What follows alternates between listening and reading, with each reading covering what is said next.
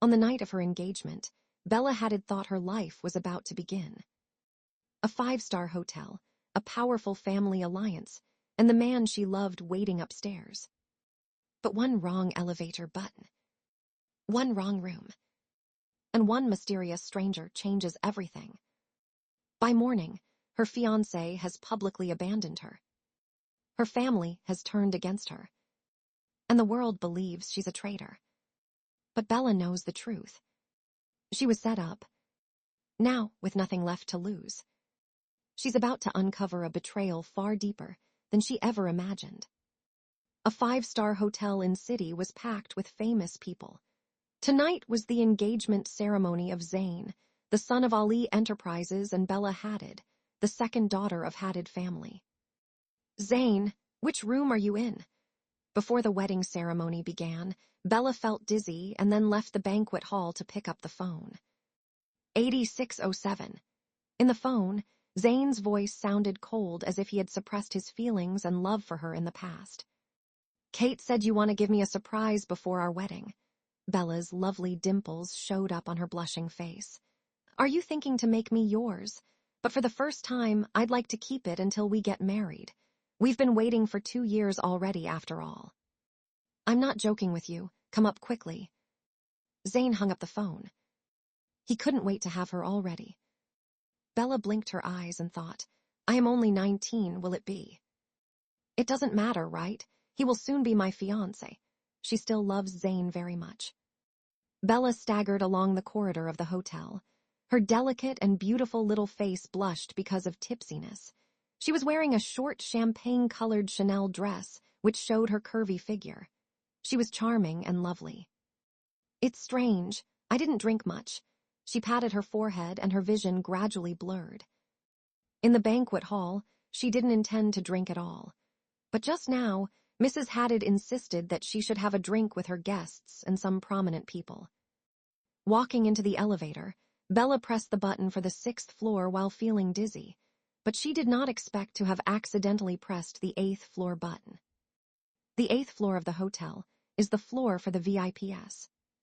Once leaving the lift, Bella went straight to the room Zayn said he was in. Yet she couldn't tell 8 and 6 apart clearly. In front of room 8807, she knocked. "Come in." A sexy and charming man's voice came from inside. His voice was strong enough to tempt her. Bella pushed the door open and walked in, laughing in a daze. "Zayn, when did your voice become so deep? It's just like you have a bass put in your voice."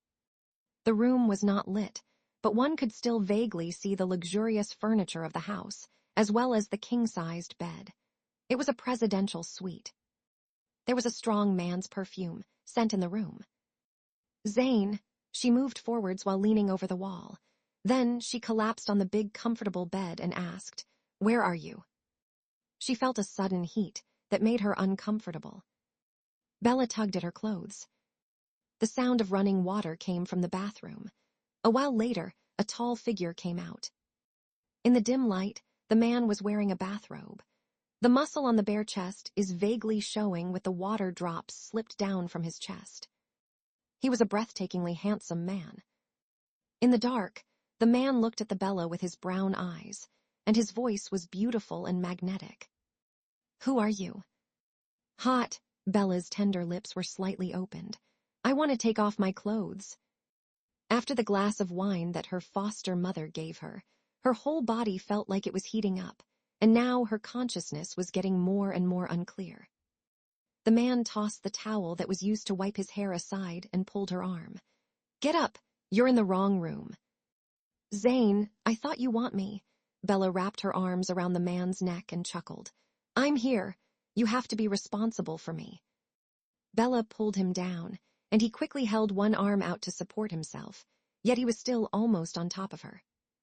The light scent of wine wafted into his nose, along with a sweet taste of a young woman. Bella only felt that she had a person in her arms and smelled the pure and charming scent of shower gel on him. Suddenly, her throat became a little dry, and her body became hotter and more uncomfortable. "I'm suffering. Give it to me." Bella rubbed her face on his body comfortably. The coldness on his chest was easing the heat inside her body. She happily closed her eyes and prepared to give herself to Zayn before their wedding. The man almost rested his body on top of her was having a woman clinging on him like a kitten. He had just taken a shower, and he was slowly getting turned on he had been suppressing his desire needs for too long. His strong self-control began to slowly collapse under the woman's initiative invitation. This woman was simply a prey that came to him. He endured it and made a phone call to his secretary. "There's no need to send the meeting files here. I'll go straight to office tomorrow." In this dark presidential suite, the man hung up the phone and leaned over on Bella's soft body. "Woman, that's what you asked for," he whispered to her ear. "Don't regret it." Right after that, he kissed her lips, and every piece of clothes on Bella's body was removed. That night, he had her for the entire night. The next day, the room was full of traces, showed the wildness that happened the night before. "Aye." Bella frowned, and her small mouth moved a little. Then she went back to sleep. The CEO of the Emperor, weakened, looked at the woman on the bed. She was sleeping like a child, tightly holding the quilt wrapped around her chest. Her snow-white shoulders and delicate little face were breathtakingly beautiful under the morning sun. The skin on her neck and shoulders was as white as snow, was now covered with all kinds of hickeys. It almost showed how crazy the night was. Weekend just came back from abroad yesterday. As with the jet lag problem, he planned to stay at this hotel for a night. He even asked his secretary to bring in some meeting files, but he didn't expect this clumsy woman to walk into his room. He was a man with strong self-control, but this woman completely ruined that with all that flirting she did. Now he saw her clearly under the daylight.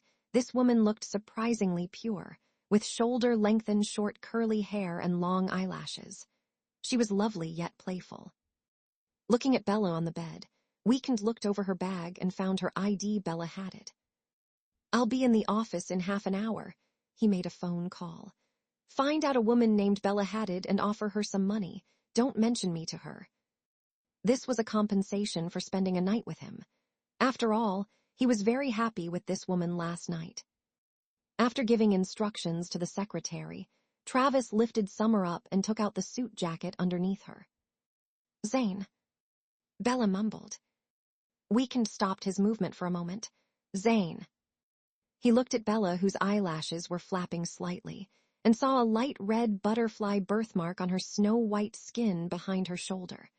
With a little deep thought, he left the room. A platinum lion head tie clip was left on the bed without him noticing. It was engraved with the abbreviation of his name, Weekend. Ouch. After waking up, Bella felt sore and pain on her whole body, as if she got hit by a big truck all night.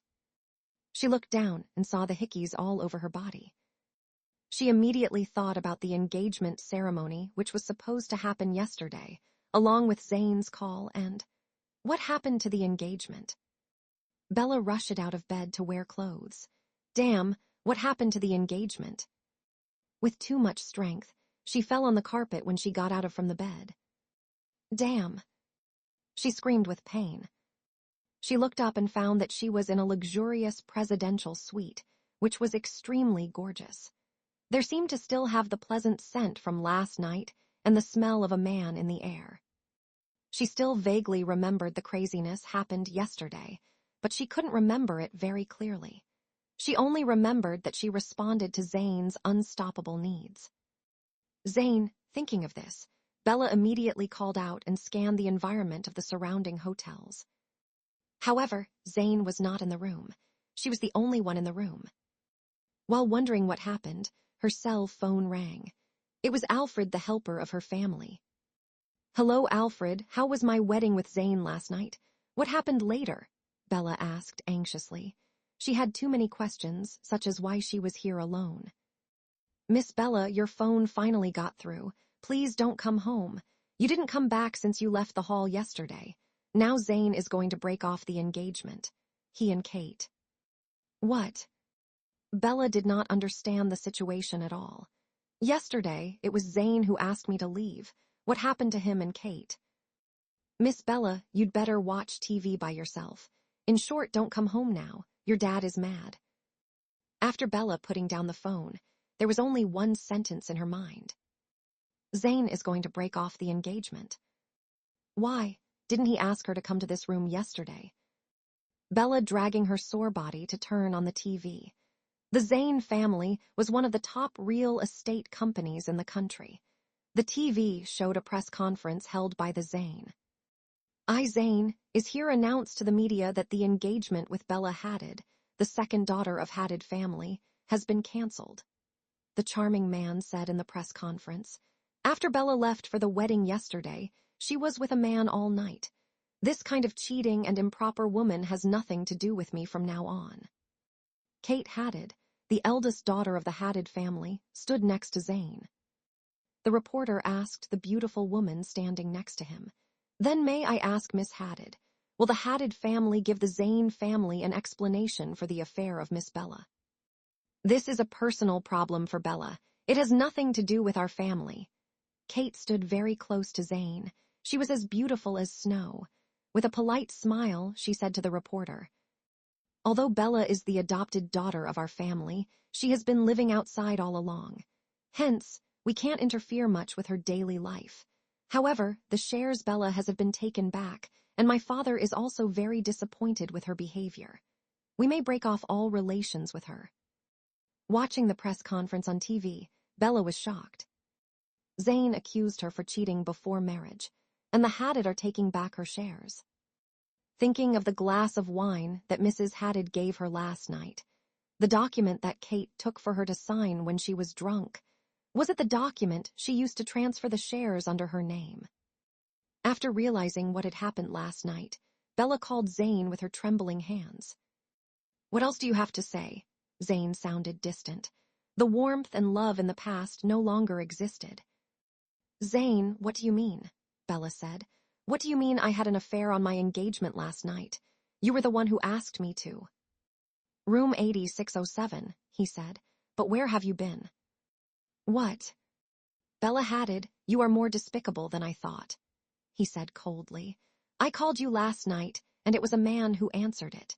You refused me 1,000,000 times, and turns out you want a man more than anyone else in the world. You are the worst. It seems that the rumor between you and the twin brothers in the Hadid family is true." Hearing the sarcasm and humiliation from Zayn, Bella wrapped herself in a bath towel and rushed out to the front door. When she opened the door, she found on the gilded door card on the door, it read, 8807. "No, I didn't mean it. I drank too much yesterday and went in the wrong." Bella shook her head desperately. "I don't know what happened either." "There's no need to quibble anymore. It couldn't be better in this case," Zayn said. "Actually, I wanted to tell you last night. I don't want to engage with you at all. The person I loved was Kate, and she is the one that I wanted to marry. I asked you out only because I mistook you as Kate." "Zayn, what? What did you say?" Bella clenched her fists and said angrily with her hands shaking, "You and Kate Hadid, you two." Zayn smiled. "We've been together for a long time." "You disgusting couple." 3 words popped up in her mind. "Bella Hadid, except for that beautiful face, you are not even comparable with Kate. You are so arrogant at home as your foster dad. Mohammed Hadid loves you so much. Do you really think that I will like you?" Zayn sneered and kept teasing her. "I stayed with you, mainly to let Mohammed Hadid agree in letting the company becoming one of the Ali enterprises. All because he loved you, I must stay in a relationship with you. Now since you have cheated on me, he can't blame me. Kate and I don't need to hide anymore. You just wait to be swept out by the Hadid family." Hearing the sudden hanging up the phone from Zayn, Bella's heart trembled, and she felt a chill down her spine. Slowly, she lowered her head.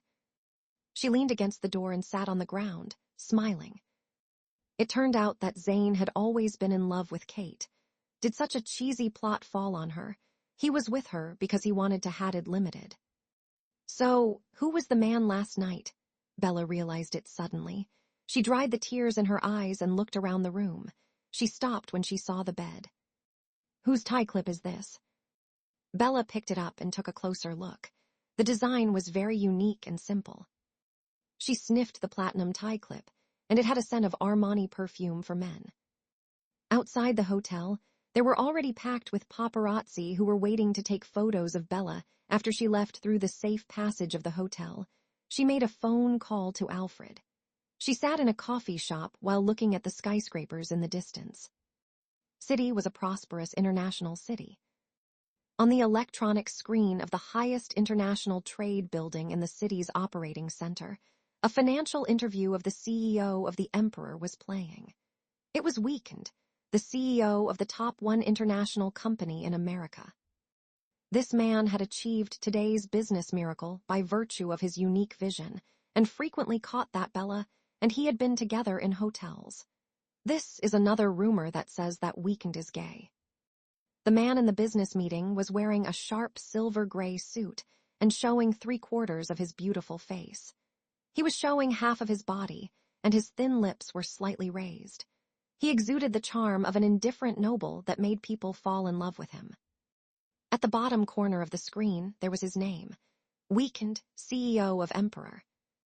On the other side of the open-air cafe shop, several socialites were also talking about it.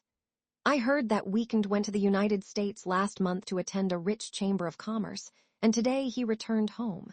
He is indeed the most successful entrepreneur. If only I had the chance to meet him, it would be great. It would be difficult for women not to love him. It's really amazing. Bella looked up at the man with a forced smile and a slight sigh. If I met you before I met Zane, maybe I would also fall in love with you. But that kind of man was completely different from her. She was just an adopted daughter of the Hadid family. She was totally different from that eye-catching man. Alfred soon arrived in the driver's car of Hadid family. He got out of the car and hurried over. "Miss Bella, are you all right?" Bella smiled helplessly. "I'm fine. I'm not photographed by the paparazzi." "That's good." Alfred breathed a sigh of relief. "Now all the media in the city are paying attention to the things between you and Zane. It is said that he is still very popular on SNS. He has a lot of female fans. You may be attacked if you encounter paparazzi." Some female fans were terrible. With her cheating on Zane on their engagement, Zane's fans probably hated her so much. Knowing that there would be no good news for her, Bella did not read online news. "I will be careful, Alfred. I called you out to ask about what's going on at home now." This cafe was usually open to celebrities and socialites. At this time, there were not many people. No one had paid attention to Bella. "Alas," Alfred stood there embarrassingly and said, "Miss Bella, I'm sorry. Master refused to let you go home."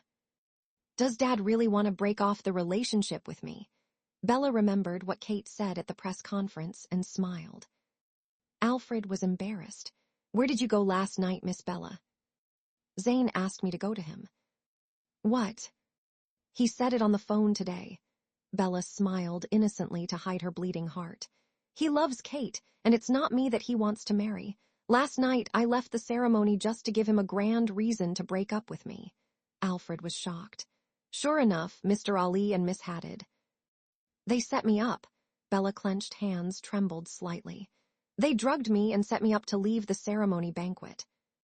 Bella Hadid felt that she had been bitten by a dog when she found out that even though she was devoted to Zane, he and Kate Hadid had planned to let her have an affair at a wedding. "I drank a glass of wine that Auntie Lily gave me last night, and then my mind was not very clear.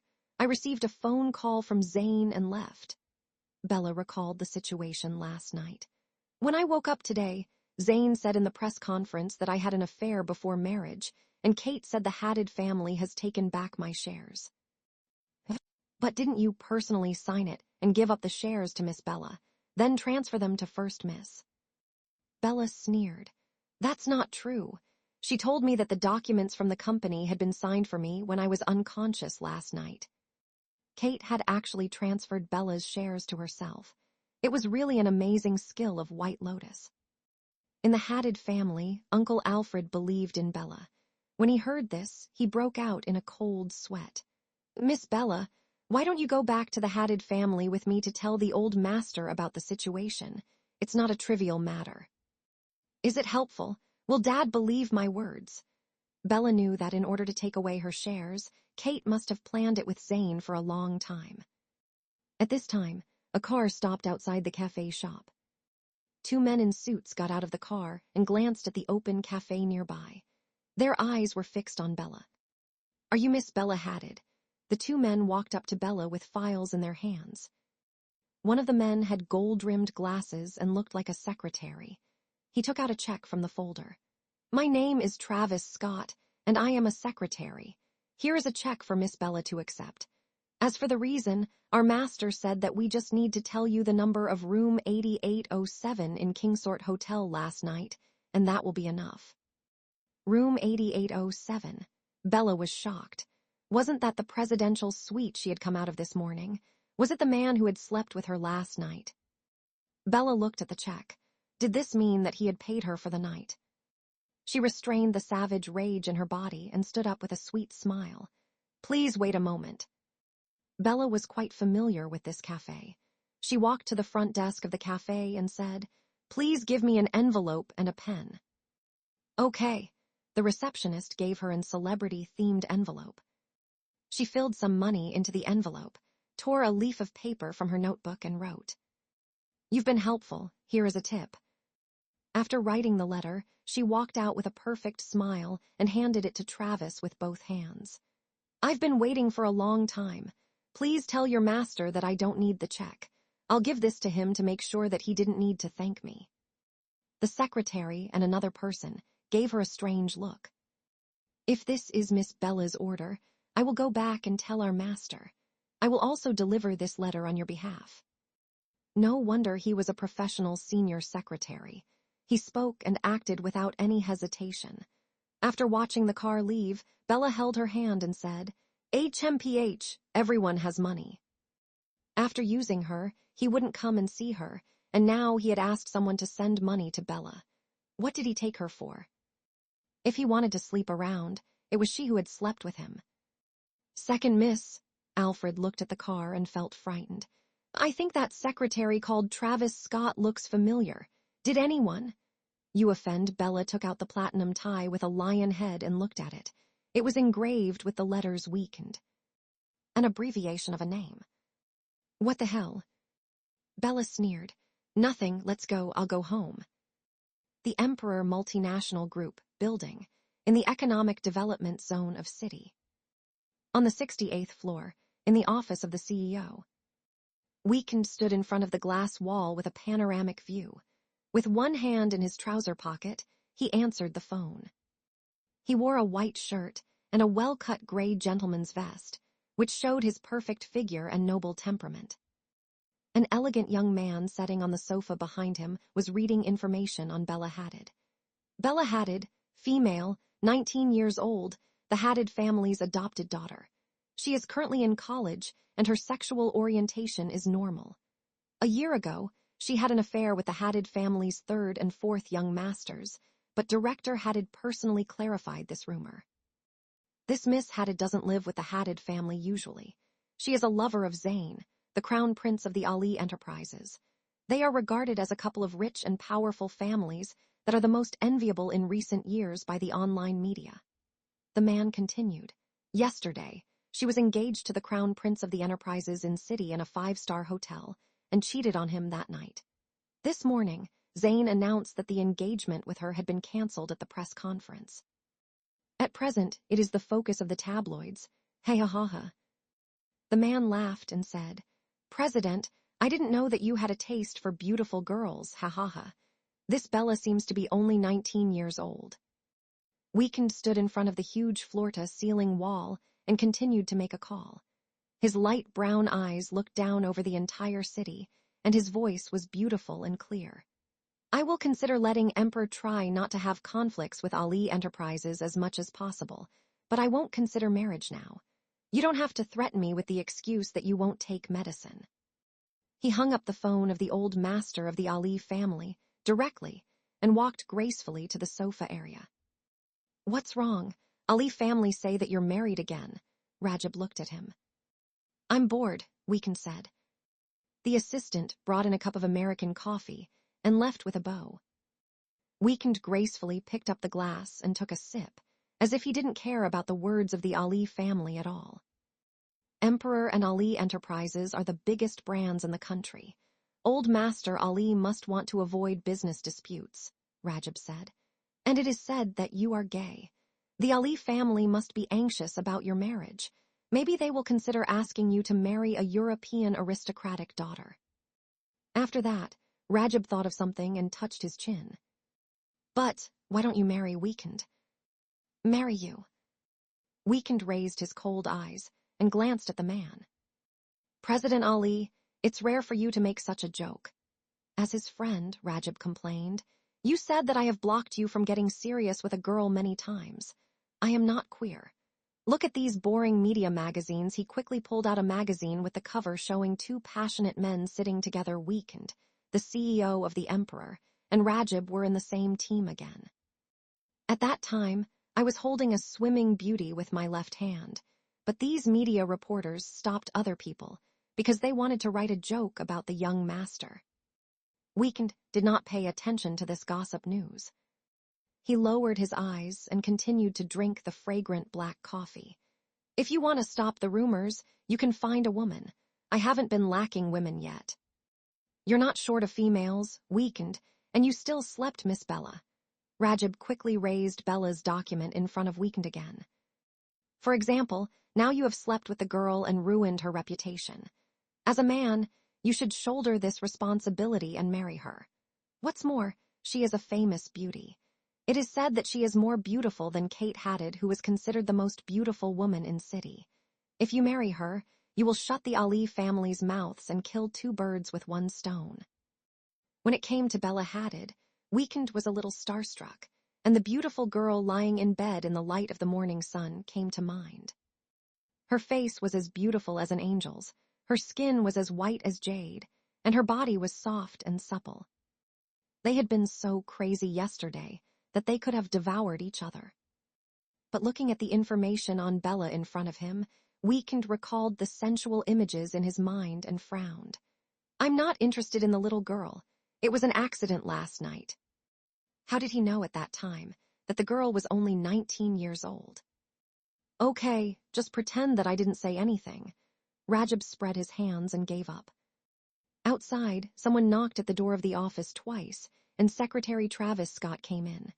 Boss, we found Miss Bella. Weekend looked up and asked, Did you give the money to her? No, and we didn't tell her your identity. Travis stood next to him and reported, and she didn't accept your check. She said that she would like to give it back to you. Would you like to see it? Weekend's brown eyes slightly closed, but when he saw the cash and the words written on the paper, his perfect face hardened slightly. After a long while, he slowly put the things inside back, and there was a dangerous smile on his lips. Bring the woman here, and tell the old man that I'm getting married tomorrow. That little girl, it seemed necessary for him to let her know that Bella made fun of him. In the mansion of the Hadid family. When Bella's father saw her come back, he was furious. I can't have a daughter like you. What kind of man is Master Zane? How did you do this at your wedding? Bella's father pointed at the door with trembling fingers. Get out, you must leave the Hadid family now. Mrs. Hadid clasped her hands to one side. We adopted you. You not only don't know how to be grateful, but you dare to do such a thing that makes us lose face. If it weren't for Master Zane's generosity, we would not have been able to explain this to the Zane family.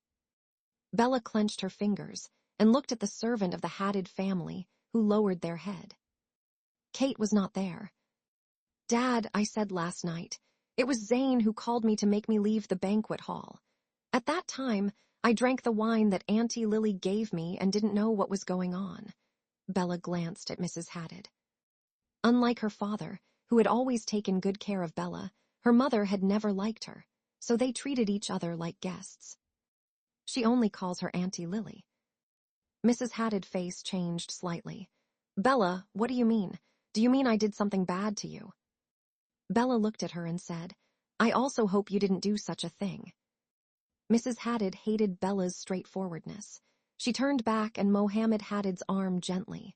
Honey, she must have misunderstood me. I have always treated her like my own child. There is no need to say anything. You let this marriage be ruined by yourself. You can't blame anyone. Her father came over and said to her angrily, "As for the shares you just mentioned, you transferred them to Kate.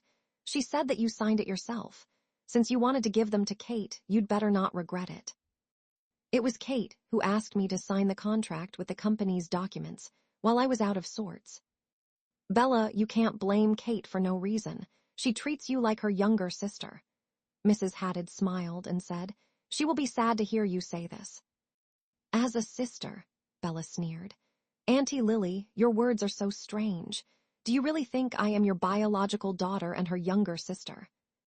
Mrs. Hadid's face turned green. Her father was annoyed by what happened to Bella Hadid.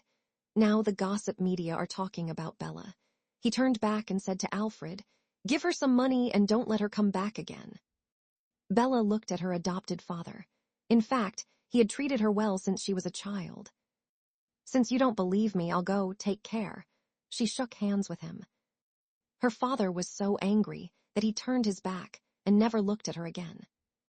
After coming out of Hadid family. Outside the gate, Mrs. Hadid looked at the back of Bella coldly and resentfully. "We have raised you for so many years, and you should be satisfied. How can your father let an adopted daughter take away the same amount of money as Kate even if he treats you well? Kate has to take back 10% of the shares." Mohammed Hadid had adopted Bella because he had been a business partner to her biological father. He even gave her 10% of Hadid Limited. It was the wish of Mrs. Hadid and Kate to let Bella leave the Hadid family and give back the shares that Mohammed had given her.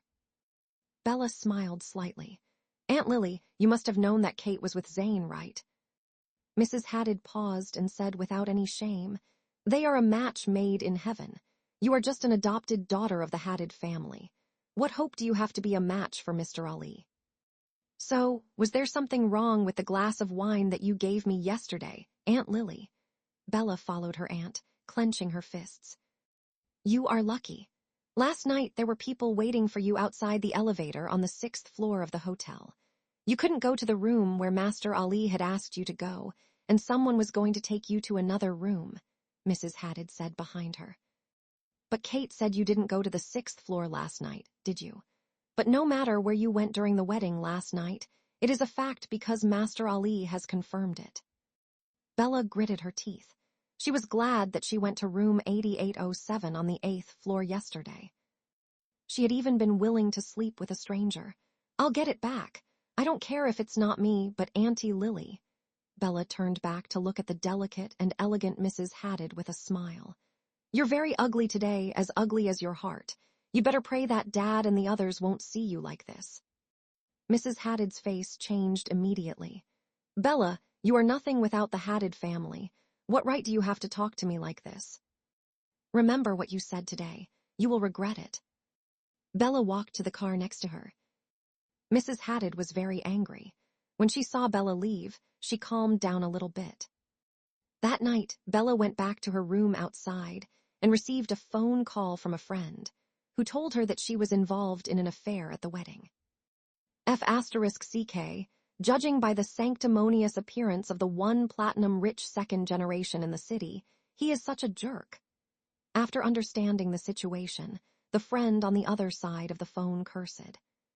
"Bella, it'll be good to leave Hadid family. Without Zane and Hadid family, how can you survive? You can go to work to support yourself. Tens of thousands of handsome men are waiting for you. Find a man who is 10,000 times better than Zayn. "How can I forget it?" Bella said. "My reputation has been ruined by them now.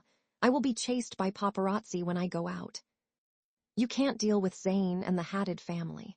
If a dog bites you, will you still want to bite back?" "Of course not."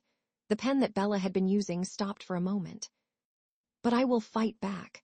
Bella Hadid didn't forget Mrs. Hadid's words. She was almost raped by others last night. The next day, as soon as Bella left home, she found 2 high-end cars parked outside the apartment. After getting out of the car, the 2 sturdy men fiercely stood in front of Bella. "Miss Bella."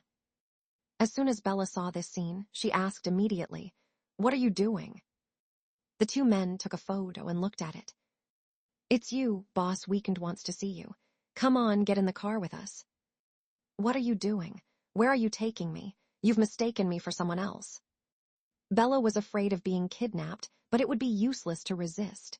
She screamed and was put into the car. Half an hour later, the car stopped outside a de jour luxury club, and the car park was full of all luxury cars such as Bentleys, BMWs, Ferraris, and so on. Bella had heard about this club on TV. It was the money nest of the rich. Just when she was wondering if she had offended a powerful man, she was taken to a luxurious swimming pool by these two bodyguards. The swimming pool in front of her was constructed magnificently. Everywhere she looked, she could see golden mirror tiles on the ground. On the table by the pool were all kinds of red wines of various brands. Several waiters and waitresses stood respectfully by the edge of the pool, holding towels in their hands. The slender bodies of the men in the clear pool were gliding through the surface of the water.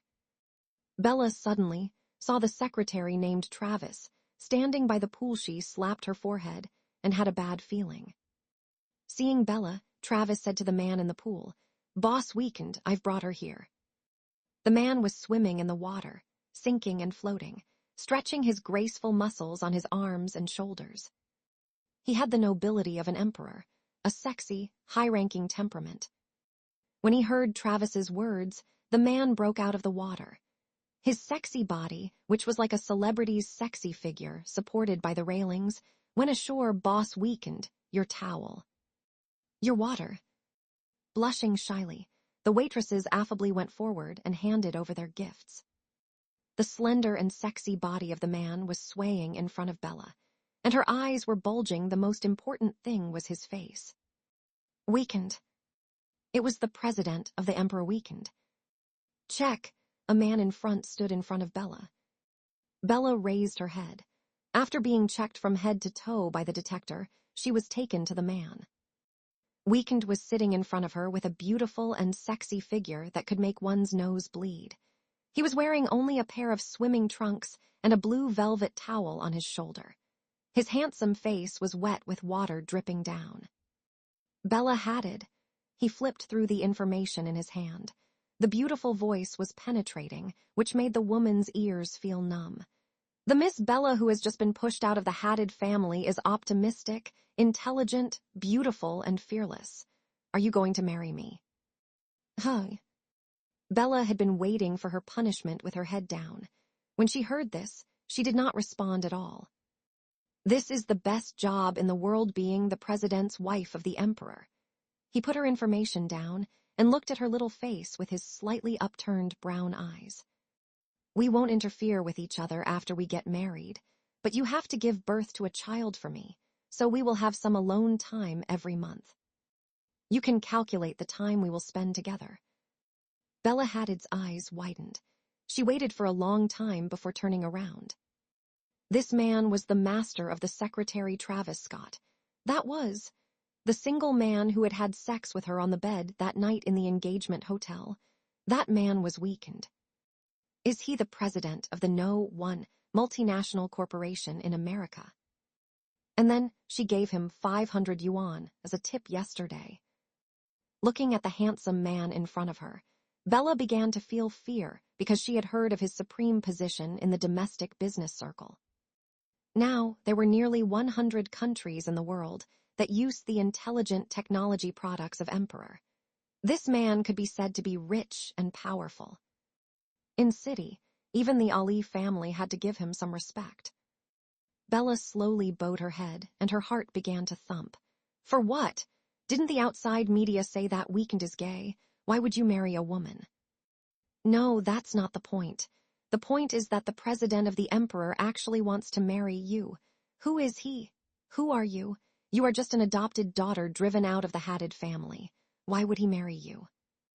And he wants you to give him a baby. What the hell? You need to calculate the ovulation period. And you are only 19 years old.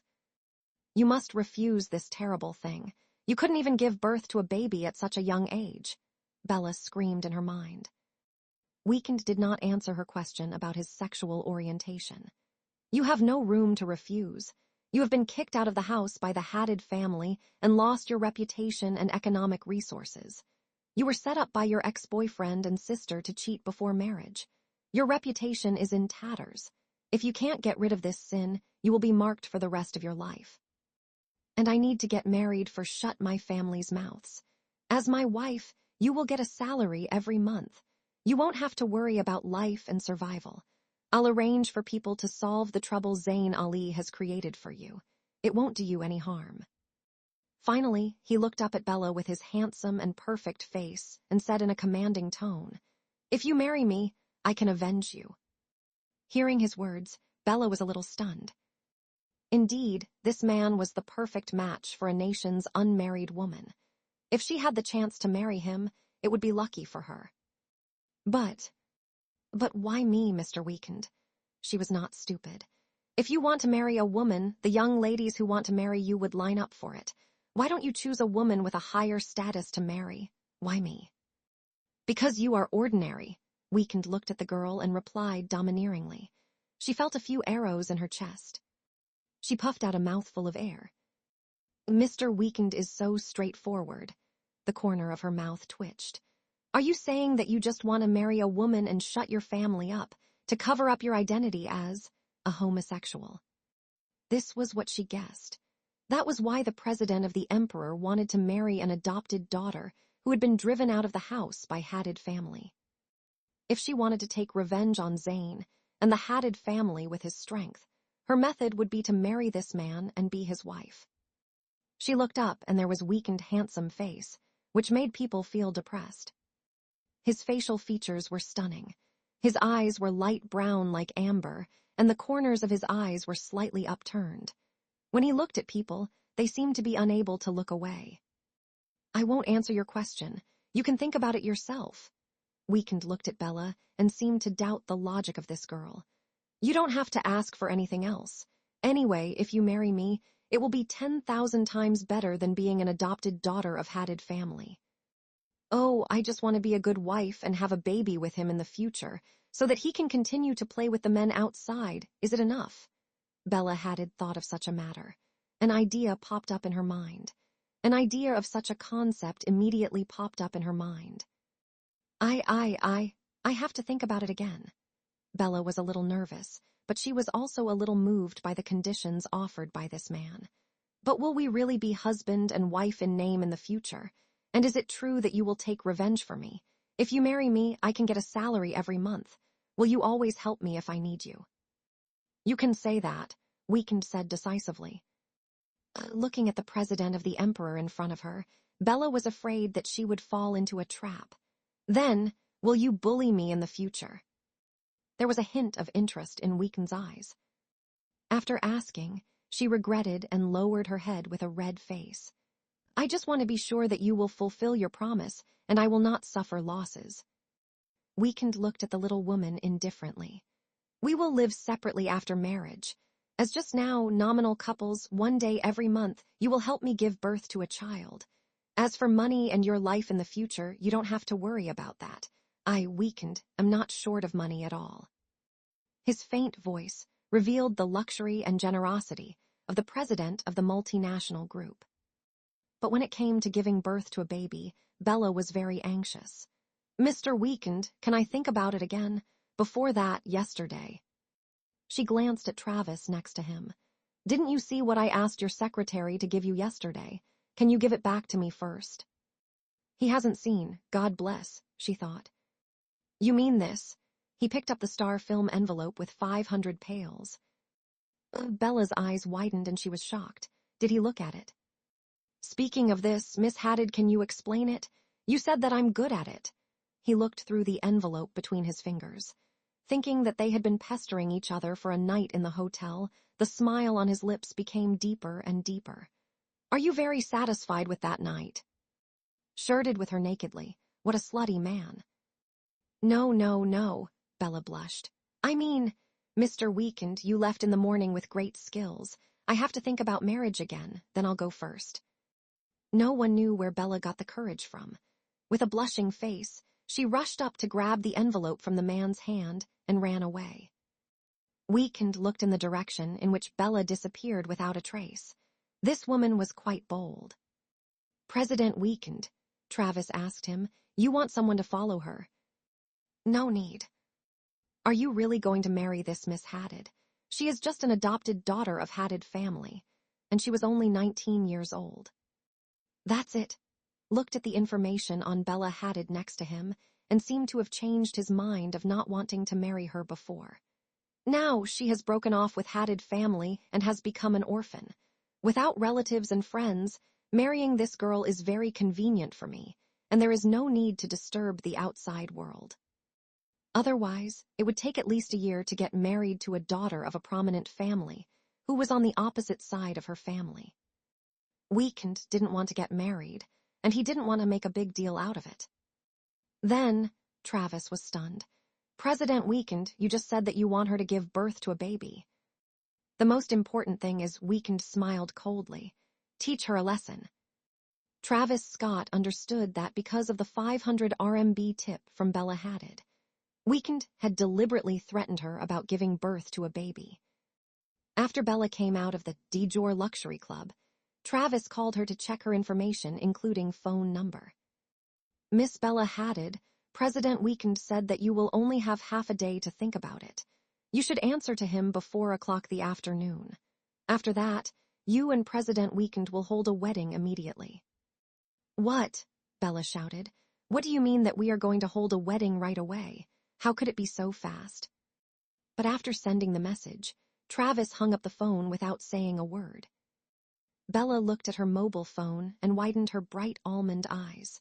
I have to give him an answer before 3:00 in the afternoon and then hold a wedding immediately. What kind of marriage is this?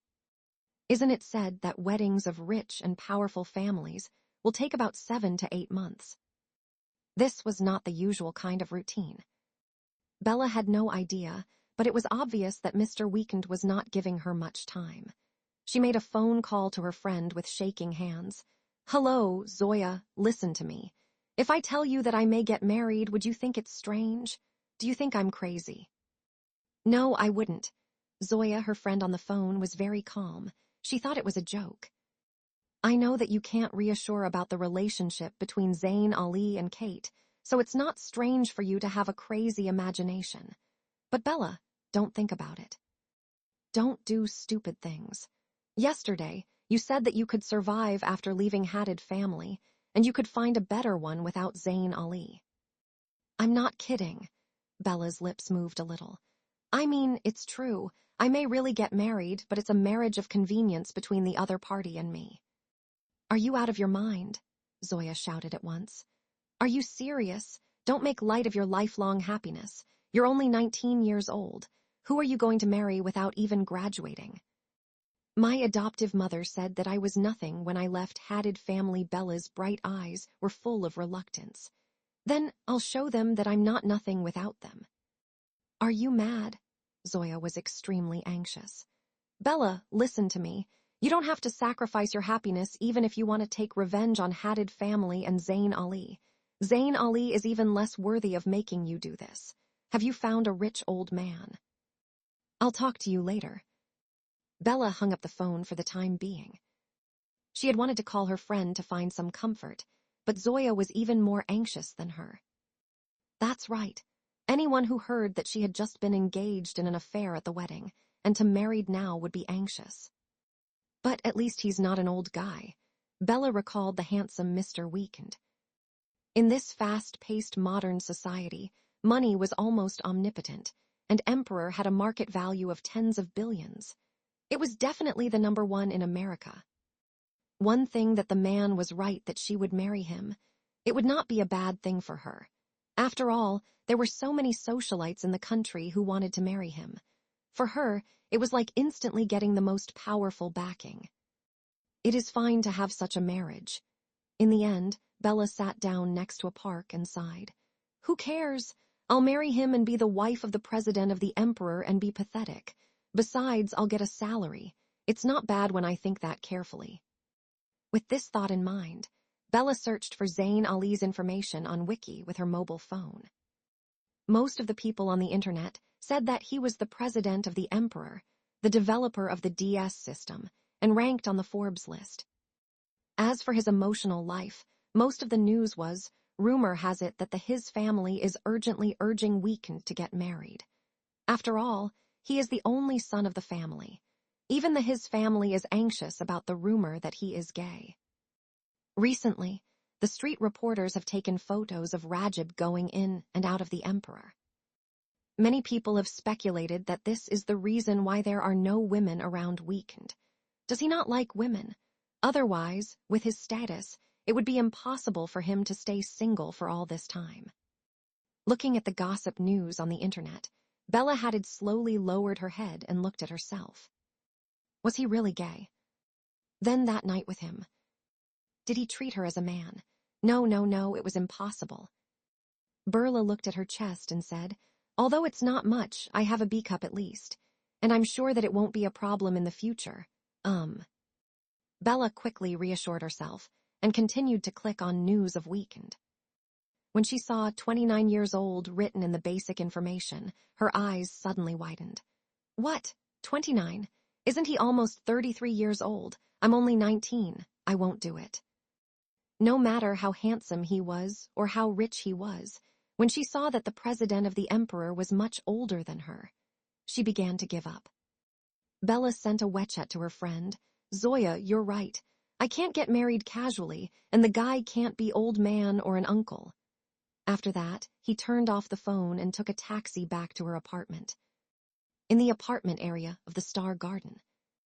As soon as Bella returned to the outside of the apartment area, she saw more than a dozen paparazzi gathering outside the apartment, looking for news on Bella Hadid. "We are reporters from the Celebrity Affair magazine. May I ask if Bella Hadid lives in this apartment?" Some people said that they have seen Bella coming and going from Star Garden. Is she here early in the morning, or has she been driven out by the Hadid family because she had an affair with Mr. Ali? "Excuse me, is Bella Hadid in the apartment now? What's the number of her room?" In the face of the paparazzi's cameras, the other residents of the 3 Stars Garden were leaving with their faces covered by their hands. "Sorry, we don't know the Bella you mentioned. Don't take photos here." Bella was shocked and quickly stood aside to call the office. "What's going on? How do the paparazzi know I'm here?" "Miss Hadid," the man in charge of the business said on the phone, "the fact that you live in Star Garden has been exposed. Just now, the manager said that in order to prevent the Star Garden from being disturbed by the media, you should leave. We will refund your house deposit to you and return the rent for this month." "What?" Bella tucked her hair behind her ear and said anxiously, "I haven't found a place to live yet. Can you give me a few more days?" "Miss Hadid, I'm sorry. Please leave as soon as possible." Property Stuff hung up the phone coldly. Bella looked at the phone. For the first time, she was in a completely miserable situation. If she couldn't go back to the apartment, she would be turned away at the office. A paparazzi in the front came out and lowered his voice to make a phone call. "Miss Kate, is Bella Hadid really living in Star Garden? We had been squatting here and haven't seen her. Is the news you gave about her true?" On the other side of the phone, someone said something, and the paparazzi immediately said, "Okay, then let's continue to stay here." "Don't worry, Miss Hadid. You have given us money, and we will definitely take her down and make her unable to recover." Bella's eyes gradually widened, and she clenched her hands. She didn't know how she left the apartment area of the Star Garden. She only knew that when she left, her mind was full of images of the paparazzi, talking to Kate Hadid and the paparazzi's words. "After receiving your money, I'll take her down and make her unable to get back on her feet." This morning, weekend words echoed in her mind. "You have no room to refuse. You have been kicked out of the house by Hadid family and have lost your reputation and economic resources. You have been set up by your ex-boyfriend and elder sister to be caught cheating before marriage. Your reputation is in tatters. If you can't get rid of this sin, you will be marked for the rest of your life." Bella sat in the taxi and turned on her phone. She looked at the phone number of Travis. After thinking for a long time, she hesitated about whether she should call him or not. Because she knew that only Weekend could help her now. The driver asked her, "Miss, where are you going?" Bella was wearing sunglasses, so people couldn't see her slightly red eyes under the lenses. The driver couldn't see that she was Miss Bella. South of the city, Shallow Bay, Bella said the name of a rich villa area. Shallow Bay in City was a villa district, home to the most rich residents in the country. Before the engagement of Zayn Ali and Bella, Zayn had specially spent 2 years to get people to build a white 3-story temple, which was a combination of Western styles. It was called Angel Palace. As Zayn often said, she was the most beautiful woman he had ever seen. She was as beautiful as an angel with a broken wing. When Bella took the pass to enter the villa area and came to the Angel Palace to see the charming man, she knew that the villa had not been built for them, but for him and Kate. Zayn came out of the pure white villa in front of him. He was in a high-end suit, and the driver opened the door for him. Next to him was a wretched-looking middle-aged man. Who was Bella with that night? Zayn stopped in front of the car, and his voice was terrible. Mr. Ali, I really don't know. The middle-aged man nodded and bowed, afraid of offending him. Miss Hadid just asked me to wait for her at the elevator on the 8th floor of the Kingsort Hotel, and then to take her to the elevator. But the night before last, I waited at the elevator for an entire night, but Bella didn't come up. Bella was a well-known beauty in City. Thinking that he did not get to enjoy the beauty, this middle-aged man seemed to have a regretful look on his face. Zayn menacingly squinted his jet-black eyes and said, "It's fine, I haven't touched her," if it weren't for the fact that he loved Kate. Although Zayn knew that Kate and the others had drugged Bella that night, and also involved this middle-aged man who had almost gotten dirty with Bella, Zayn still acquiesced to Kate. When he thought of Kate, who had been waiting for him silently for more than 10 years, he could not blame her face to face. Yes, yes, yes. The middle-aged man kept rubbing his hands and laughing. Mr. Ali, I've told you everything I know. As for who Bella was with that night, I really don't know. May I leave? Get lost. Don't ever appear in front of me again, otherwise Zayn's jet-black eyes sank, emanating a terrifying and devilish aura. Yes, the middle-aged man's face was pale. But when he turned around and saw Bella Hadid standing in front of him, who was so beautiful, he was stunned. Then he bowed his head and left hurriedly. Bella gawked at Zayn Ali after listening to their conversation just now. She couldn't believe that he was the man who had been engaged to her 2 days ago. At that time, the city's notable ladies were jealous and envious of her for being able to win this man, because this charming and handsome crown prince of the Ali family had won the hearts of so many celebrities.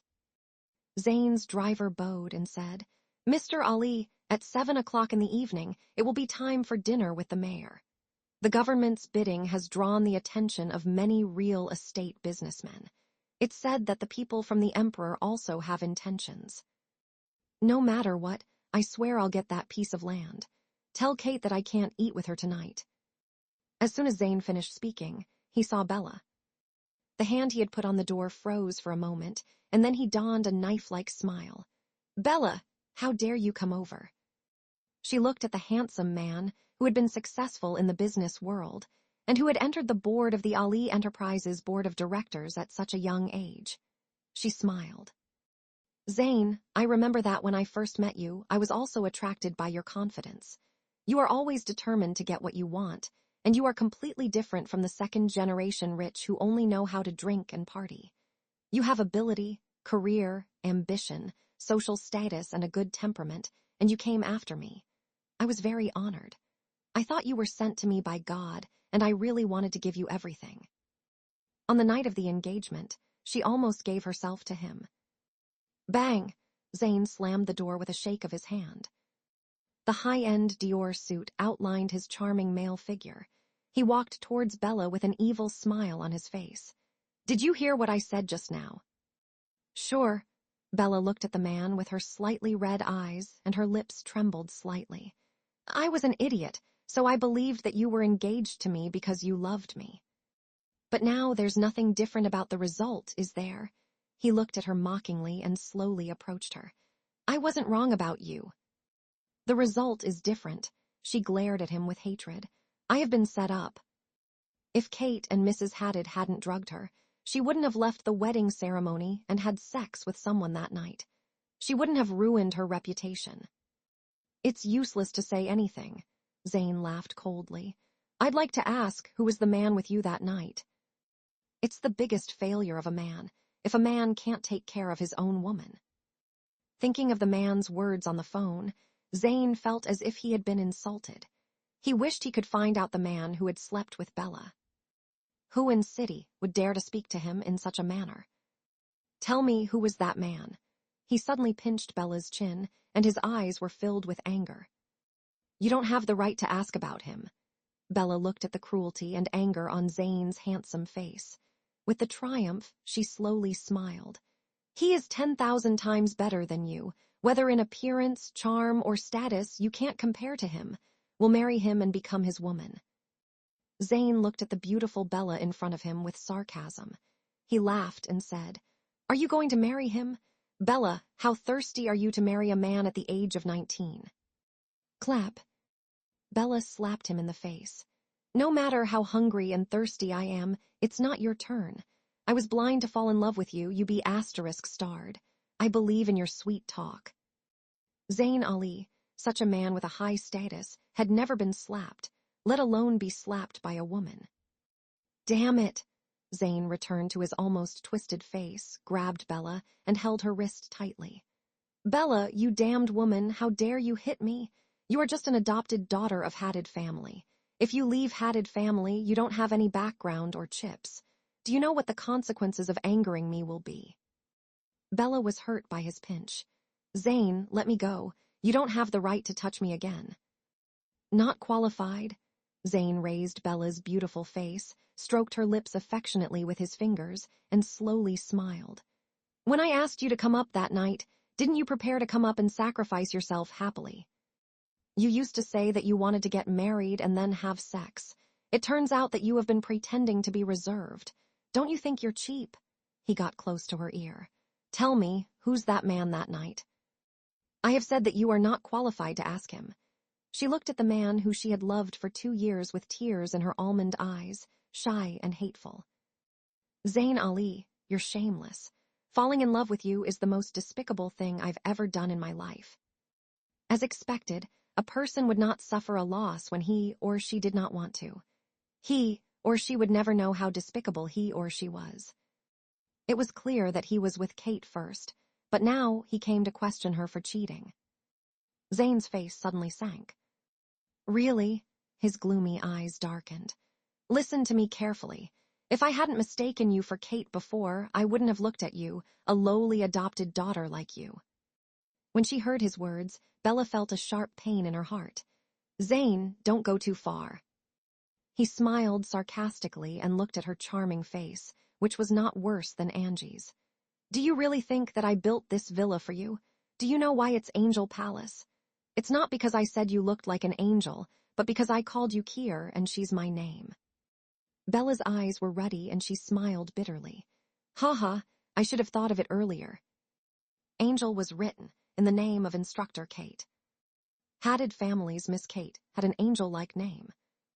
To her surprise, she naively believed that this villa was the one that Zayn had sent people to build for them to marry in the future. It was a villa for her. And Bella looked up at the bewitching Mr. Ali. He had once told her some moving words of love, but now he was planning to set her up at the wedding and humiliate her by cheating on her. Zayn, do you know why I came to see you today? Because you don't want me to dump you. Zayn looked at her beautiful and moist eyes and thought that she slept with another man at their wedding for a whole night. His face became colder. But it's useless for you to come here. I love Kate. You are nothing to me. Well, you be *TCH couple. Now I'm the one who dumped you. Bella picked up the juice that she had bought on the road and poured it on the face of Zayn. She threw off the pass of the shallow bay, turned around and left. Zayn's driver and bodyguard rushed forward. MRMUs, are you okay? Take her to the Public Security Bureau. Bella, you're dead for sure. Behind her came the horrible voice of Zayn. That afternoon, Bella Hadid was picked up by a security guard of the shallow bay. She was sent to the Public Security Bureau on the charges of intentional harm, and told that he would arrange for her to be detained for 15 days. While Bella was sitting in the detention room, a policeman came with her cell phone. "It's your phone number." Thud, he threw it in front of her. The guard suddenly knocked on the iron door twice and said, "Hey, hey, hey, be careful with your attitude. After offending Mr. Ali, it's merciful for you to be detained for only 15 days because it's your first offense." Bella snapped back to reality and picked up her cell phone. She said coldly, "Officer, believe it or not, someone will get me out soon. If my cell phone breaks, I'll ask you to pay for it." The Ali family was rich, and even the government police would let the Ali family do what they wanted. So when Zayn, who sent people to the Public Security Bureau, no one went against them. And Miss Bella was just the ex-girlfriend of Zayn Ali. All the people in the city knew that she was involved in an affair at a wedding and had been kicked out of the house by Hadid family. Humph! The policeman stood outside the iron gate fearlessly with his hands clasped behind his back. He looked at the woman in front of him with disdain. "Looks like you're pretending not to understand the current situation. Make a phone call. I'll be back." When you're done, Bella checked the phone number and saved it. As expected, Travis called. After Bella called back, Travis asked her, "Miss Bella, it's 3 o'clock in the afternoon. Please tell me your answer." Bella knew that at this time, only that man could save her. Weekend was the most powerful man in the domestic business world. She could only marry him. "I'm in the Public Security Bureau. I've thought it through." Bella looked at the police officer in front of her and said, "If Weekend takes me out of the Public Security Bureau, I'll marry him." Bella hung up the phone, curled her lips, and said to the officer in front of her, "I've said it before, someone will save me soon." When the police officer heard Bella's words, his face changed. 15 minutes later, the director of the Public Security Bureau received a call from the president of the Emperor. "Yes, I am the director of the Public Security Bureau in city." "Oh, what's the matter with Mr. Weekend?" "What Mr. Weekend wants to know about Miss Bella's arrest. May I ask who this Miss Bella is?" "Miss Bella is President Weekend bride. President Weekend will see her immediately." On the phone, Travis said directly. Director hung up the phone and immediately rushed to the detention center, shouting at the police officer, "You good-for-nothing. Do you know what kind of person Miss Bella is to President Weekend? Let her go." Bella came out of the front door of the Public Security Bureau. The media reporters had been waiting outside the Public Security Bureau for a long time. They rushed over and surrounded Bella. "Miss Bella, I heard that you were kicked out of Hadid family and went to Shallow Bay to look for Mr. Ali. Is that right? Why did you have an affair at Mr. Ali's wedding? Who is your fiancé? Don't you think it's shameless of you, a rich young lady, to do this?" Facing the sharp questions of these reporters, Bella wore a sweet smile. "I'll address your question here. Yes, I cheated because he is not a good man. I'm not interested in a man who can only hold on for 3 seconds. As for who is shameless, I think Zayn Ali and Kate Hadid know better than anyone else who the shameless ones are." At last, while the reporters were still in a daze, Bella walked to Secretary Travis, who was waiting for them victoriously. Travis was in a car with 2 bodyguards, parked ahead front of her and waiting.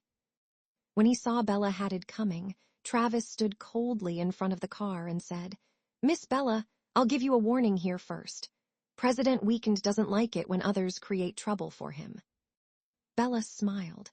"Didn't he say in the morning that he would help me solve the problem?" Hubert narrowed her eyes slightly and opened the car door for her. President Weekend booked the church as quickly as he could. In the car, Travis said next to her, "Now take Miss Bella to get made up, change into a wedding dress, and go to the church to hold a formal wedding." Bella was stunned and suddenly turned around and shouted, "What, it's so fast? Are we going to marry publicly?" "Miss Bella, you are thinking too much," Travis said. "Of course, you and President Weekend are going to have a hidden marriage. Besides, there's not enough time to hold a public wedding." Bella patted her chest and breathed a sigh of relief. "That's good." Half an hour later, she was taken to a high-class wedding dress store. The makeup artist rolled up her hair and put on the most beautiful white wedding dress she'd seen in her life. Sitting in the dreamy wedding dress store, Bella looked at the beautiful bride in the mirror, who was only 19 years old, and posed before an imaginary circle of friends. "My short youth, I'm going to get married, Tilda." The snow-white church stood on the lawn outside the city. There were a lot of people outside the church, including some outstanding people from some rich and powerful families from city, and some well-known stars. These people were Weekend's friends and had come early to attend his wedding. Bella got out of the car. All these people's eyes were fixed on the bride in the white wedding dress. Rajib, Weekend's best friend, took the lead and smiled. "It's Miss Bella. Weekend's decisions are always beyond everyone's expectations." Bella was so nervous that she could not move. She asked in a low voice, "Didn't you say that it was a hidden marriage? For what reason are there so many people?" "They're some of Weekend's friends," Travis said. "Since it's an official wedding, there has to be some witnesses. The Weekend family's people will come to witness it. Miss Bella, please just relax." It was only then that Bella remembered that Weekend had said that the reason why he was married was because of the Weekend family's nagging. She tried to calm herself down. Under the guidance of Travis, she walked through the crowd of people who were watching the ceremony and strode into the church. Although the church of this wedding was not the largest, it was the most sacred and solemn one, which was imitated St. Paul's Cathedral's European style. 3 low-hanging chandeliers hung in the church, turning the whole church a luxurious golden color. The top of the classical circular roof of the middle hall was painted with the religious murals of angels, clouds, and holy suns. The whole church showed a romantic and sacred color. At the end of the church, the handsome and noble man in a white dress stood in front of the cross with his hands clasped behind his back. The golden sunset came in through the window and shone on him. He was handsome and slender, like a god's mansion. "President Weekend," Travis came up behind him with her. "Miss Bella is here." Weekend did not look back. He said to the 2 lawyers next to him, "Give her the contracts." 2 lawyers in black suits walked up to Bella and took out 2 marriage contracts. "Miss Hadid, these are the agreement and registration documents. Please sign and put your fingerprints on them." After hearing the lawyer's words, Bella came to her senses and realized that she was really going to get married to a man who had been with her for a night and had known her for only 3 days. She glanced at Weekend in front of her, and then turned her eyes to the agreement handed to her by the lawyer. On the paper, Weekend had already signed his name. "Okay." Bella Hadid shook hands, took the contract, and signed her name on the agreement. Weekend said to the lawyer, "Send it to the Civil Affairs Bureau for registration, and send the marriage certificate to the family." "Yes, President Weekend." The 2 lawyers immediately left the church with the agreement.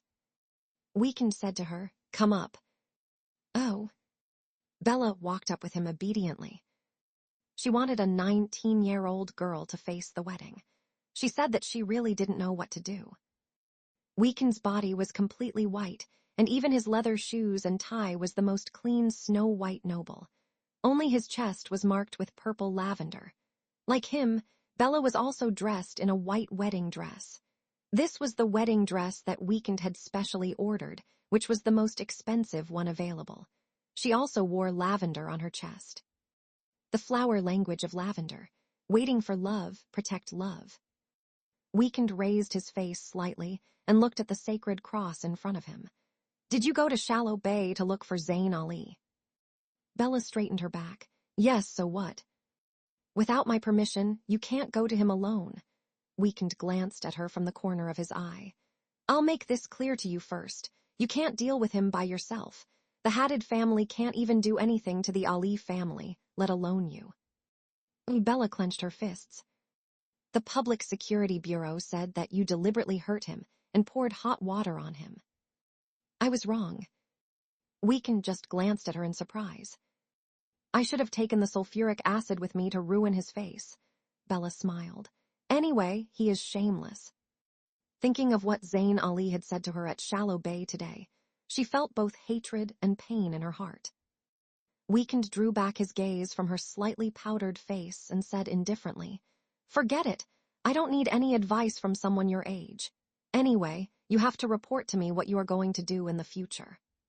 "Why?" Bella was afraid that he would restrict her freedom. "We will get married in a mutually beneficial way, won't we? Why should I listen to you?" "Because I'm going to be your legal husband." Bella's lips moved. Weakened said again, "I repeat, the marriage agreement I told you about this morning." Bella bit her pink and tender lips. "We'll have our own meals after marriage. I can get a salary every month, and you'll help me solve the trouble that Zane and the Hadid family have created for me. You'll help me if I need help. But I must give birth to a child for you after marriage, so we have to share a room every month." "Isn't he gay? Wouldn't it be better to have an artificial pregnancy? Why should we share the same bed?" Bella wondered in her mind. "It's good that you understand," Weekend said solemnly. "Add a rule here. After marriage, you can't reveal our relationship to the outside world and the people around you. It's a hidden marriage. Understand?" She did not care at all and turned back. "Okay, I've got it." She still didn't want to tell me. She didn't want people to know she was getting married at the age of 19 and have the news spread around. "Put down the veil if you understand," Weekend frowned. "It's time for the wedding." Bella froze for a moment and said, "The veil, oh." When she realized what was going on, she immediately lifted her hand to cover her face with the white veil. At dusk, the bell in the church rang through the sky. The priest in the front, who was wearing a priest costume, came to the church altar and began to read. "This is the wedding of Mr. Ammon and Ms. Chloe Bishop. Mr. Ammon and Ms. Chloe Bishop are ready to form a marriage ceremony in front of God. All distinguished guests, please bear witness to this marriage." Rajib and other well-dressed friends at the ceremonial table applauded symbolically. In fact, there were only a dozen guests present, because Ammon held the wedding suddenly, and there were not many friends who had changed into formal clothes. Through the lens, the priest held the thick scripture in his hands and asked, "Chloe Bishop, are you willing to marry Ammon and be engaged to him?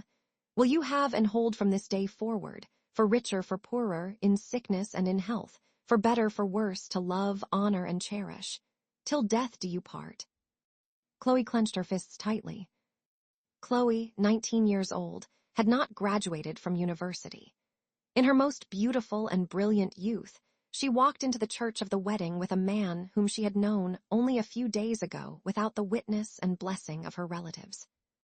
And she had to make a vow in front of God now.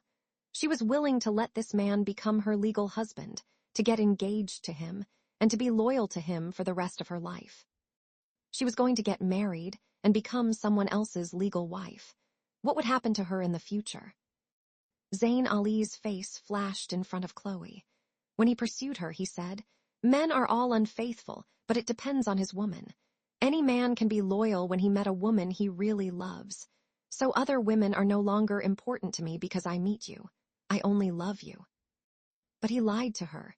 He didn't love her, but wanted to make Bishop Limited become a company owned by Ali Enterprises. Before she dropped out of school, Rob grabbed her hand desperately and said, "Sister, don't marry Zayn. I love you." Chloe bit her lip and felt a heart-wrenching pain. At that time, she said, "I'm sorry, but I love Zayn." She suddenly hated Zayn for deceiving and exploiting her. If it weren't for him pursuing her, she wouldn't have loved him, and Rob wouldn't have done such a thing to her.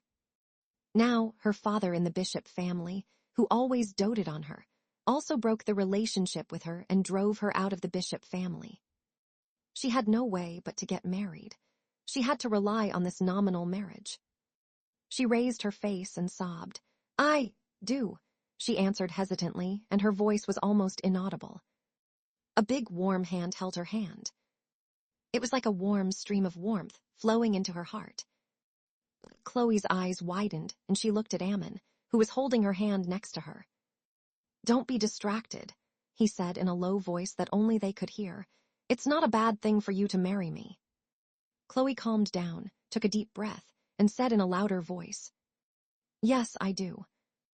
"Then, Mr. Ammon," the priest continued to ask Ammon in front of the sacrificial hall, "are you willing to marry Miss Chloe Bishop and be engaged to him? Will you have and hold from this day forward, for richer, for poorer, in sickness and in health, For better, for worse, to love, honor, and cherish. Till death do you part. Ammon glanced at Chloe and said straightforwardly, I do. Chloe was surprised by his calmness. He didn't have much of a reaction when he married. He lived up to his name as the first president of America. The priest smiled and closed the scripture. Now, please exchange the rings and kiss with an oath. You are married here. Chloe's body froze. The kiss of oath. Ammon was much calmer. He said to John, bring me the ring. John immediately brought a tray covered with velvet, on which there were 2 rings. Chloe looked at Ammon's incredibly charming face through the veil. He even prepared a ring. Give me your hand, Ammon said. Chloe raised her hand to him. Your right hand. Ammon cast her a mild glare. Chloe looked at her hand, and then let go of her left hand and raised her right hand. There was a burst of laughter from the crowd behind him. Someone said, I bet Mr. Ammon will be distressed with this little wife in the future. Why does he like such a young girl? Did he change his preference? This afternoon, rumor has it that Miss Bishop said Zayn Ali is impotent, haha. Zayn Ali really lost his face this time. Speaking of adultery, could that man be Mr. Ammon? The crowd immediately fell into silence. Rajab's mouth twitched because that person was CEO Ammon. Yesterday, he only proposed to let Ammon marry Miss Bishop. Who knew that Ammon would really marry Miss Bishop today? He did not expect it at all. At the end of the church, Ammon picked up a ring and put it on Chloe's finger. He gently stroked her finger with his thumb. Will you feel wronged if you marry me? Hearing the voices behind her, Chloe blushed and lowered her head. No, I won't. At least your salary must be very high. Ammon's hand ceased moving suddenly. He put her hand down and said, Yes, it's very high. Chloe's hand trembled a little when she put the ring on his finger. His fingers were slender and white, and the joints were clear to see. His nails were trimmed clean and round as if they were a beautiful work of art. Chloe felt like she was holding 2 noble hands. After shaking her hands a few times, she put finally the ring on him. Well, when did Mr. Ammon buy the ring? I only agreed to get married to you 2 hours ago. Ammon took his hand back and said, After you left Dejor this morning, I also booked the church and your wedding dress. Chloe's eyes widened. In the morning. When she came out of Dejor Luxury Club, she didn't promise him to get married. She even ran away when she knew that he was 29 from the internet. Although the man in front of her was so handsome that he didn't look like a 29-year-old man. She could not keep her eyes off from this man, who was clad in a white tuxedo. She remembered his sexy figure and 8 abdominal muscles when he came to the swimming pool. Chloe swallowed her saliva, even though it was spineless. I have said that you don't get to refuse. When she was lost in thoughts, Ammon suddenly took her slender waist and kissed her on her lips through her veil. Chloe was stunned. The ritual is completed. After seeing them finishing the kiss of pledge, the priest said, Congratulations to the new couple. Then the wedding in this church was over.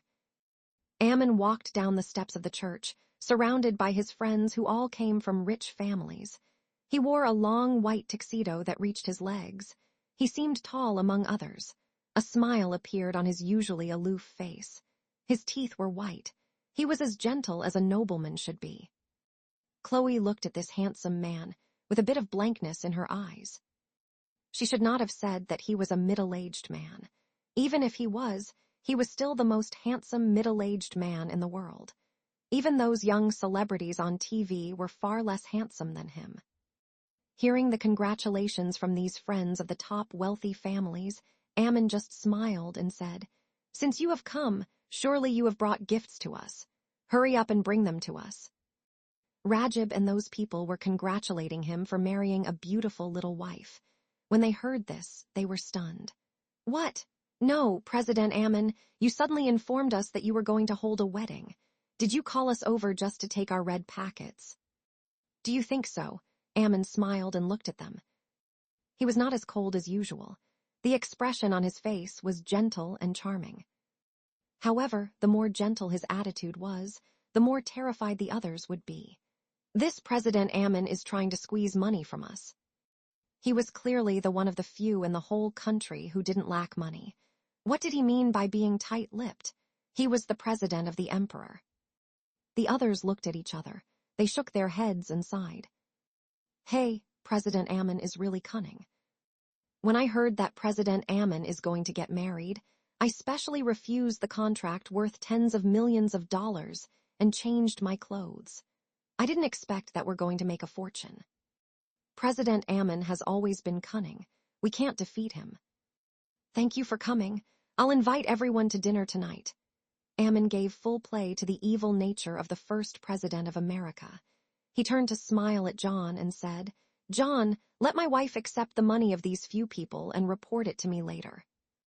Yes, President Ammon. John immediately reached out to Chloe and said, Everyone, young madam, this way, please.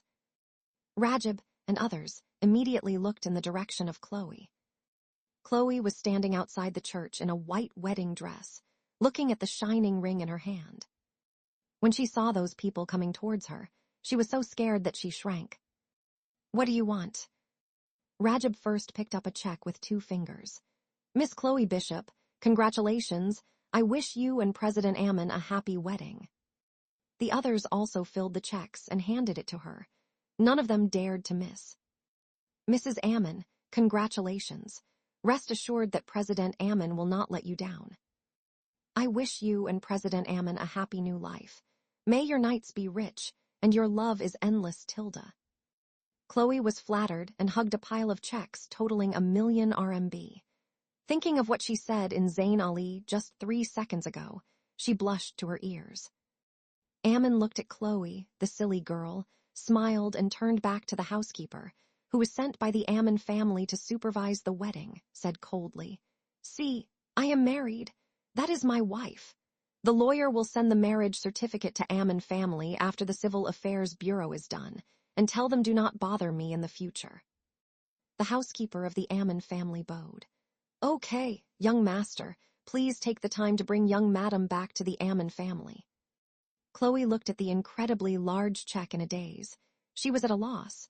John came over and said to her, Young madam, President Ammon has invited a friend to attend the wedding tonight. He is asking you to go with him. Chloe looked at the group of people, who seemed to be extraordinary, and shook her head quickly. I'm not going. She didn't know those people. What was she going to do? She wouldn't take part in it. Okay, John said. Mr. Ammon said let us send you back first, but you can't go back to your original residence. Apart from Bishop family, the reporter has already found your apartment outside, the Star Garden.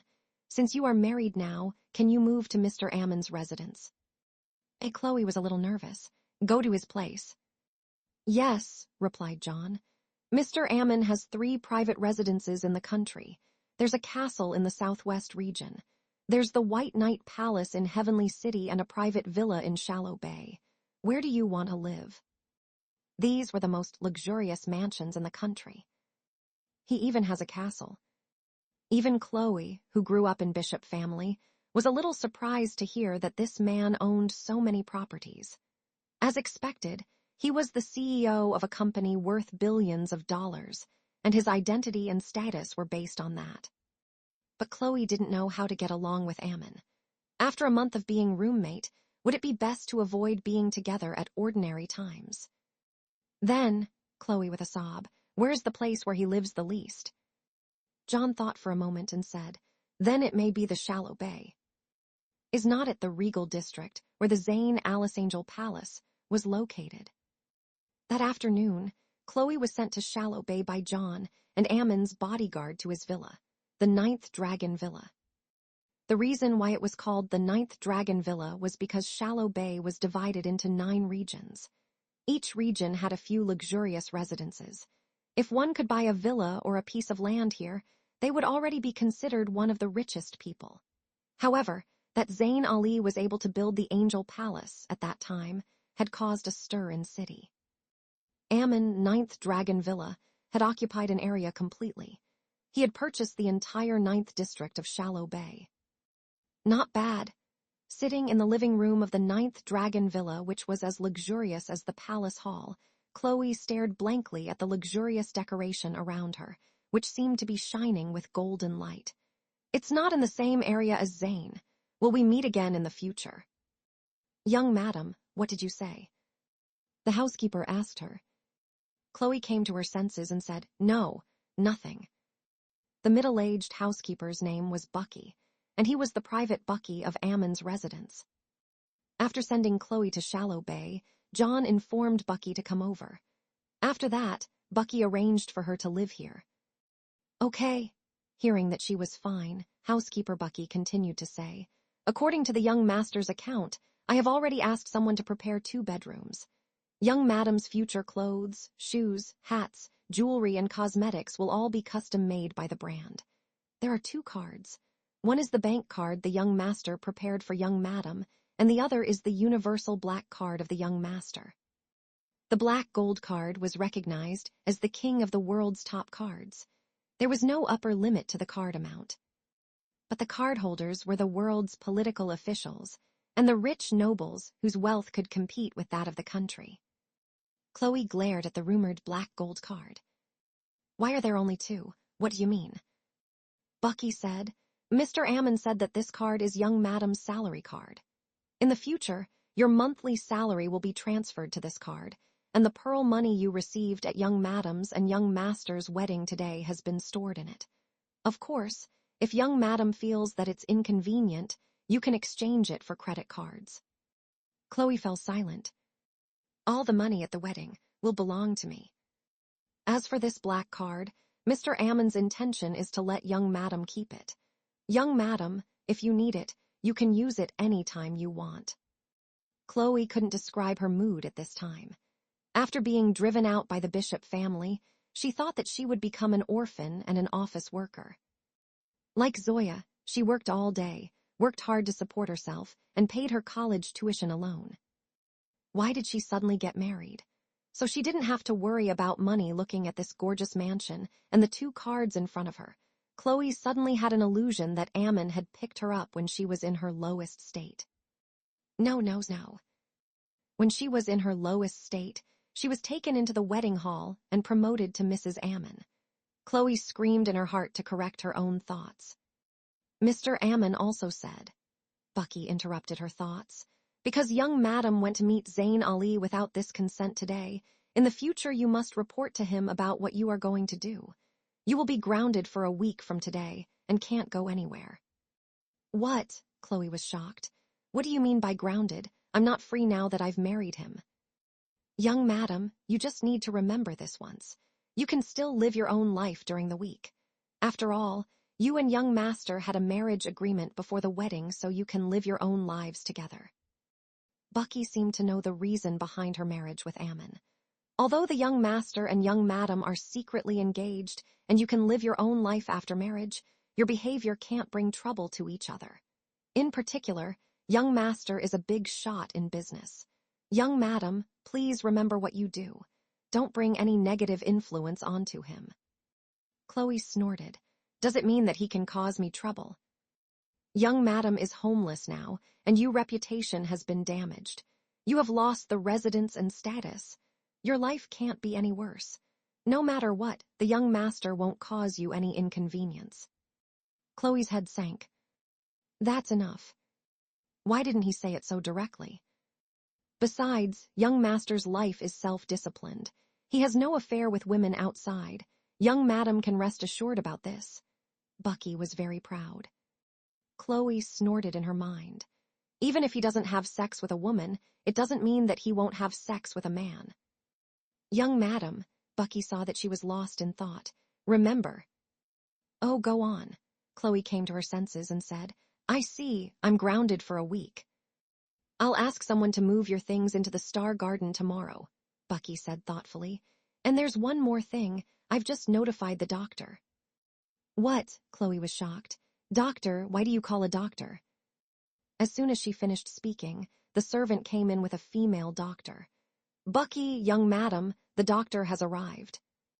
Bucky said to Chloe sternly, "Of course, it is to check on young madam's health. Young madam and young master's marriage agreement has to be made. You must give birth to a child for young master, right?" Chloe's face immediately changed, and she shrank back into the sofa. She almost forgot this terrible thing. Give birth to a baby. I'm still so young. That's the matter between you and the young master, young madam. Bucky made a bow, handed Chloe to the doctor, and left. Chloe watched the housekeeper leave, and then looked at the female doctor who seemed to be a gynecologist. Her whole face turned pale. Come on. Her teeth were chattering. Have a baby. Chloe held her knees and looked at the doctor with fear. I don't want to have a baby. The doctor came over with a smile and said, Hello, Mrs. Ammon. I have 20 years of clinical experience in obstetrics and gynecology, and I am also a fertility expert. I will definitely be able to accurately calculate your ovulation period so that you can have a baby as soon as possible. I should give birth to a baby as soon as possible. Chloe was so shocked that she could not speak. It was so terrible. Did Ammon really want her to give birth to a baby at such a young age? The doctor said, Madam, please go back to your room. I'll check for you. Why should I go back to the room? Chloe trembled all over. I'm not going anywhere. It's okay not to do that.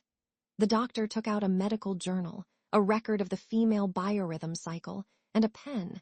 Then he put on his glasses and said, Then let's cancel other examinations first. With my clinical experience, as long as your period is reported to me, I can still help you deduce it. Looking at the experienced gynecologist, Chloe was extremely scared. The doctor asked, Madam, may I ask when did you have menstruation last time? Chloe was frightened. 5 days ago. Madam, how many days does your menstruation usually take? 7 days. Chloe didn't remember when the doctor left.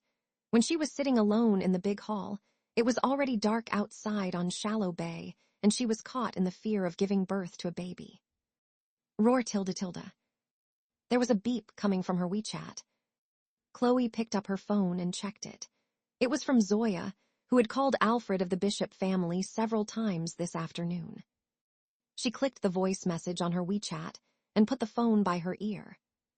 Chloe, why didn't you answer the phone? What did the message you sent on the WeChat moments mean? You said you were going to get married in the morning. Do you really want to get married? Chloe called Zoya. I accidentally put the phone on mute this afternoon, so I didn't hear the call. Chloe, where did you go? Did someone take you away? Zoya shouted. I went to Star Garden in the afternoon. My God, those paparazzi are crazy, totally insane. Chloe, don't go back. Otherwise, they won't let you go. I already know it. Chloe remembered the journalist's call to Kate in the afternoon. I went back to Star Garden in the afternoon, and I've seen it. Why did those journalists know where you live? Zoya was a formal business reporter, so she knew about the journalist industry. Who leaked your address? Mrs. Bishop or that bitch Kate Bishop? Nobody would do that except them. Chloe sneered. Damn it, the Bishop family has already driven you out. What else do those people want? They want the entertainment media to destroy my reputation so that I can never turn over. Chloe put her legs away and sat on the wide and comfortable sofa. After all, because of the relationship between Zayn Ali and me, Kate must hate me. My adoptive mother wants to drive me out of the Bishop family for a long time. Do they want you to be homeless and be no way out? Zoya was very anxious. Chloe, come and live with me. Hide for a while and wait for the gossip to come out. Then I'll help you find a way to clear up the truth and expose the shameless, evil behaviors of those people. Chloe played a pillow and looked at the luxurious villa where she lived. There's no need to hide. Even if she didn't hide, she would have to stay at the house for a week. Don't be impulsive. The media is paying attention to you now. A rumor maker said that you complained of Zayn's impotence. Zoya persuaded her. The entertainment media, online platform, and Weibo are all occupied by this topic today. Zayn must want to kill you now, if you go out. Well, Chloe felt a little embarrassed and said, in fact, I did say that. The phone went silent for a few seconds. Zoya immediately lowered her voice. Did you really say that? The corners of Chloe's mouth twitched and she nodded. Well, I was very angry. So that afternoon I went to Shallow Bay and poured hot drinks on his face. Zoya was stunned. On her side of the phone, Zoya slowly raised her thumb. Great, Chloe, give you a thumbs up. You need to pay back in kind. He failed me first. Chloe pursed her lips and said, now it's me who dumped him. It's me who doesn't want Zayn Ali. Compared with framing her for having an affair before marriage, she's saying that he has poor persistence at least 3 seconds. Ha ha ha ha. After a moment of shock, Zoya burst out laughing again. No, I'll laugh when I hear you say that. 3 seconds, ah ha ha ha. The comments on the internet are all lit up. Chloe smiled and looked at the ring on her ring finger. After a while, she said, Zoya, I can't live in your house, and I'm married. The laughter suddenly stopped on the phone. Marriage? You're telling the truth. Are you saying that you married him when you sent a message on Moments that afternoon? Chloe, but you don't have to worry, I didn't marry an old guy. Chloe, who are you married to? Have you been conned by someone? Zoya shouted in a hurry. Did you get a certificate to prove the marriage? The Bishop family, do they know? No kidding. Chloe smiled and said, I am not kidding, but I did it voluntarily. And a formal wedding was also held. Chloe, I have an agreement with him that we can't reveal our marriage relationship.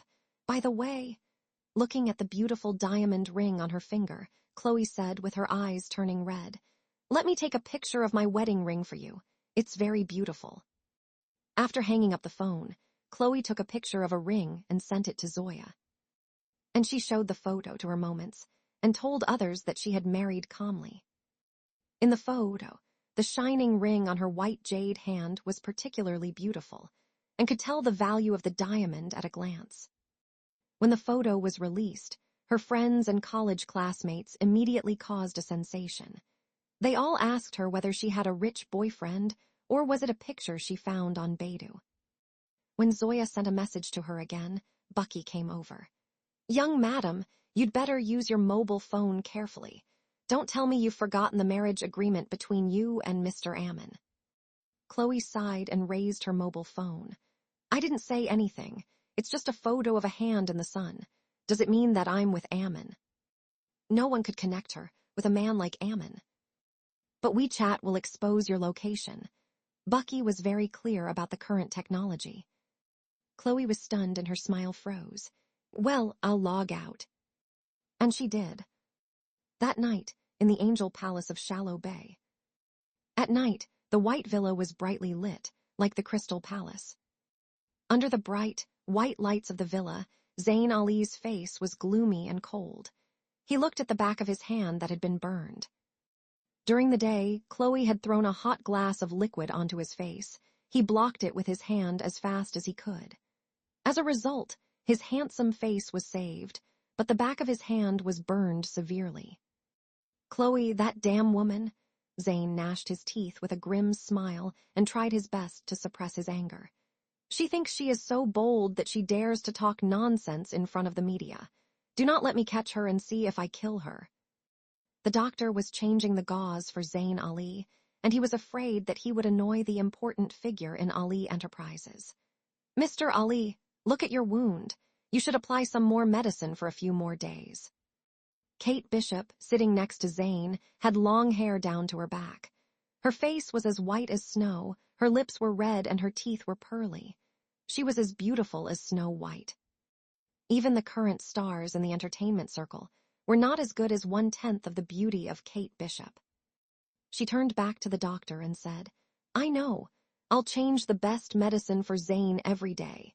If there are some scars on his hand in the future, you can prepare to lose your job. Yes, Miss Kate. The two doctors nodded, took the medicine chest and left. Kate looked at Zayn's hand lovingly and said, Zayn, don't worry. It will be fine in a few days. Chloe has gone too far. Zayn didn't say anything. His black eyes were gloomy and cold, and there was a rising anger in heart. He was silent, so Kate's voice softened. Zayn, do you blame my mother and me for drugging her? But it was Mother's idea to look for that man who waited at the elevator on the 8th floor of the Diamond Hotel. You know, I really don't want to see you with her again. Kate's eyes were as gentle as water, with a bit of illness in them. Because I am afraid that if you continue to be with her, you will fall in love with her. She is favored by my dad and our family. He even gave Chloe more shares than me. Besides, my dad and my brother both support her. My mom is worried that if things go on like this, it will be. Zane looked back. When he saw the beautiful Kate, his cold eyes gradually softened. I said that on the night of the engagement. I will tell her about the breakup. You shouldn't intervene. I just don't want her to come back and pester you, Kate said. What's more, she cheated on you the same way. She was with another man that night. When it came to this, Zane's face looked even worse. That's right.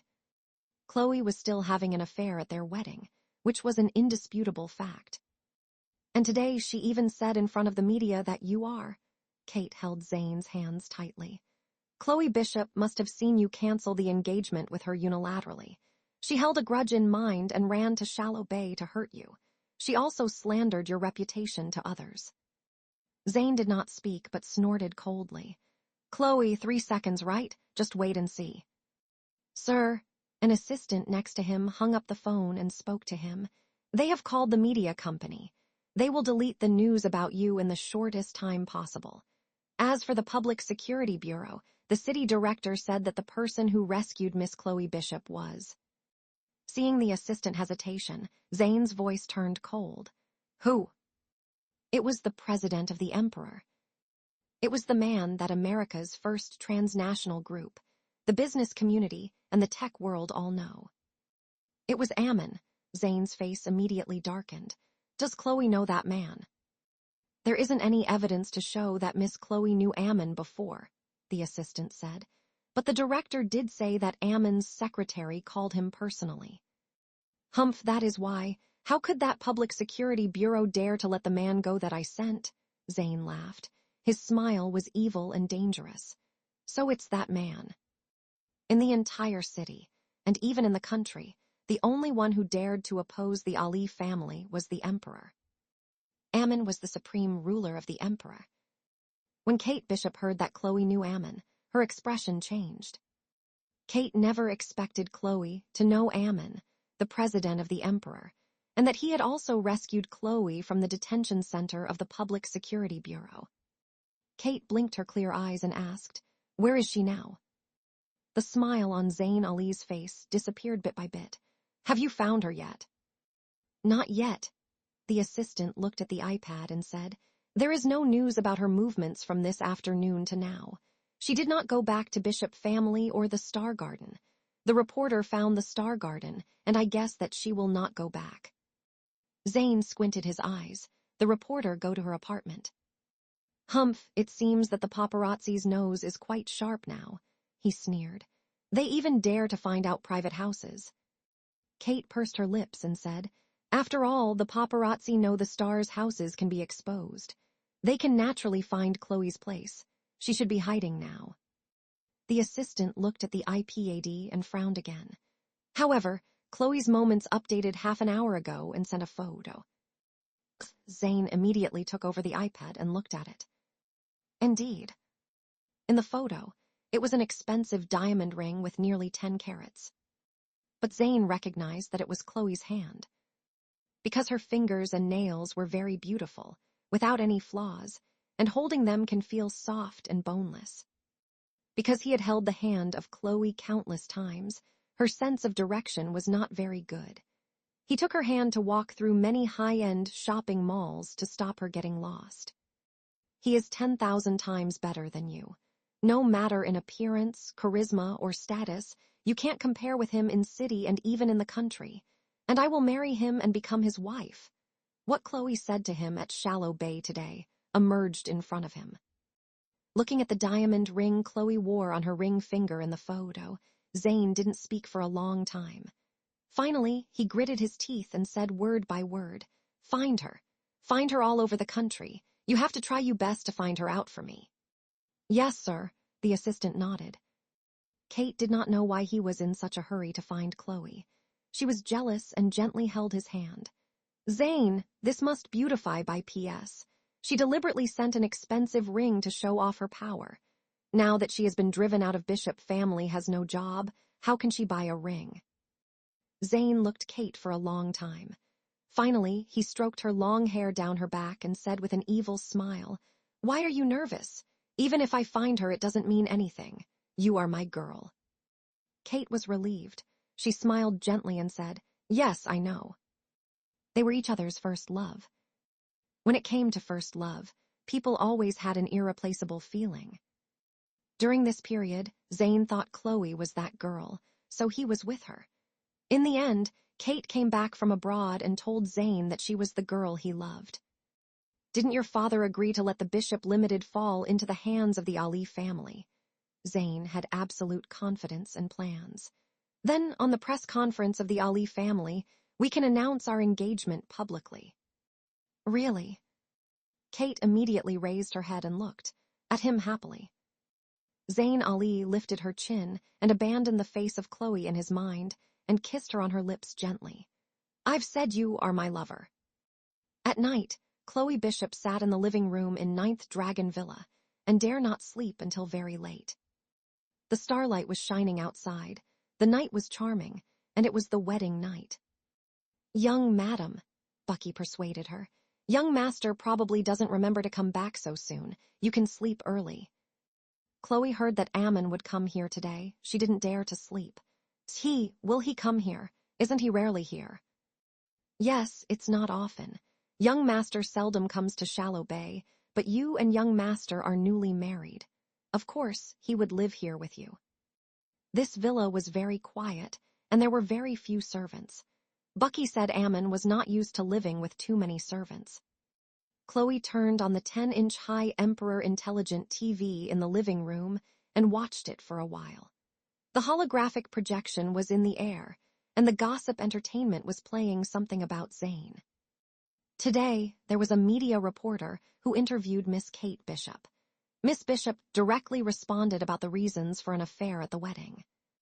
"It is said that Mr. Ali only lasts 3 seconds. Are you saying that some of Mr. Ali's abilities are not good enough? As the most outstanding and romantic man in city, Mr. Ali has never been in Taubal. The news is really exciting." Chloe could almost see Zayn Ali's bad face when he saw this gossip news. "Ha ha ha, Zayn Ali, this is what I've returned to you." Chloe laughed and turned back to her room, ready to sleep. Today was her wedding night. Well, didn't you say that she went back to her room and slept? Bucky was also very surprised. He looked at the bedroom on the opposite side. Young madam really said that she wanted to go back to her room to sleep, and I also told her that her room was in the west, opposite the main bedroom. Why did young madam go to your room to sleep?" Ammon looked indifferently at Chloe, who had fallen asleep in his room. "Did you call the doctor this afternoon?" "Young master, the doctor did come," Bucky said, "and she gave us the young madam's physiological cycle, but today it's not her ovulation period." Ammon saw Chloe's periodic table. He frowned slightly. "I asked you to call a doctor to have a physical examination for her. Later, let the chef pay attention to arrange her nutrition diet. She is so thin. Do you want others to think that I, Ammon, can't afford to feed a wife?" Even if they were secretly married, his friends still knew that, and knew Chloe was his wife. Bucky was shocked. "Ah, young master, didn't you say that you wanted the doctor to calculate the period? And didn't you say that you had a marriage agreement?" "Okay, I'm going to rest." Ammon handed the report back to the Bucky. "Just let her stay here in the future." "Yes, sir." Bucky nodded with shame. "I'll ask the doctor to come over another day to have a physical examination for young madam. Today is young madam and your wedding night. It doesn't matter if you sleep together." Ammon entered the room. He took off his clothes and went to the bathroom to take a bath. When he came out, he saw Chloe was sleeping soundly. She slept on the quilt. Her sweet little face was very quiet, holding a pink fist in front of her lips, and her thumb pressed against her lips like a baby. Her sleeping appearance always made people guess her beauty and loveliness. But she was a woman after all, and the picture of her naked body wrapped in a bath towel was always full of temptation. Ammon looked at her for a while, and his mind was full of the crazy scenes of the sex at the hotel that night. Thinking about this, he felt a little thirsty. He walked over and shook her shoulder. Chloe. Chloe did not respond. She was having a sweet dream. And her pink lips were moving a little. Ammon put his arm under her neck and was ready to lift her. Your room is on the opposite side. It's impossible to be all right if you sleep on my bed. His warm breath gently brushed over her skin. Chloe shook her head a little, turned over, and lay flat in front of Ammon. The moonlight came in through the French window, casting a silver-arched shadow on the carpet. The room was so quiet that there was only the breath of them. Looking at the white face of Chloe, Ammon suddenly stopped moving. He thought of the day at their wedding. When the priest asked her about it, she hesitated for a long time before answering that, I don't. In fact, at that moment, Ammon really hoped that she really wanted to marry him, not Chloe did not respond. She was having a sweet dream, and her pink lips were moving a little. In fact, at that moment, Ammon really hoped that she really wanted to marry him, not their lovemaking on their wedding night had begun. Chloe only felt that she had a dream. She was pressed back and forth by a big truck. Chloe woke up in the morning, tired and weak. What's wrong with me? A pain in the back, a pain in the waist, a pain in the hips, her whole body. Looking at the luxurious large room in front of her, as well as the bright sunshine shining through the double-story gorgeous curtains, she should have had a good sleep in a big room. Why was her whole body aching all over? And what was wrong with the dream of being pressed by the big truck? Was there a ghost pressing against the bed? With this in mind, Chloe scratched her head and looked at her naked body. Who planted so many strawberries on me? She suddenly shouted, staring at the kiss marks on her body. Maybe I was given something in my dream. Why are you so noisy? Be quiet. A strong arm wrapped around her waist and hugged as if it owned her. Hearing the impatient voice, Chloe snatched the quilt in front of her and started shaking. She turned her head mechanically, and her head felt blurry. Don't tell me it's possible. Ammon was lying beside her with his eyes closed. He had one hand on Chloe's waist. At this time, his face was not as cold as he was in the daytime, and the muscles on his face were not so stiff. His thin lips had a faint color, and his breathing was steady and calm. His uncombed hair fell down along his forehead and rested on the pillow with black dark gold patterns. His handsome face was so good-looking that it couldn't be described with words.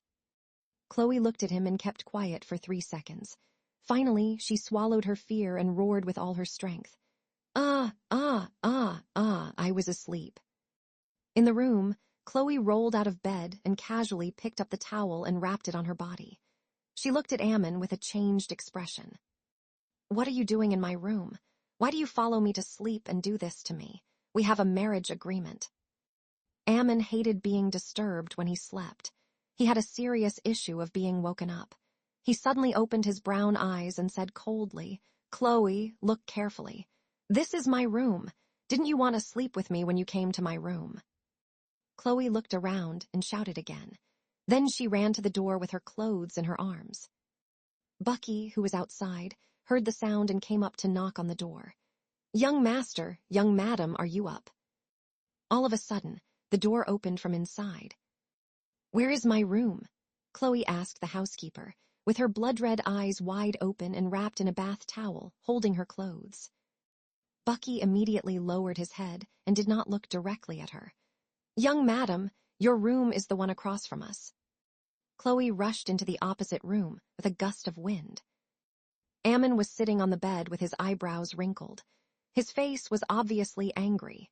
This man, who was usually gentle, indifferent, and calm, was not. Bucky carefully asked at the door, Young master, may I ask, do you want to get up? Why don't you get up? Ammon sat on the bed, pinching his heroic eyebrows. Do you think I can still sleep after being yelled at by her? Ammon was a very self-disciplined and strict master, and he was gentle to the servants in his residence. But there was one thing that even Bucky did not dare to offend, that was, no one dared to disturb his sleeping time. He was very angry with the president of the emperor, who was extremely cold in behavior. Young master, young madam has just arrived. Please tolerate her a little more. Bucky tried to persuade him, not to provoke him again. Then I'll send someone to prepare breakfast. Go, Ammon frowned again. Finally, she came out of the bathroom and looked at this luxurious, but not large bedroom in front of her. She threw a towel that was used to wipe her hair on the bed. I knew it. The side bedroom is so luxurious. It turned out to be his room. As she regretted, Chloe Bishop pulled open the closet. In the big cabinet of the cloakroom, there were only a few night dresses and high-end pajamas of real silk. All were elegant and beautiful. Chloe thought about it. She had already slept with Ammon, so she didn't need to worry about these things. When he was about to leave, he felt in the luxurious and golden luxury hall. Ammon had already had breakfast and was sitting in the large leather sofa area, reading the domestic commercial reports.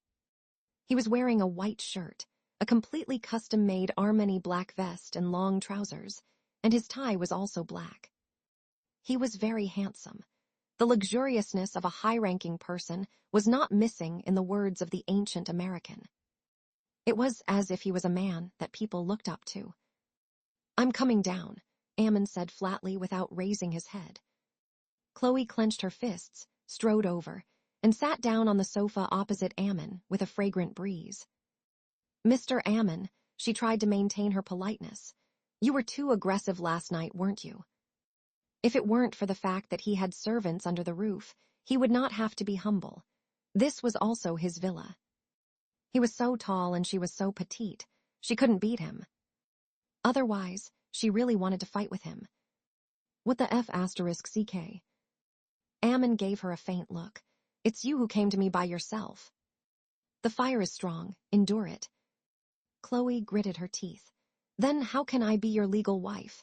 Then can I have some requirements for our relationship in the future? You can try to tell me, Ammon said faintly, but I don't know if I will agree. For the sake of the satisfaction that this little wife gave him yesterday, he didn't care about her waking him up in the morning. Chloe glared at the housekeeper next to her. When you point out your destination to me in the future, please tell me in front, back, and rear. There are no north, east, south, or west in my world. Ammon slowly looked up at her and said, I remember that in your information, you are at least 19 years old. You are attending a famous university, and you don't even have the ability to distinguish directions. How old I was, does this have anything to do with my school? Chloe said angrily. I am born to have a bad direction. How can you blame me? Don't go too far. Give her a compass, Ammon said. Yes, young master, Bucky nodded. Chloe knew that she had been insulted. No. I only do this in strange places. You don't need to bother. In that case, you should recognize your own room in the future. Ammon looked at Chloe in front of him and fought with a kind of elegant light brown color in his eyes. It's your own fault that you got into someone else's bed by mistake. Chloe clenched her fists, and her eyes were about to spurt fire. There's one more thing. I believe Bucky told you yesterday that you'll be grounded for a week because you went to Zayn Ali on your own. He said, I'll teach you a lesson. We have a pre-wedding agreement that will solve the problem for you, but the premise is that you won't take the initiative to get into trouble. You don't have to worry about your life here, but try not to go out and cause trouble. There are some things that I'll handle for you. Only Bucky knew that his young master's words were all for the good of Chloe, because now the media outside and Zayn was looking for her everywhere. Finished, Chloe looked at Ammon. Ammon made a gesture of invitation. You can say it now. My second request. Chloe pulled at the pink women's nightdress with the wide straps. I'm not used to wearing such a coquettish nightdress. Please change into clothes and pants. It's a home style. I prefer pink and lavender colors. Pure colors or patterns are. Bucky narrowed his eyes. This was the latest series of Victoria's Secret. Because time was short, he had all asked people to buy expensive pajamas last night. He didn't expect Chloe would call it sexy and cheap. Ammon said to the Bucky, change it for her. Yes, young master. Do you still have any problems? Ammon looked at Chloe and said, if you don't, you can stay here this week. Bucky said, young master, the car to the company is ready. Ammon put down the newspaper and got up. Chloe remembered their two pestering. She held her knees and hesitated for a while. Then she said, "Well." Ammon stopped behind her. "What?" Chloe glared at him. "Didn't the outside world say that you like men? Then why did you do such a thing to me?" Ammon knew the rumors about him from the outside world, but he did not intend to clarify them, because this would reduce the number of women who would pander to him. When he heard Chloe's words, his thin and beautiful lips were slightly raised. "How can you not eat the delicious food that was sent to your mouth? It's not a good thing for me to marry you. You have to do your duty to be a wife." Chloe's heart immediately turned cold. She began to fear again. He must have said that she would have a baby for him. What a shame. "Yes, but this matter. Take it easy." She glanced aside and the corners of her mouth twitched. "Mr. Ammon is very handsome. He is in the prime of his life. Why should he worry about having no children? Why should he be in a hurry, right?" Ammon just smiled and did not answer her question. He said to the Bucky, "Give her my phone number and report to me before she does something in the future." "Yes, young master." Finally, Ammon glanced at Chloe. He looked at the light red butterfly birthmark behind her shoulder and turned away from the villa. Chloe nestled on the sofa and began to feel cold again. Didn't she fall into the wolf's den when she married this man? The golden Rolls-Royce Phantom stopped outside the 9th Dragon Villa. 2 bodyguards stood in front of the car. "Morning, young master."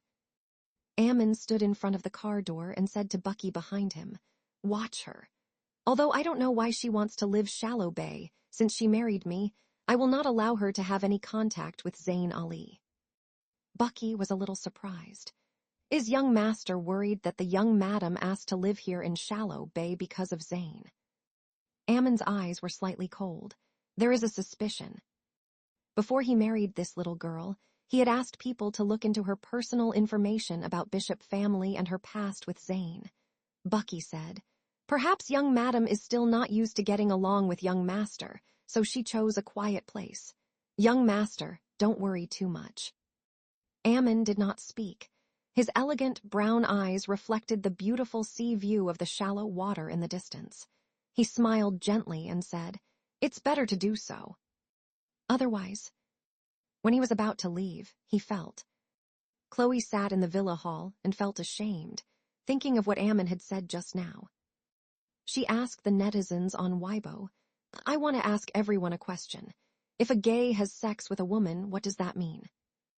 In the magnificent hall, Ammon looked at the night view of the shallow water outside the window of the 9th Dragon Villa. He took his time and made a phone call to John. "John, take the government's bid for the piece of land." After Ammon hung up the phone, the housekeeper looked at him and said, "Master, but didn't you promise old Master Ammon that you wouldn't let a conflict arise between the Emperor Group and the Ali Enterprises as much as possible?" "Who said that I deliberately cause a conflict between Emperor Group and Ali Enterprises? I won't let Ali Enterprises do it. That is what I promised her before." Ammon smiled faintly. His deep brown eyes reflected the wine in his cup, and there was a noble and beautiful cold color. He wanted to avenge her. This was what he had promised this woman. Bucky understood and nodded his head. "That's okay. It's not right to speak up for young madam first. After all, young madam has no one to rely on except young master now." But for Ammon, suppressing any company in the country would be a piece of cake. He never mentioned whether it was for venting his anger for Chloe or not. It was just that he had promised that woman that he would help her solve the trouble Zayn Ali had caused her. Of course, he wouldn't let Zayn off the hook. And this was the land Zayn wanted the most. That night, Chloe went to knock on the door of Ammon's bedroom in the middle of the night. In the silence of midnight, someone knocked on the door 5 times, and the man inside opened the door with an iceberg-like expression. "Chloe, I'm warning you here." He looked terrible, completely different from his usual self. "Not a lot of people dare disturb my sleep. There are even fewer people like you who don't care about their own lives." Chloe was shocked by him. "Wait a minute, I have something to tell you." "Speak." Ammon stared at her coldly. With a bath towel around his waist, he stood in front of Chloe in the sexiest way. Looking at his naked upper body wrapped in a bath towel, Chloe quickly lowered her head with a blush. Well, I just wanted to tell you that I heard about your sexual orientation issue, but our marriage is not real, it's superficial, so you can continue to look for men. Her voice became lower and lower, and it took her a lot of courage to finish this sentence. There was probably no one else in the world would let their husband go and find a man. But she didn't want him to sleep with her in the middle of the night out of hunger and thirst. If so, she would suffer a great loss.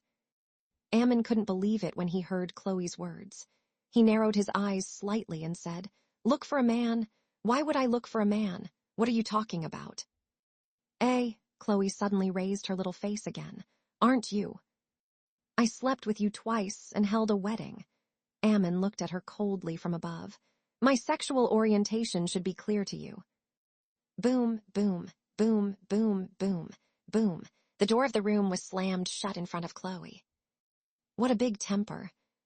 Chloe was surprised. So, Ammon is not gay. Was it just a rumor by outsiders? In the next few days, Ammon went out early and returned late to the 9th Dragon Villa. According to their agreement, he didn't go to her room to disturb her. A week later, the most sensational news in the domestic business circle was broadcasted on TV.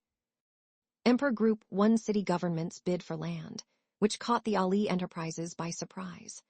As both companies are national brands, Ali Enterprises has always been strict with Emperor Group in staying out of trouble, and seldom has any commercial conflict between each other. I wasn't expecting that the Emperor Group would suddenly take away the piece of land that Ali Enterprises had been eyeing on for half a year. The host on TV continued. This is the camera showing the end of the auction. Mr. Ali didn't look very well and didn't want to be interviewed by reporters. As the first multinational company in America, Emperor Group leads the production of phones, computers, TVs, as well as high-end buildings. There are more than 100 countries that use the Emperor's smart products.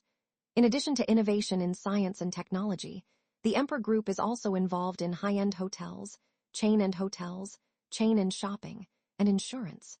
Are they going to compete against Ali Enterprises for the title of the first real estate predator in the country? Emperor Group and Ali Enterprises. Chloe Bishop's interest was immediately aroused as she continued to read. The reporters on TV swarmed the president of the Emperor Group, Ammon, who had won this piece of land. "President Ammon, may I ask why you placed a high bid for this piece of land at the price of 1 billion yuan? You personally came to the government's bidding fair. Is it a sign of Emperor's intention to enter the real estate industry? Will you become an opponent of Ali Enterprises?" A tall figure in a white shirt and a noble black suit turned around and walked into the elevator in front of the camera. It was as cold as a god in the lonely supernatural being. John and 2 bodyguards turned back to stop the reporters behind him. Emperor Group bought this piece of land to develop a project with environmental protection as the main goal, so its value can't be measured by money. After saying that, John's heart started to break out in cold sweat. The young madam was silenced by the man from Zayn Ali. President Ammon would buy that piece of land for 10 billion yuan. On the other side of the camera, the reporters chased after Zayn. In the picture, under the protection of security guards, Zayn walked out of the building with a dark face and got on the car. "Mr. Ali, Ali Enterprises have missed out on the piece of land that you have been eyeing for half a year. What do you think?" "Mr. Ali, can you please say a few words?" Zayn's assistant also turned back to stop the reporters.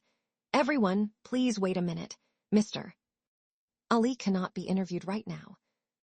In the parking lot of the government's bidding venue, a golden Rolls-Royce luxury car was waiting for Ammon.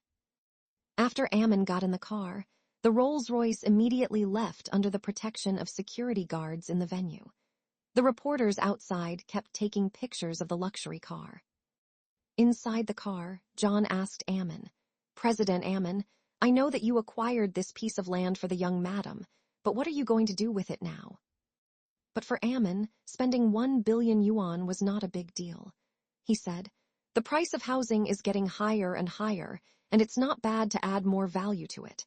It's not a bad deal if you don't pay for it." He had unique insights and courage.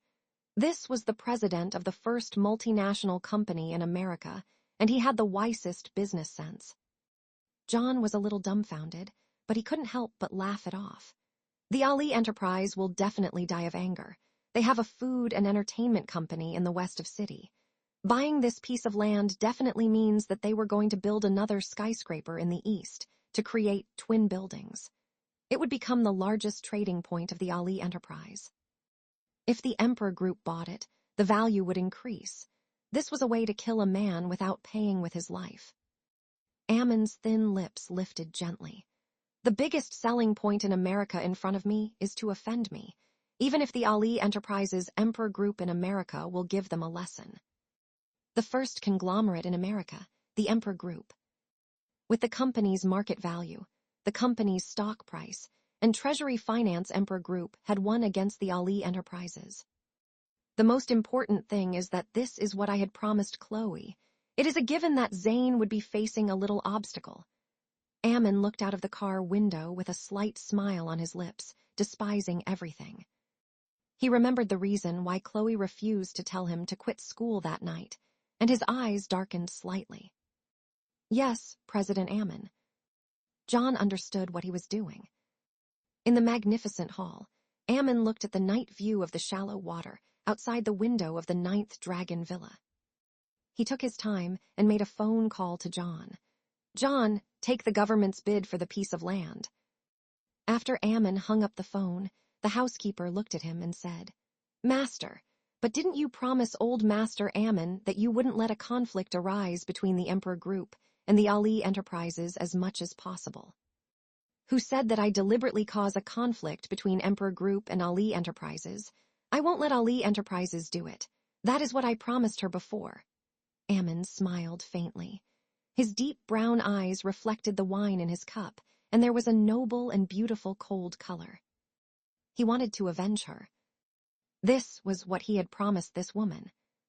Bucky understood and nodded his head. That's okay. It's not right to speak up for young Madam first. After all, young Madam has no one to rely on except young Master now. But for Ammon, suppressing any company in the country would be a piece of cake. He never mentioned whether it was for venting his anger for Chloe or not. It was just that he had promised that woman that he would help her solve the trouble Zane Ali had caused her. Of course, he wouldn't let Zane off the hook. And this was the land Zane wanted the most. That night, Chloe went to knock on the door of Ammon's bedroom in the middle of the night. In the silence of midnight, someone knocked on the door 5 times, and the man inside opened the door with an iceberg-like expression. Chloe, I'm warning you here. He looked terrible, completely different from his usual self. Not a lot of people dare disturb my sleep. There are even fewer people like you who don't care about their own lives. Chloe was shocked by him. Wait a minute, I have something to tell you. Speak. Ammon stared at her coldly. With a bath towel around his waist, he stood in front of Chloe in the sexiest way. Looking at his naked upper body wrapped in a bath towel, Chloe quickly lowered her head with a blush. Well, I just wanted to tell you that I heard about your sexual orientation issue, but our marriage is not real, it's superficial, so you can continue to look for men. Her voice became lower and lower, and it took her a lot of courage to finish this sentence. There was probably no one else in the world would let their husband go and find a man. But she didn't want him to sleep with her in the middle of the night out of hunger and thirst. If so, she would suffer a great loss. Ammon couldn't believe it when he heard Chloe's words. He narrowed his eyes slightly and said, Look for a man? Why would I look for a man? What are you talking about? Chloe suddenly raised her little face again. Aren't you?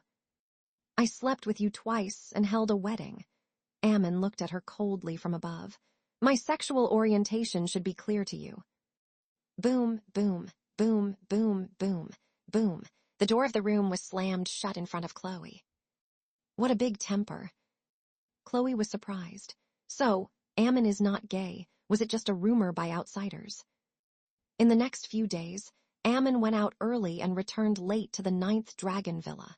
According to their agreement, he didn't go to her room to disturb her.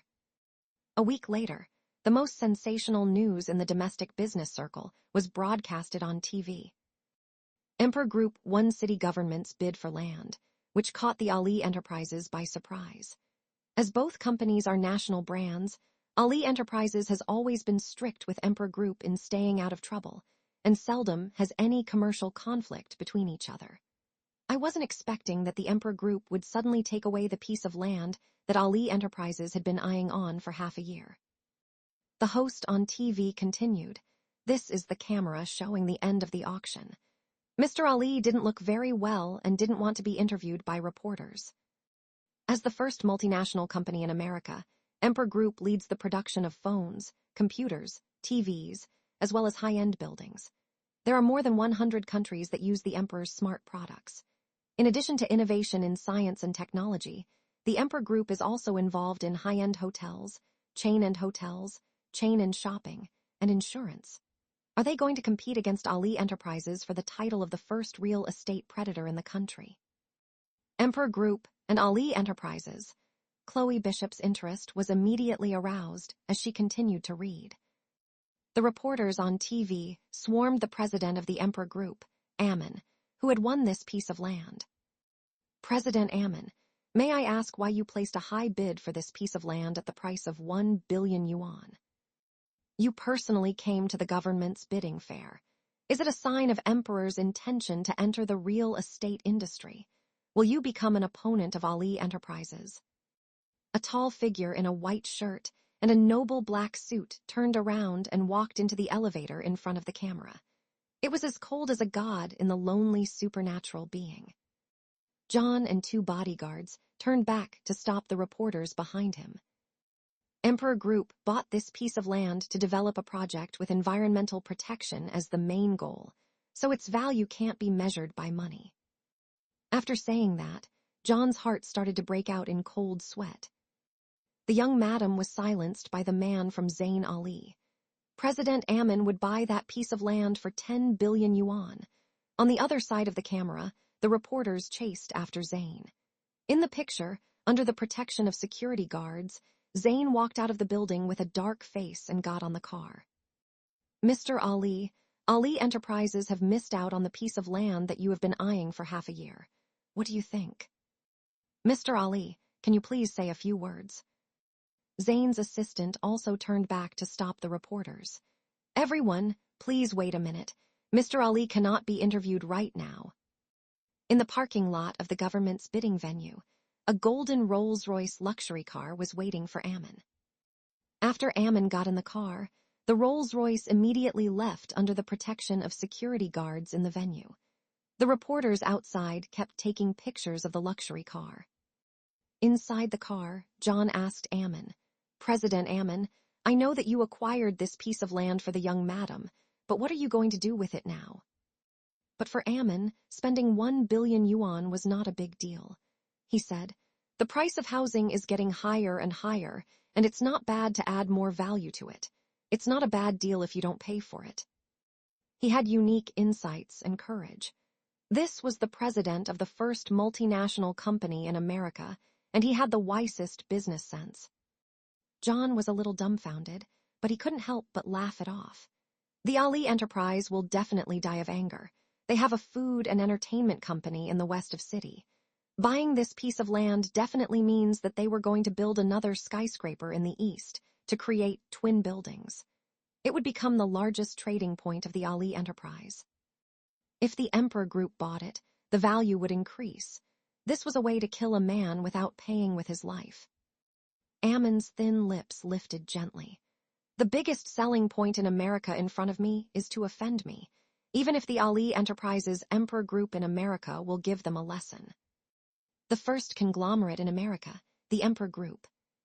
With the company's market value, the company's stock price, and Treasury Finance, Emperor Group had won against the Ali Enterprises. "The most important thing is that this is what I had promised Chloe. It is a given that Zayn would be facing a little obstacle." Ammon looked out of the car window with a slight smile on his lips, despising everything. He remembered the reason why Chloe refused to tell him to quit school that night, and his eyes darkened slightly. "Yes, President Ammon." John understood what he was doing. Ammon furrowed his eyebrows slightly. Just when he thought that Chloe Bishop was about to be grounded for a week, the Ammon family called. "What's the matter, Grandpa?" Ammon picked up the phone calmly. "If I remember correctly, I have already asked the lawyer to send my marriage certificate back to Bishop family." "Yes, I did. But didn't you promise me that you wouldn't let any conflict of interest between Emperor Group and Ali Enterprises?" On the other side of the phone, the old man of the Ammon family asked. "But today's news seems to be different, isn't it?" Ammon folded his long legs. "I told you that I would try my best." It was inevitable, so there was no need to avoid it. "You are really persistent." The old master on the phone laughed and said, "Now Emperor Goop is in your hands. No one can stop you." Ammon was shocked. "Yes." You old master almost became angry, but he held back his anger and said, "Okay, I don't need to ask about it. You can bring my granddaughter-in-law back first." "I'm sorry, I'm not free to do that." Ammon immediately hung up the phone. He married Chloe in order to block the family off. What was the point of bringing her back to the family? Shallow Bay, the most expensive area in city. Chloe downloaded a mobile application to show her phone number on the internet, then happily called Zayn Ali. "Zayn, today's news was sensational. It's so powerful." She sat in the luxury villa and laughed. "Did you see your face? It's as black as the bottom of the pot. Ha ha ha." Chloe, Zayn, who was on the other side of the phone, was gloomy and horrible. He gnashed his teeth and said to the woman who had disappeared for a week, "How dare you call me? Tell me, where are you?" "Where I am has nothing to do with you." Chloe looked at the shining diamond ring on her jade-like hand and felt extremely happy. "But I want to congratulate you that the land where Ali Enterprises had favored for half a year has been robbed by someone else. Is it more upsetting than hearing the reporters say that you only have 3 seconds of gossip? Ha ha ha." On the other side of the phone, Zayn broke the goblet in his hand with a crack. "Chloe Bishop, listen to me. I'm in a bad mood today. If you talk more nonsense, I'll strangle you to death next time I see you." "Oh, you're in a bad mood, aren't you?" Chloe patted her chest. "Then I'm relieved." "Chloe Bishop, what the hell do you mean?" "If you're in a bad mood, I'll be happy." "Chloe Bishop." Chloe smiled sweetly. "The best part is yet to come." After she laughed and hung up the phone, she went to the kitchen to prepare dinner in a good mood and waited for Ammon to come back. In the evening, 2 beautiful maids in black coats and white apron stood outside the 9th Dragon Villa. Bucky stood outside and waited for Ammon to come back. The golden Rolls-Royce stopped outside. "Welcome back, young master." Bucky went up to open the rear door. "Congratulations on winning the Land of Cities city bidding. This is once again the victory of the Emperor Group." Ammon got out of the car. With a luxurious temperament, he was gentle and elegant like a modern noble, and walked into the villa with a maid respectfully welcoming him. His brown eyes swept over the window of Chloe's room on the 2nd floor of the villa, and he didn't turn on the light. "She's asleep?" Ammon asked. "Not yet," Bucky said. "She found out that you successfully won the bid for that piece of land today. Young Madam cooked dinner for you in person. Young Master, I've told you that young Madam didn't come to Shallow Bay for that reason. Young Madam must have missed you." In the golden hall illuminated by bright light, wearing a sweet formal Versace skirt, Chloe Bishop sat on the sofa. She was waiting for Ammon to come back. On the table in front of the sofa were a few dishes that she had cooked. As soon Ammon and Bucky came in, Chloe immediately stood up. "You're back. I made a meal for you. I know that all you did was buy the land that Zayn Ali wanted, but it made me really happy to hear his angry voice. I wanted to say thank you by making this dinner for you." Ammon frowned and looked at the plates of black substance in front of Chloe. Next to Ammon, Bucky explained embarrassedly, "Young master, before you came back, young madam," called Zayn. Ammon's face immediately cooled down, and his cold voice was commanding, fitting of a leader. "You contacted Zayn again. Are you testing my patience, or have you forgotten my warning?" Chloe blinked her eyes and looked at Ammon's back. Then she looked at the dinner that she had worked so hard to make. She forgot that they were a superficial married couple. He did not care about her. "Humph, if you won't eat, then I'll eat." Chloe picked up her chopsticks. As soon as Ammon went upstairs, he stopped and said to Bucky with a smile, "Can the dishes she cooked to be considered food? Do you want to see her poison me to death?" Bucky lowered his head in embarrassment. "Young master, young madam's cooking skills are indeed bad, but I saw her cooking diligently for 2 hours, maybe." "Oh." Ammon's eyes sank. "Maybe it's just not good looking, but it tastes good. Why don't you try it first?" Bucky, who had planned to strengthen the couple's relationship, agreed with Chloe's decision to make dinner for Ammon. As long as young madam didn't poison it, it didn't matter at all if it tasted bad. "I'm afraid I'll lose my taste if I eat that kind of food," Ammon said coldly. "I'll ask the kitchen to prepare some dinner later." Bucky had to nod. "Yes, master." As soon as he finished speaking, I want water." Chloe's cry came from downstairs. Ammon glanced behind him. "Don't let her near the kitchen in the future. No one needs her to cook." "Yes, young master." Bucky had no choice but to bow down. In the hall, Chloe was tasting her own cooking. Suddenly, her eyes were bloodshot and she pinched her throat. It was the most terrible dinner she had ever tasted. How could she make such a terrible meal? It was not edible at all. The 2 maids next to her poured a glass of water and said, "Young madam, you'd better stop." That night was the first time that Chloe Bishop sat at the table and had dinner together with Ammon after their marriage. But when she thought of the dinner she made, she lowered her head and didn't dare to say a word during the whole process. She was so embarrassed that she would lose her face in the Pacific Ocean. Finally, Ammon left the dining table and said nonchalantly, "The skirt is quite beautiful, but it would look better with long hair." "Eh?" Chloe looked up and watched Ammon's back as he left the restaurant. She looked down at her dress and touched her fluffy and light, lovely short hair. She was silent for a few seconds. He liked long hair. The next day, Ammon left the shallow bay. He could only stay here at night. But after a week after marriage, Chloe was finally free. Before going out, Bucky opened the hood of a lady sports car. "Young madam, this is the car that young master gave you. You can drive it at will, but please remember your pre-wedding agreement." Chloe opened her eyes wide and looked at the wild BMW 7 Series in front of her. The dazzling white body of the car reflected the brilliant light in the sunshine. So extravagant. For me." "Yes." Chloe swallowed. He was her legal husband. In fact, she had the right to do anything to what he gave her, didn't she? Chloe comforted herself because even though she grew up with the Bishop family, Mrs. Bishop was neither cold nor hot, so she had never been too generous.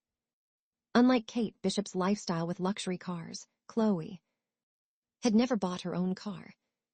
She smiled happily and decided to accept it. Then, "LL, take a look at it. Please thank him on my behalf." "Young madam, if you want to thank the young master, you can talk to him yourself." Chloe clenched her fists excitedly. "Well, I will try my best to make dinner for him next time." No, young madam, that is not necessary." Bucky quickly stopped her. "Yesterday, young master said that you should not cook in the future." She had to take care of her own life, if she wanted to.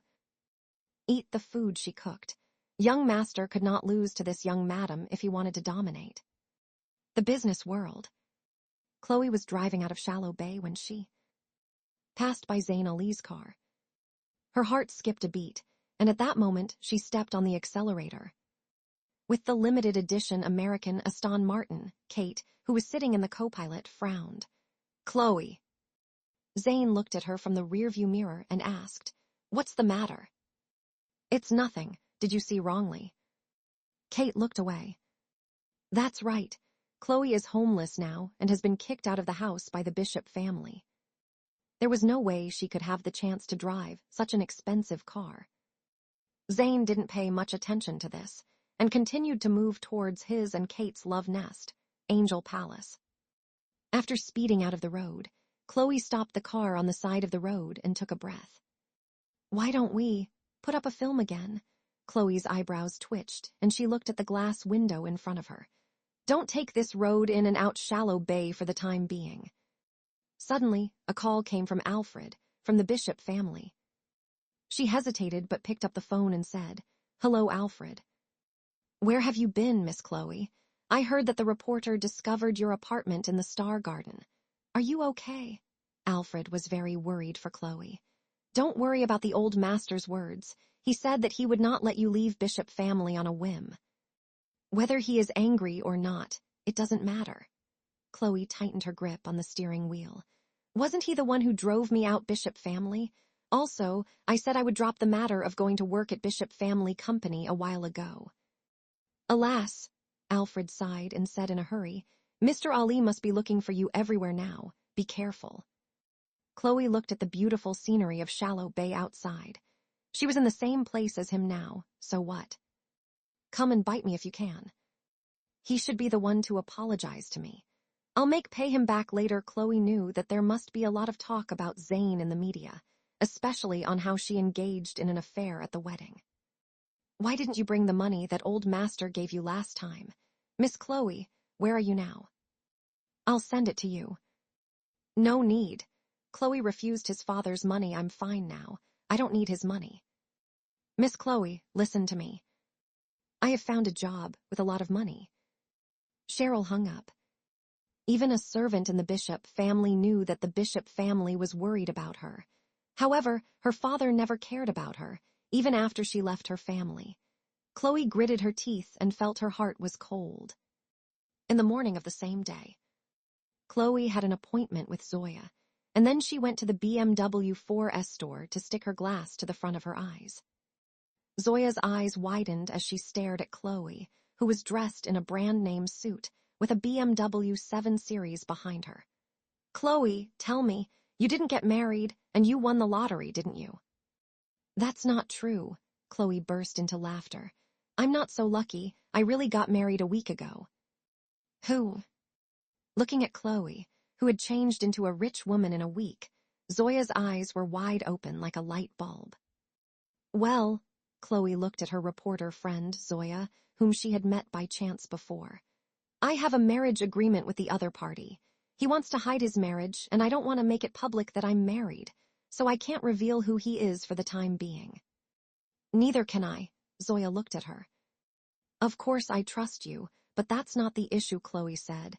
"If I tell anyone about what happened between me and him, it is equivalent to breaking the agreement with him.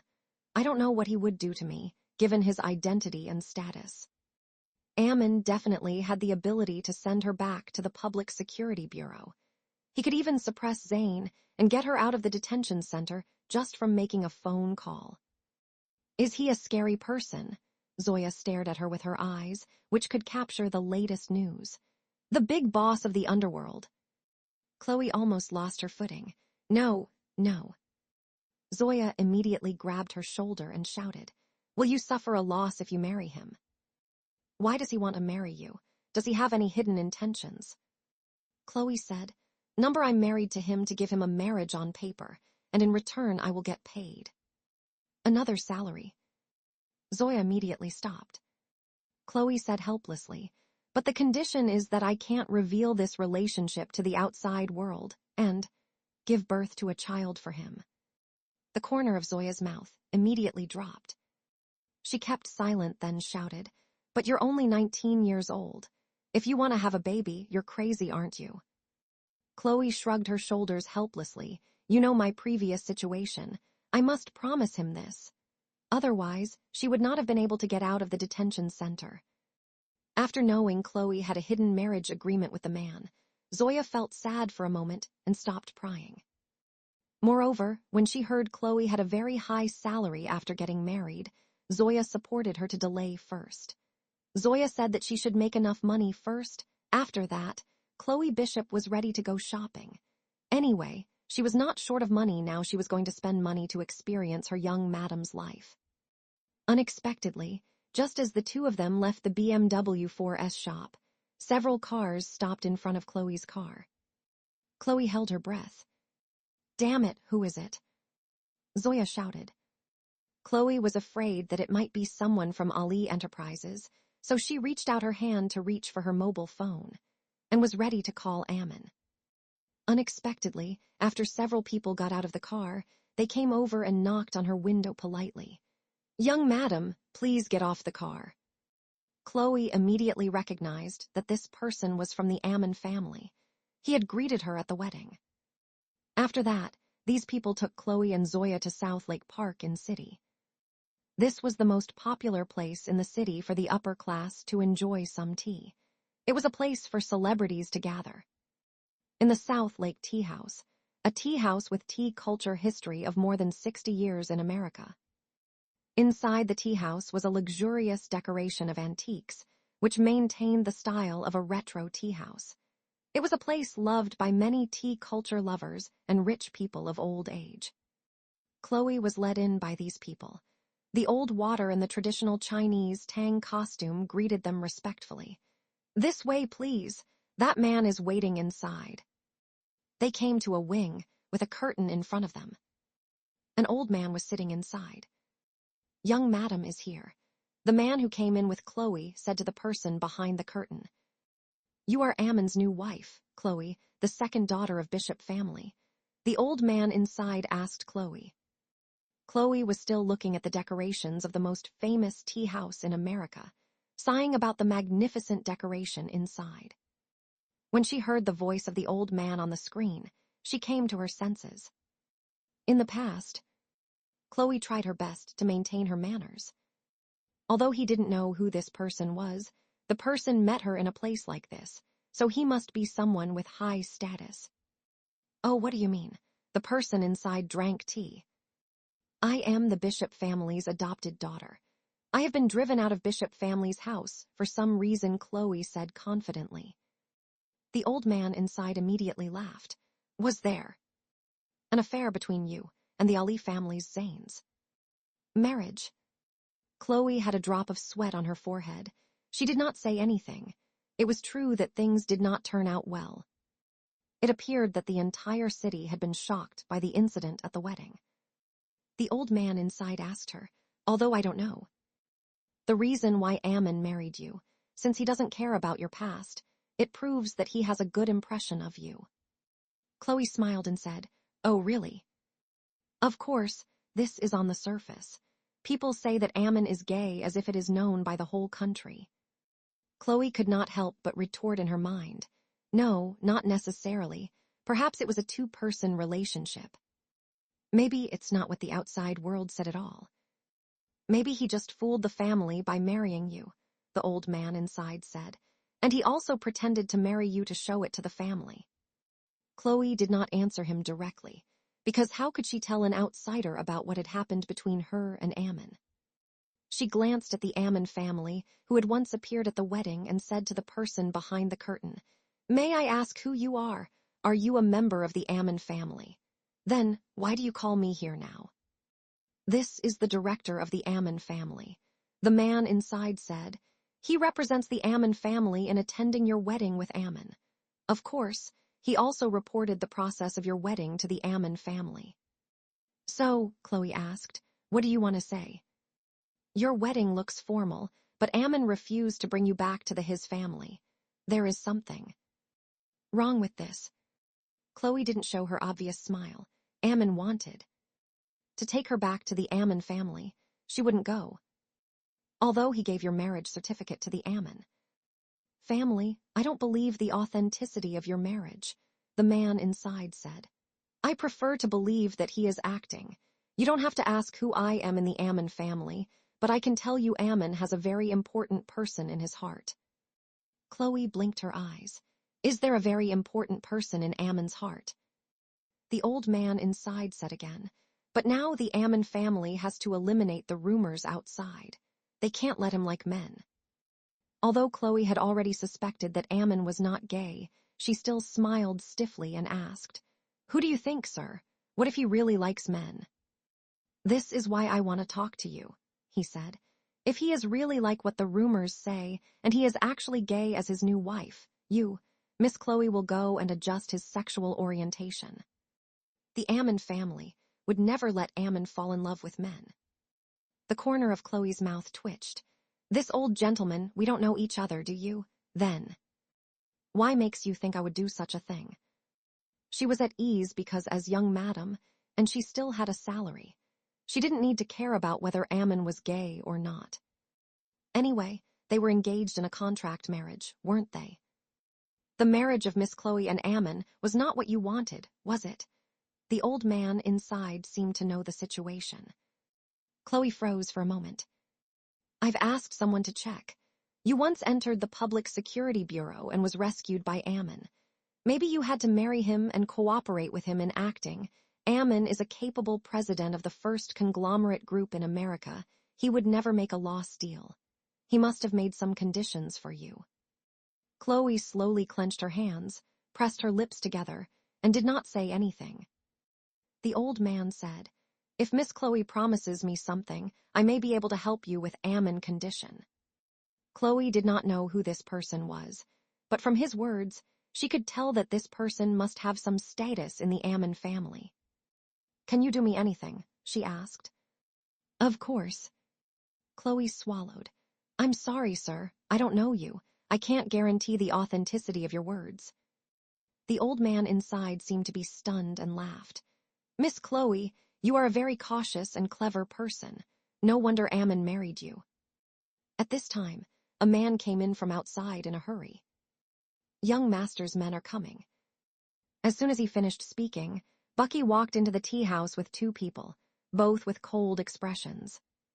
Perhaps the servants of the tea house knew who Bucky Boss was, so they did not dare to stop him. They could only greet him in a panic and politeness. Bucky walked into the wing room and said directly to Chloe, Young madam, young master said that you should go back first, so you don't need to say anything. Then the two bodyguards said to Chloe, Young madam, please. Chloe turned back and went out.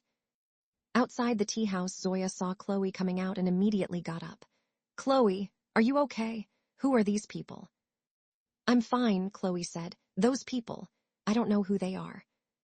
She really didn't know who the old gentleman was just now, but he must be someone from the Ammon family.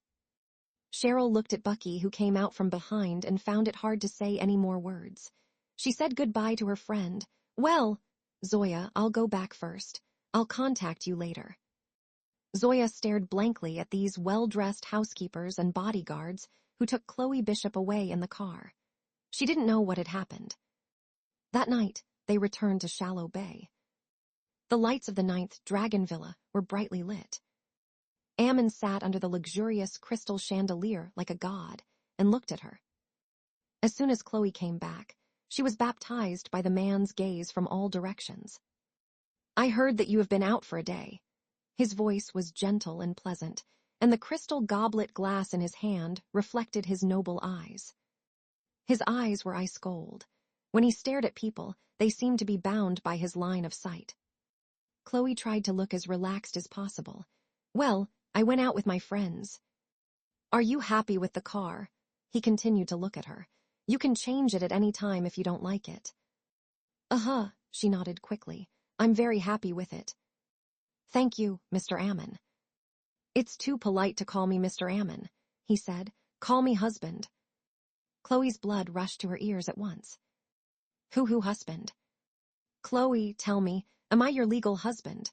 He elegantly put his hand on his forehead.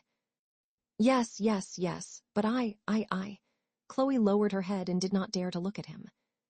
Seeing that she refused to cry, Ammon did not argue with this little girl. He chuckled and said, Well, you know in your heart that I am your husband. Bucky said that you haven't gone through your phone for a whole day. What's wrong with it? I didn't use it. Chloe was stunned. She quickly took out her mobile phone and looked at it. Oh, the battery died in the afternoon. Today, my friend and I went out to film the front of the car and had dinner outside. I'm sorry that I didn't contact them for a while. Ammon slightly raised his lips. Oh, is that so? Chloe blushed. It's true. It didn't take long for her to go out. Before she could use the card and money he gave her to go shopping properly, she was taken away by those people. Chloe, Ammon looked at her red face and slowly became serious. Let me remind you, I didn't force you to marry me. You willingly married me, right? Chloe clenched her fists. Yes. It's good that you know it. What did they say to you? Ammon looked at her and pointed to the person who was drinking tea at the South Lake today. His gentleness could not decrease his charisma of all. Instead, he was like a king born in a high position who was polite to his servants. He had been asking about today's business. Sure enough, he couldn't avoid it. Chloe remembered that the man asked her to verify whether Ammon was gay or not. But she really didn't know how to say it. He just asked me how we lived after our marriage. Chloe's eyes were drifting. And whether it's harmonious. Ammon's eyes seemed to penetrate her face and look into her lying heart. Oh, how did you answer him? It's very harmonious. Chloe's heart was full of tears. Finally, Ammon looked at her for a long time, put down his glass, and stood up. Don't have any contact with the Ammon family in the future. Don't make me repeat this again. If he didn't get the news at the last minute that Ammon family came to city and asked someone to bring her back in time. It was hard to say what they were going to tell her. Chloe looked at his back and said, "What's wrong with you, Bucky? Why do you have such a bad face when I come back?" "Young madam," said Bucky, "although you have an agreement with the young master that you can live your own life after marriage and don't get involved in each other's affairs, I think the young master is still very kind to you." Chloe pursed her lips. She didn't say anything bad. "Young master came back quite early today. He could have had dinner with you." Several arrows flew over and poked Chloe's conscience. Was that really the case? "You can go anywhere, and you should call back when you don't come back for dinner," Bucky warned. "Didn't young master treat everyone so well, and it's your fate that you're married to him."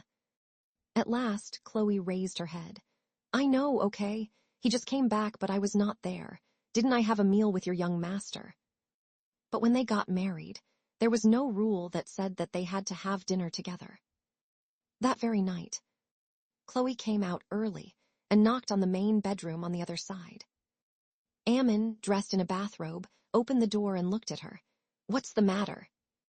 His wet hair stuck to his forehead, which made him look different from the man in a suit and leather shoes in the daytime. The man in front of him seemed less indifferent, but more real. Chloe's lips moved a little bit. Speak." He leaned against the door with his arms folded, with a clean smell of shower gel on his body. Chloe was blushing. He always easily triggered her hormone. "Today, I wasn't lying about my phone battery being out."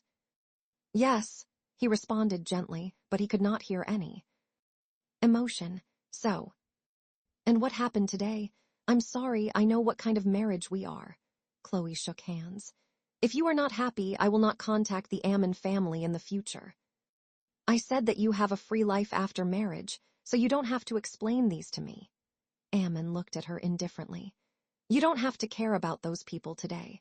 The words I told you in the hall just now were to remind you that you have something you have to keep in our marriage, so you don't have to care about anything else.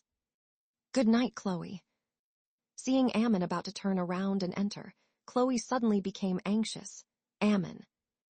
Ammon stopped, and he looked back, showing quarter of his beautiful face. "What's wrong?" Chloe bit her lip. "Can we cancel the marriage agreement?" "Which one?" I don't want to have children." Ammon did not speak, and his cold back stood in front of her. "We got married peacefully." Chloe remembered that the man said that there was someone in Ammon's heart. She twisted her fingers and said a little embarrassedly, "When the time comes, if you need it, we can also get a peaceful divorce." Look, knowing that there was someone in Ammon's heart, she was doing a great thing to help him. Ammon's brown eyes darkened for the first time. Why was this woman so unwilling to be with him? He went to Chloe and slowly stretched out his fingers to raise her chin. Chloe's heart jumped to her throat.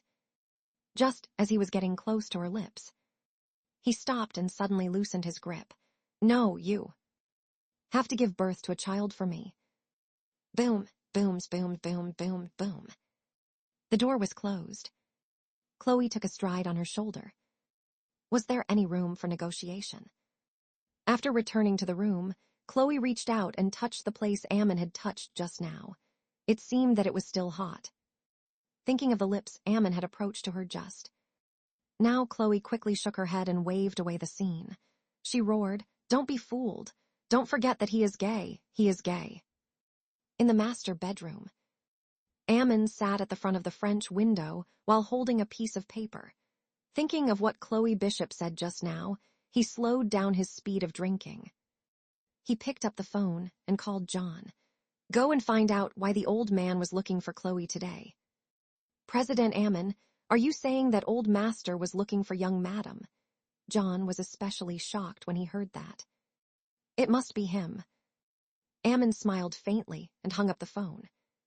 He thought of something and habitually opened a photo on his phone.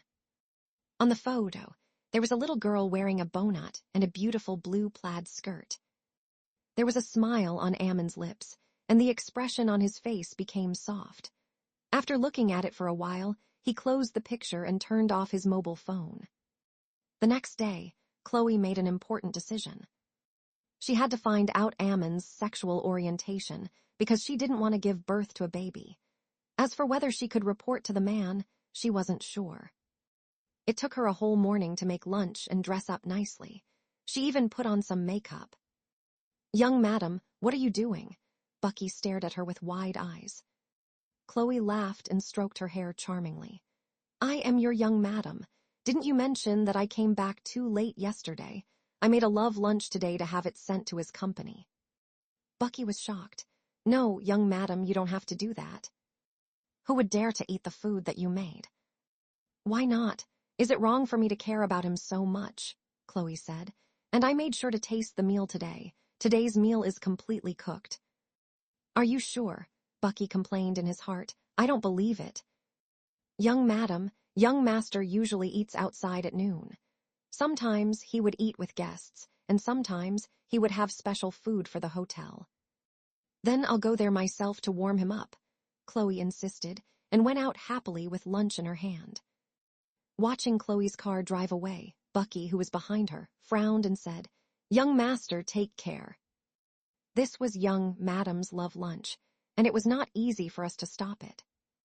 Half an hour later, in the Emperor Group office, Chloe looked at the building of the first conglomerate group in America, which stood high in the clouds, with lunch in her hand. There was a high-end scene of a large multinational company in front of her. There were a lot of people dressed in suits and leather shoes, as well as international clients who looked foreign. They were either welcomed in or sent out respectfully. 2 security guards in black uniforms looked at her and saw her sitting in a BMW 7 Series, carrying a lunch box. Her movements were strange. "Miss, who are you looking for?" 2 powerful security guards came up. "I am looking for Ammon," Chloe said. The 2 security guards looked at each other. Was she a celebrity or an actress who wanted to get close to President Ammon? This time, there was someone carrying a lunch box. She also put a lot of effort into it. The 2 security guards looked at Chloe and felt that she looked quite familiar, but they couldn't remember where they had seen her. "Miss, would you mind telling me your name? Do you have an appointment?" "Can you not tell me your name? Do you still have an appointment?" The 2 security guards clasped their hands behind their backs. "Miss, please leave." Chloe saw it herself. She could not even pass the security check. How would she pass the front desk? She sighed and had to call Ammon. I am outside the Emperor office. Can I go in?" The 2 security guards were trying to figure out who she was calling. After a while, they saw the president's secretary, John, come down immediately. "Miss Bishop, why are you here? Why didn't you tell me in advance? President Ammon is busy now." After the John said that, she turned to the security guard and said, "If Miss Bishop comes again, there is no need to stop her. Will you take her to President Ammon's office right away?" The 2 security guards immediately lowered their heads. "Yes, John." "Yes." John quickly led Chloe upstairs. "Miss Bishop, this way, please. Next time, please inform me." The president's office, which was on the 68th floor of the building of the Emperor Group. It was a big, super modern CEO's office. There were several professional projects and reports for Ammon in front of him. "President Ammon, This is America's development report for the Emperor Group. According to the current trend of the market trend, the Emperor's intelligent XD, R, and S have covered nearly more than 100 countries, and now we have opened the European market.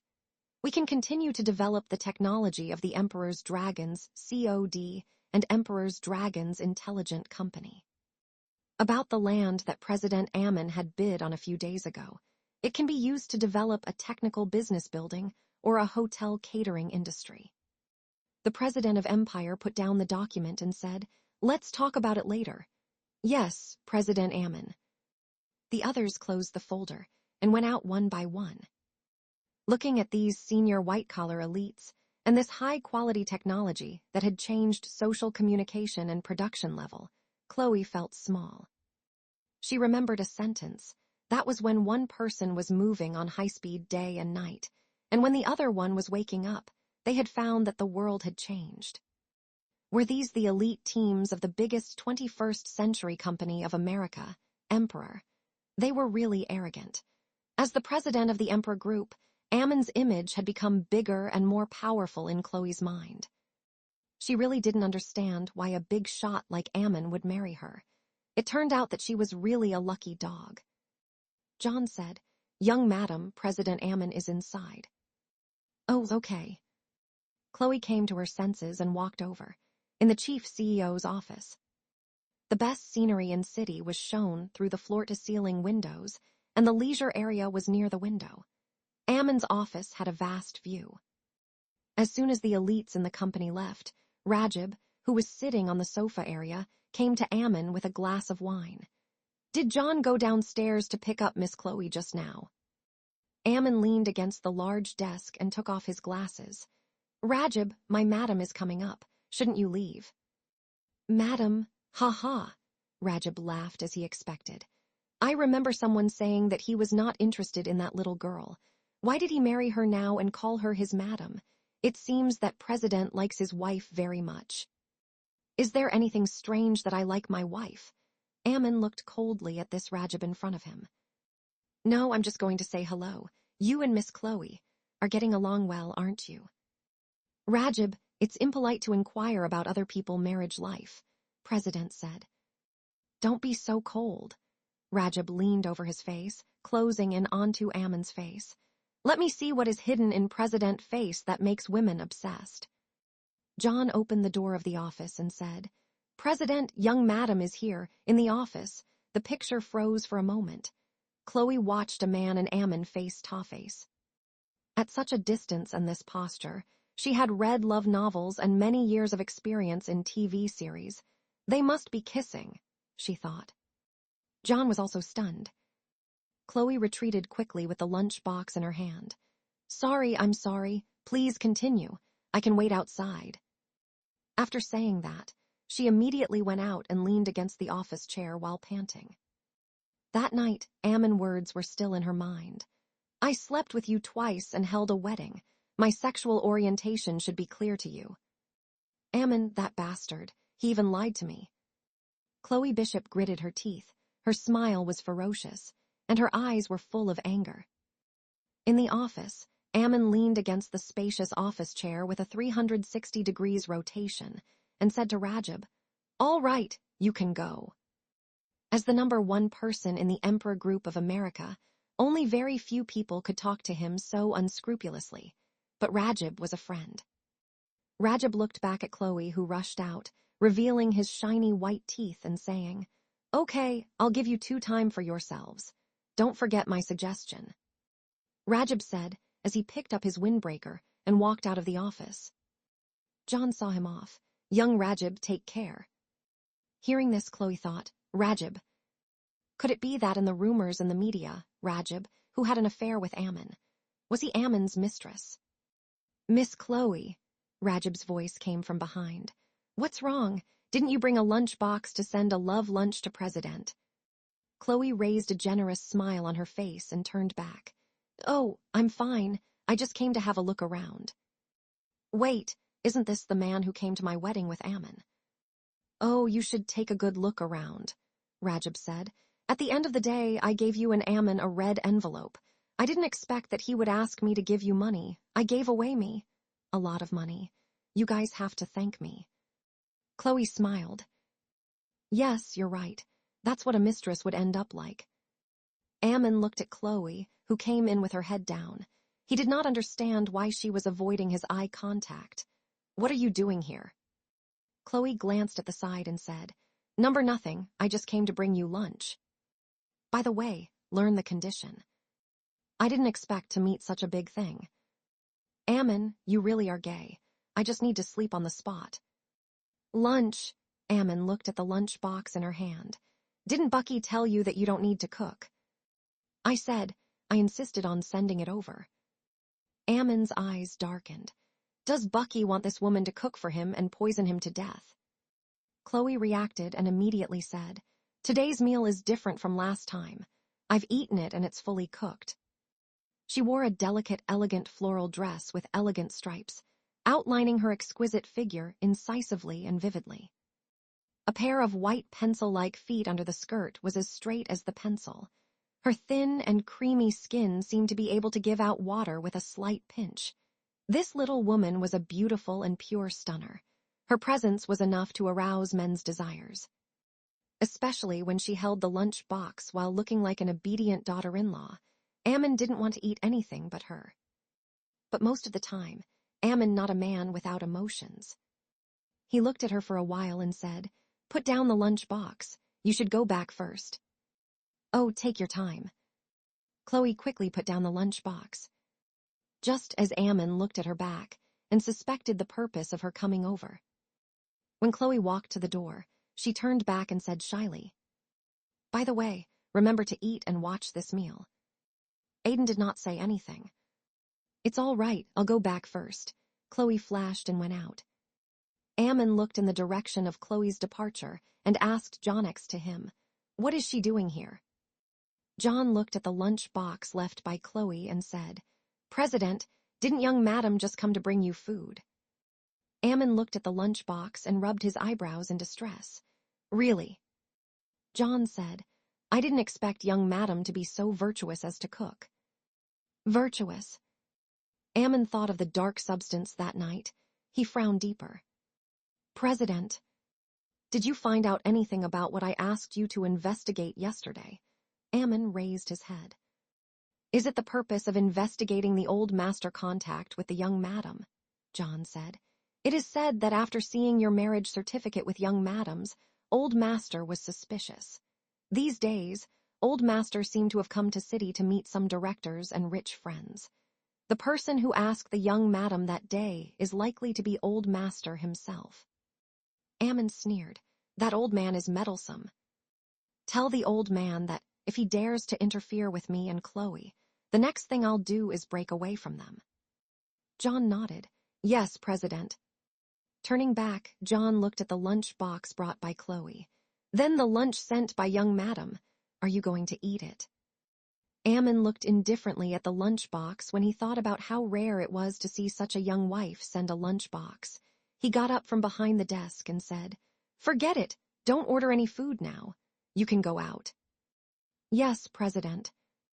Ammon went to the sofa area and opened the lunch box sent by Chloe. Fortunately, the food was white. But the food. Ammon twisted his eyebrows and used his chopsticks to pick up the pile of black. What is this? Holding back his urge to try, he ate a mouthful of the food. He immediately covered his mouth with a tissue and spat it out. When he raised his face, there was a hint of terrible coldness in the corner of his mouth. Has Chloe ever tasted the food she made herself? That afternoon, Chloe was thinking about and planning how to change Ammon's sexual orientation so that he would no longer like men. Thinking of the scene she saw in the Emperor office earlier in the day, she gnashed her teeth in anger. Ammon, you lied to me. Chloe's eyes were full of malicious light. She wanted to make him stand straight until he couldn't stand straight. She wanted him to be interested in women for the rest of his life. She couldn't live with his mistress. She wanted to break them up alive. Thinking of this, the little devil in Chloe's heart had already raised 2 knives with a grim smile. Bucky saw her stomp down the stairs. Young madam. Ask the servants to have a rest tonight, she said decisively. I'm going to cook. I'll make sure he feels 120% of my warmth. Didn't he say that he didn't want to eat the food she cooked? She just wanted to give it to him and disgust him. To release the anger in her heart. Bucky's eyes were wide open. Young madam, don't make fun of me. During the day, Ammon called to him and came back to scold him. What are you doing? Although I haven't cooked before, I've been improving. Seeing these people stop her. Chloe's heart was in a bad mood. I've already done a good lunch at noon and I'm not cooking. I ate it and it's cooked. She definitely didn't need to cook when she was in Bishop family. After she moved out of Bishop family and lived in the Star Garden, she had never cooked before, so she didn't know how to cook, and she always ate outside. At that time, Zayn Ali would eat a candlelight dinner with her almost every day, so she didn't have the opportunity to show off her cooking before. If she didn't brag about this, even if it was not to disgust Ammon, she would try to say no. Bucky looked at Chloe Bishop. Then, young madam, have you tasted the dishes yourself?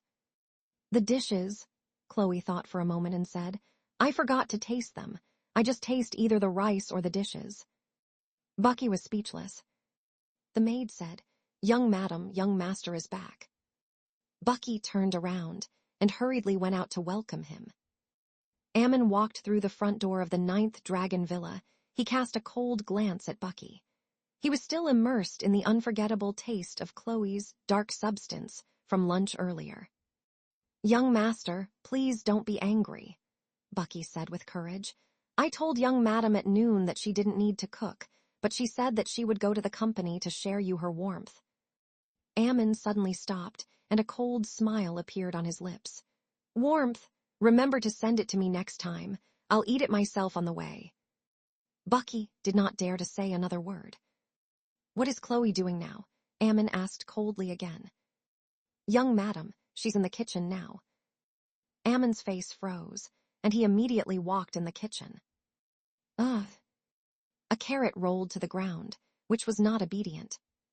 The cook immediately rushed up with fear and said, Young madam, we told you that we would do it for you.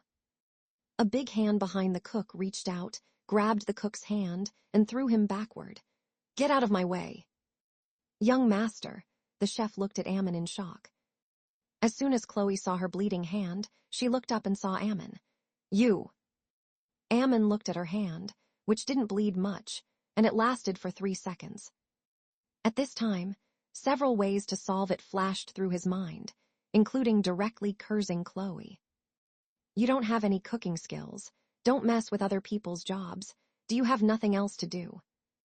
But when he looked at Chloe, who was wearing an apron with her hair tied up, she looked like a lovely daughter-in-law. Ammon took a deep breath and said to the others in an unknown, gentle voice, Give me the first aid kit. Chloe looked at him in surprise. Bucky immediately gave him the first aid kit and said, Young master, here's the first aid kit.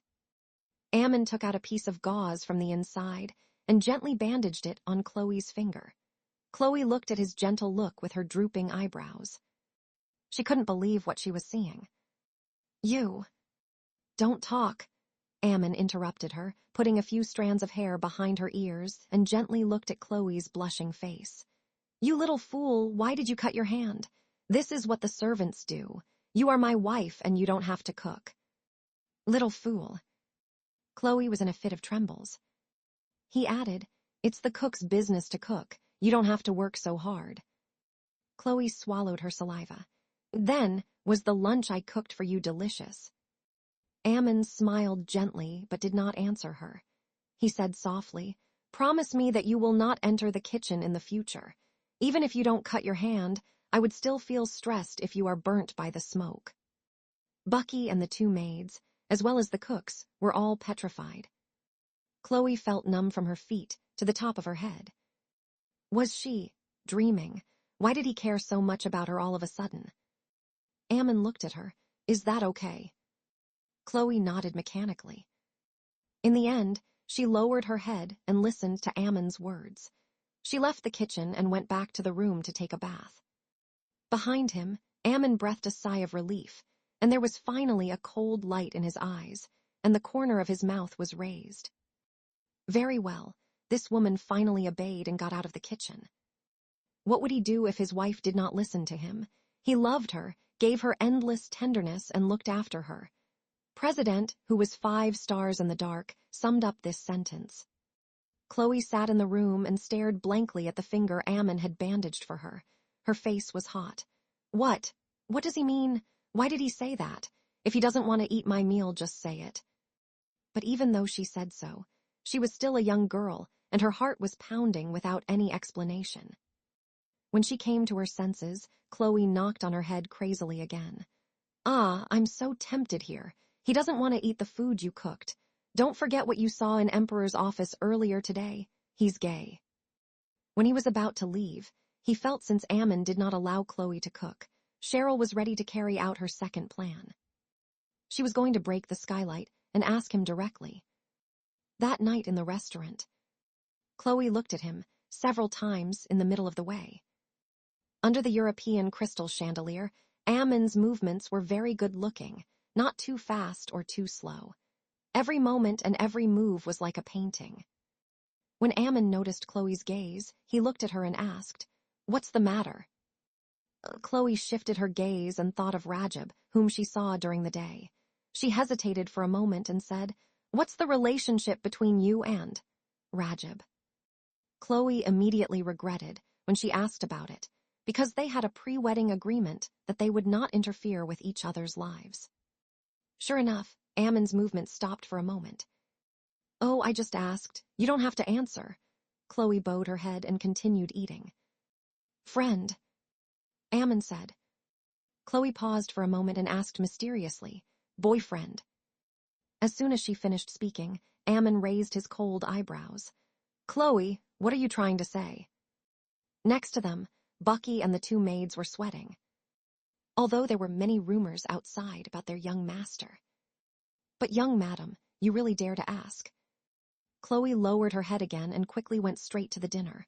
"Nothing, I just saw you together during the day." Ammon looked at her for a long time. Unexpectedly, he did not get angry. "Do you still remember the marriage agreement between us?" "Yes, I remember, so this is just my curiosity.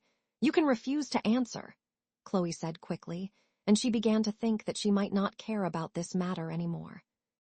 Because whether Ammon was gay or not, it had nothing to do with her.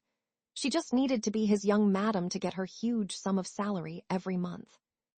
As for giving birth, at the thought of this, Chloe slowed down again. "He must have made some conditions for you, right?" She remembered T equals the man in the wing room in South Lake Park asking. Ammon, who was on the opposite side, looked at her for a while and stood up with a smile. "Is it that time of the month?" Bucky seemed to understand Ammon was going to do. "Young master, in the week starting from today, it will be the best attention period for young madam." Chloe suddenly raised her head. "What are you doing?" "Come to my room tonight." Ammon's figure left the restaurant coldly. Ammon was not angry because of what she said. Instead, he vented all his anger on the night of the same day and squeezed her for a whole night. On the way, he did not say a word. With a terrible silence, he watched Chloe's face shifting between pain and joy. Chloe finally knew that what he meant before. Because she wants to give birth to a child for him, they have a dormitory time every month. He said that it was a period of time, and their whole love period would not only be one day. The entire cycle was nearly more than a week.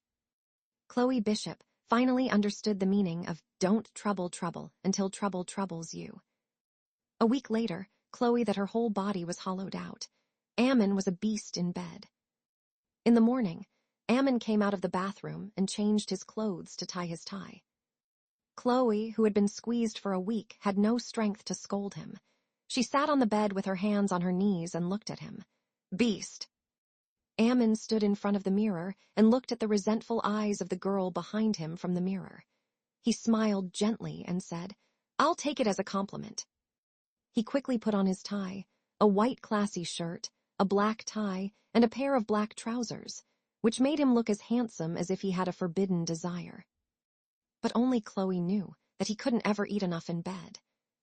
Why? Chloe stared at him feebly. Aren't you interested in men? Why are you doing this? During this week, Ammon, who had always been busy with the Emperor group, spent most of his time in the 9th Dragon Villa. In the daytime and in the evening, all we do is plant seeds. If he really liked women, then the rumors outside would be false. However, she also saw Ammon and Rajab ambiguous action in the Emperor group's office that day. Ammon put on a suit. He took out a watch from the drawer and put it on his hand. He walked over and grabbed her chin and kissed her. Well, you can continue to say that. I can ask for you every time you say it. Chloe was shocked. She immediately stepped back and shook off his hand, which was holding her chin. It's been a week. The love period is over. We have a pre-wedding agreement that you can't touch me. Ammon smiled and looked at the panic on her beautiful face. Right. Chloe swallowed and wrapped herself in the quilt with a white kiss. But next month, he said, I'll be waiting. Chloe felt her heart skip a beat again. I'm going to the company, little girl. In the end, Ammon said, and you look very good when you sleep.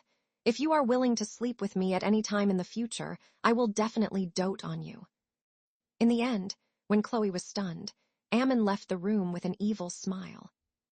Chloe cursed while taking a shower in the bathroom. Warm water flowed down her smooth skin, and the kiss marks on her body bloomed like beautiful. A week's time in the same room, there was a lot of pain below.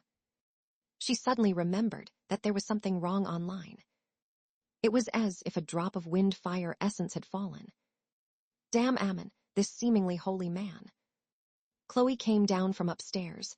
The maid brought a glass of water to her and said, Madam, please drink some water. This was another issue for Chloe. This week, she and Ammon stayed in the same room every day, and she had to have a drink of water. I don't want to drink it. Just put it aside, Chloe said gloomily.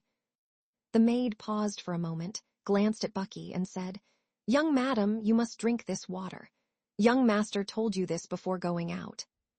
Bring it here, give it to me, Chloe roared, took the cup and poured the wine into it. All right, drink it. Oh, okay. The maid took the cup. Chloe was sitting on the sofa with her arms around her knees, gritting her teeth. Well, we have a deal that our marriage has nothing to do with each other. Why would he care whether I drink water or not? Bucky said, Young madam, young master is doing this for your own good. Well, we have a deal that our marriage has nothing to do with each other. Why would he care whether I drink water or not? Until now, the marriage agreement between her and Ammon was still there, but in reality, it lived up to its name.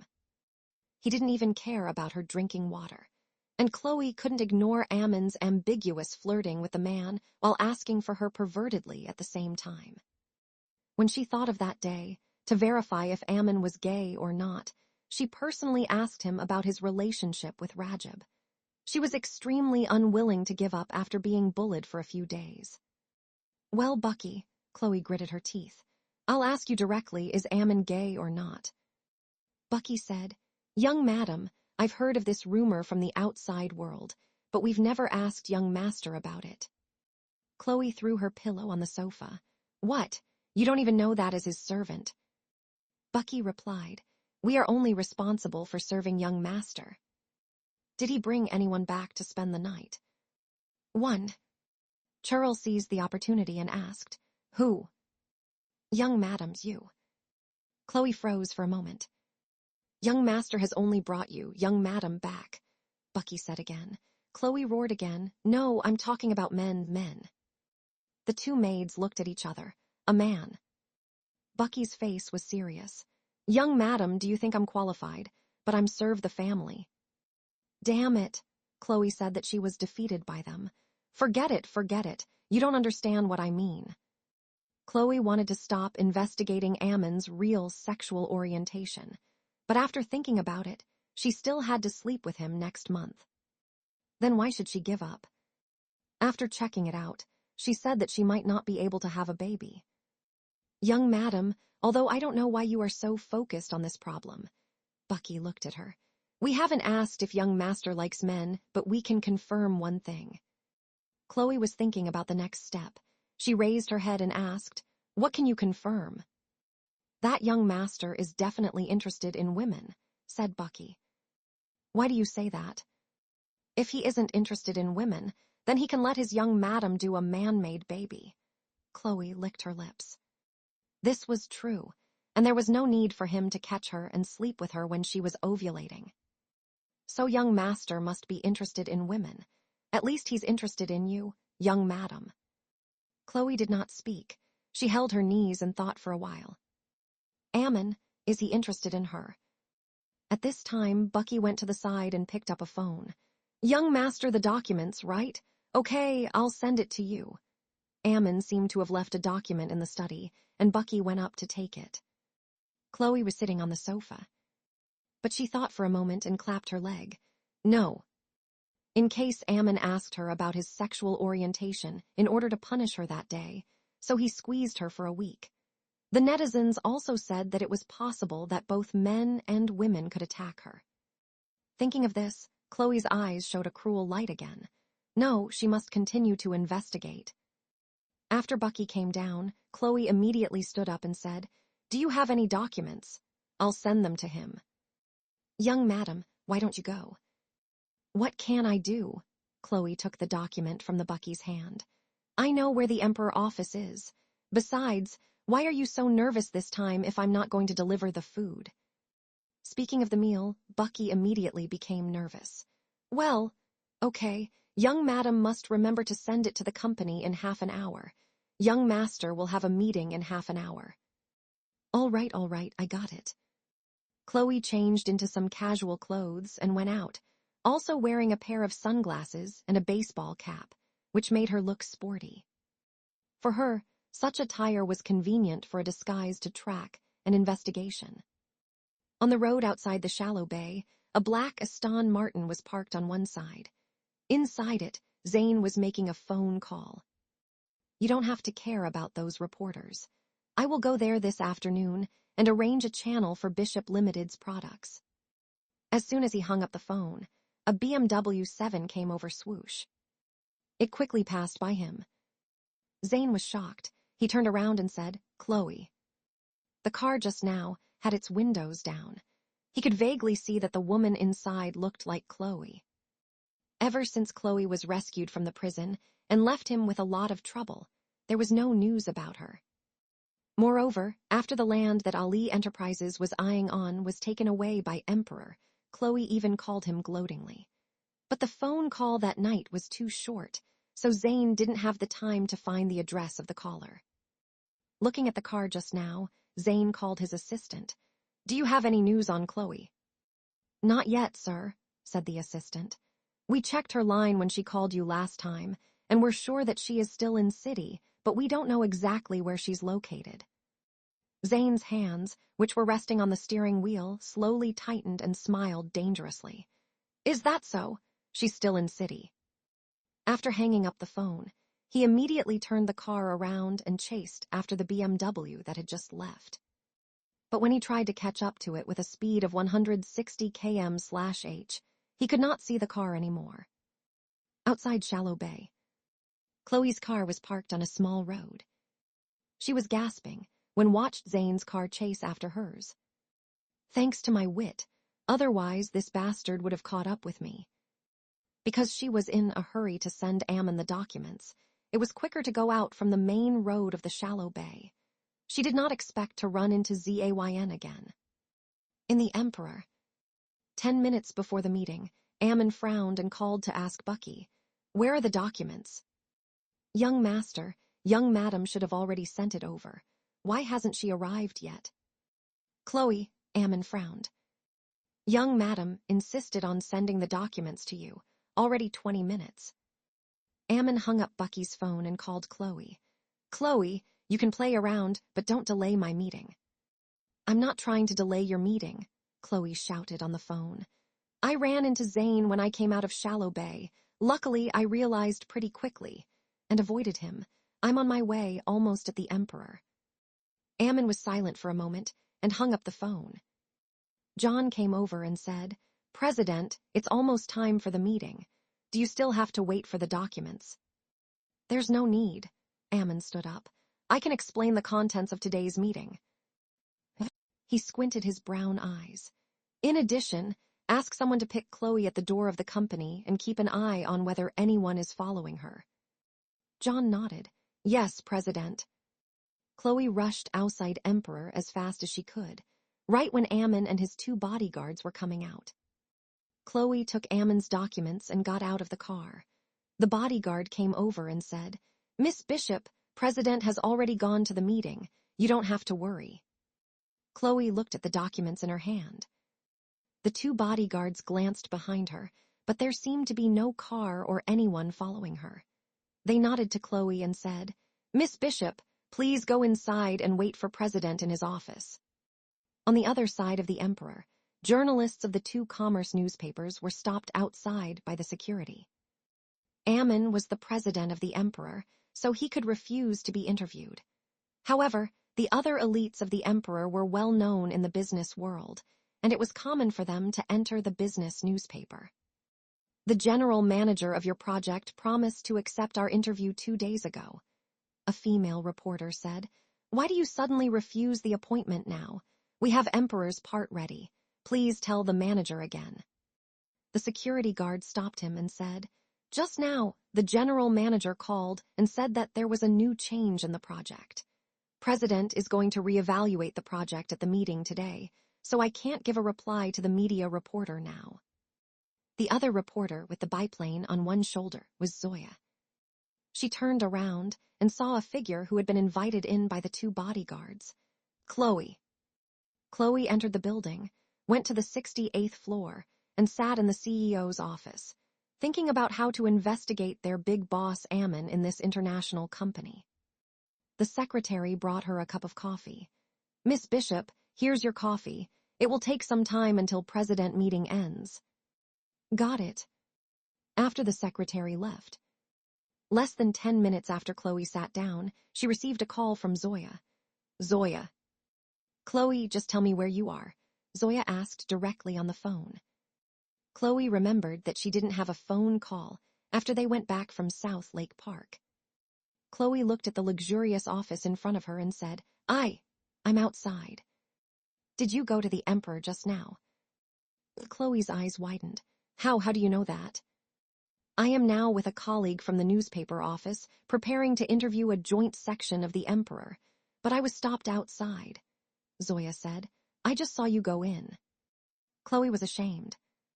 Was it a bad time to go out today? First she met Zane, and now she met Zoya outside the Emperor. Chloe, tell me, who was the one who sent you to the South Lake tea house that day? Zoya was not stupid. Those people only took Chloe, not her, to the tea house that day, so they must be looking for her. Those people That South Lake tea house is not a place for ordinary people. They are all celebrities. Are those people related to the man you married? Zoya guessed. Chloe was a little uncomfortable. Well, what can I say? Chloe did not know what to say for a moment, but she did not want to hide her marriage from Zoya. After a while, Chloe said, Zoya, I had an agreement with him. I can't tell you anything about his identity. HMPH, Zoya smiled sinisterly. Even if you don't say it, I will find out. What? Was the agreement between her and Ammon exposed? Chloe's mind went blank. On the other side of the phone, Zoya was looking up at the tall building in front of her colleague. That man must be working in the Emperor, right?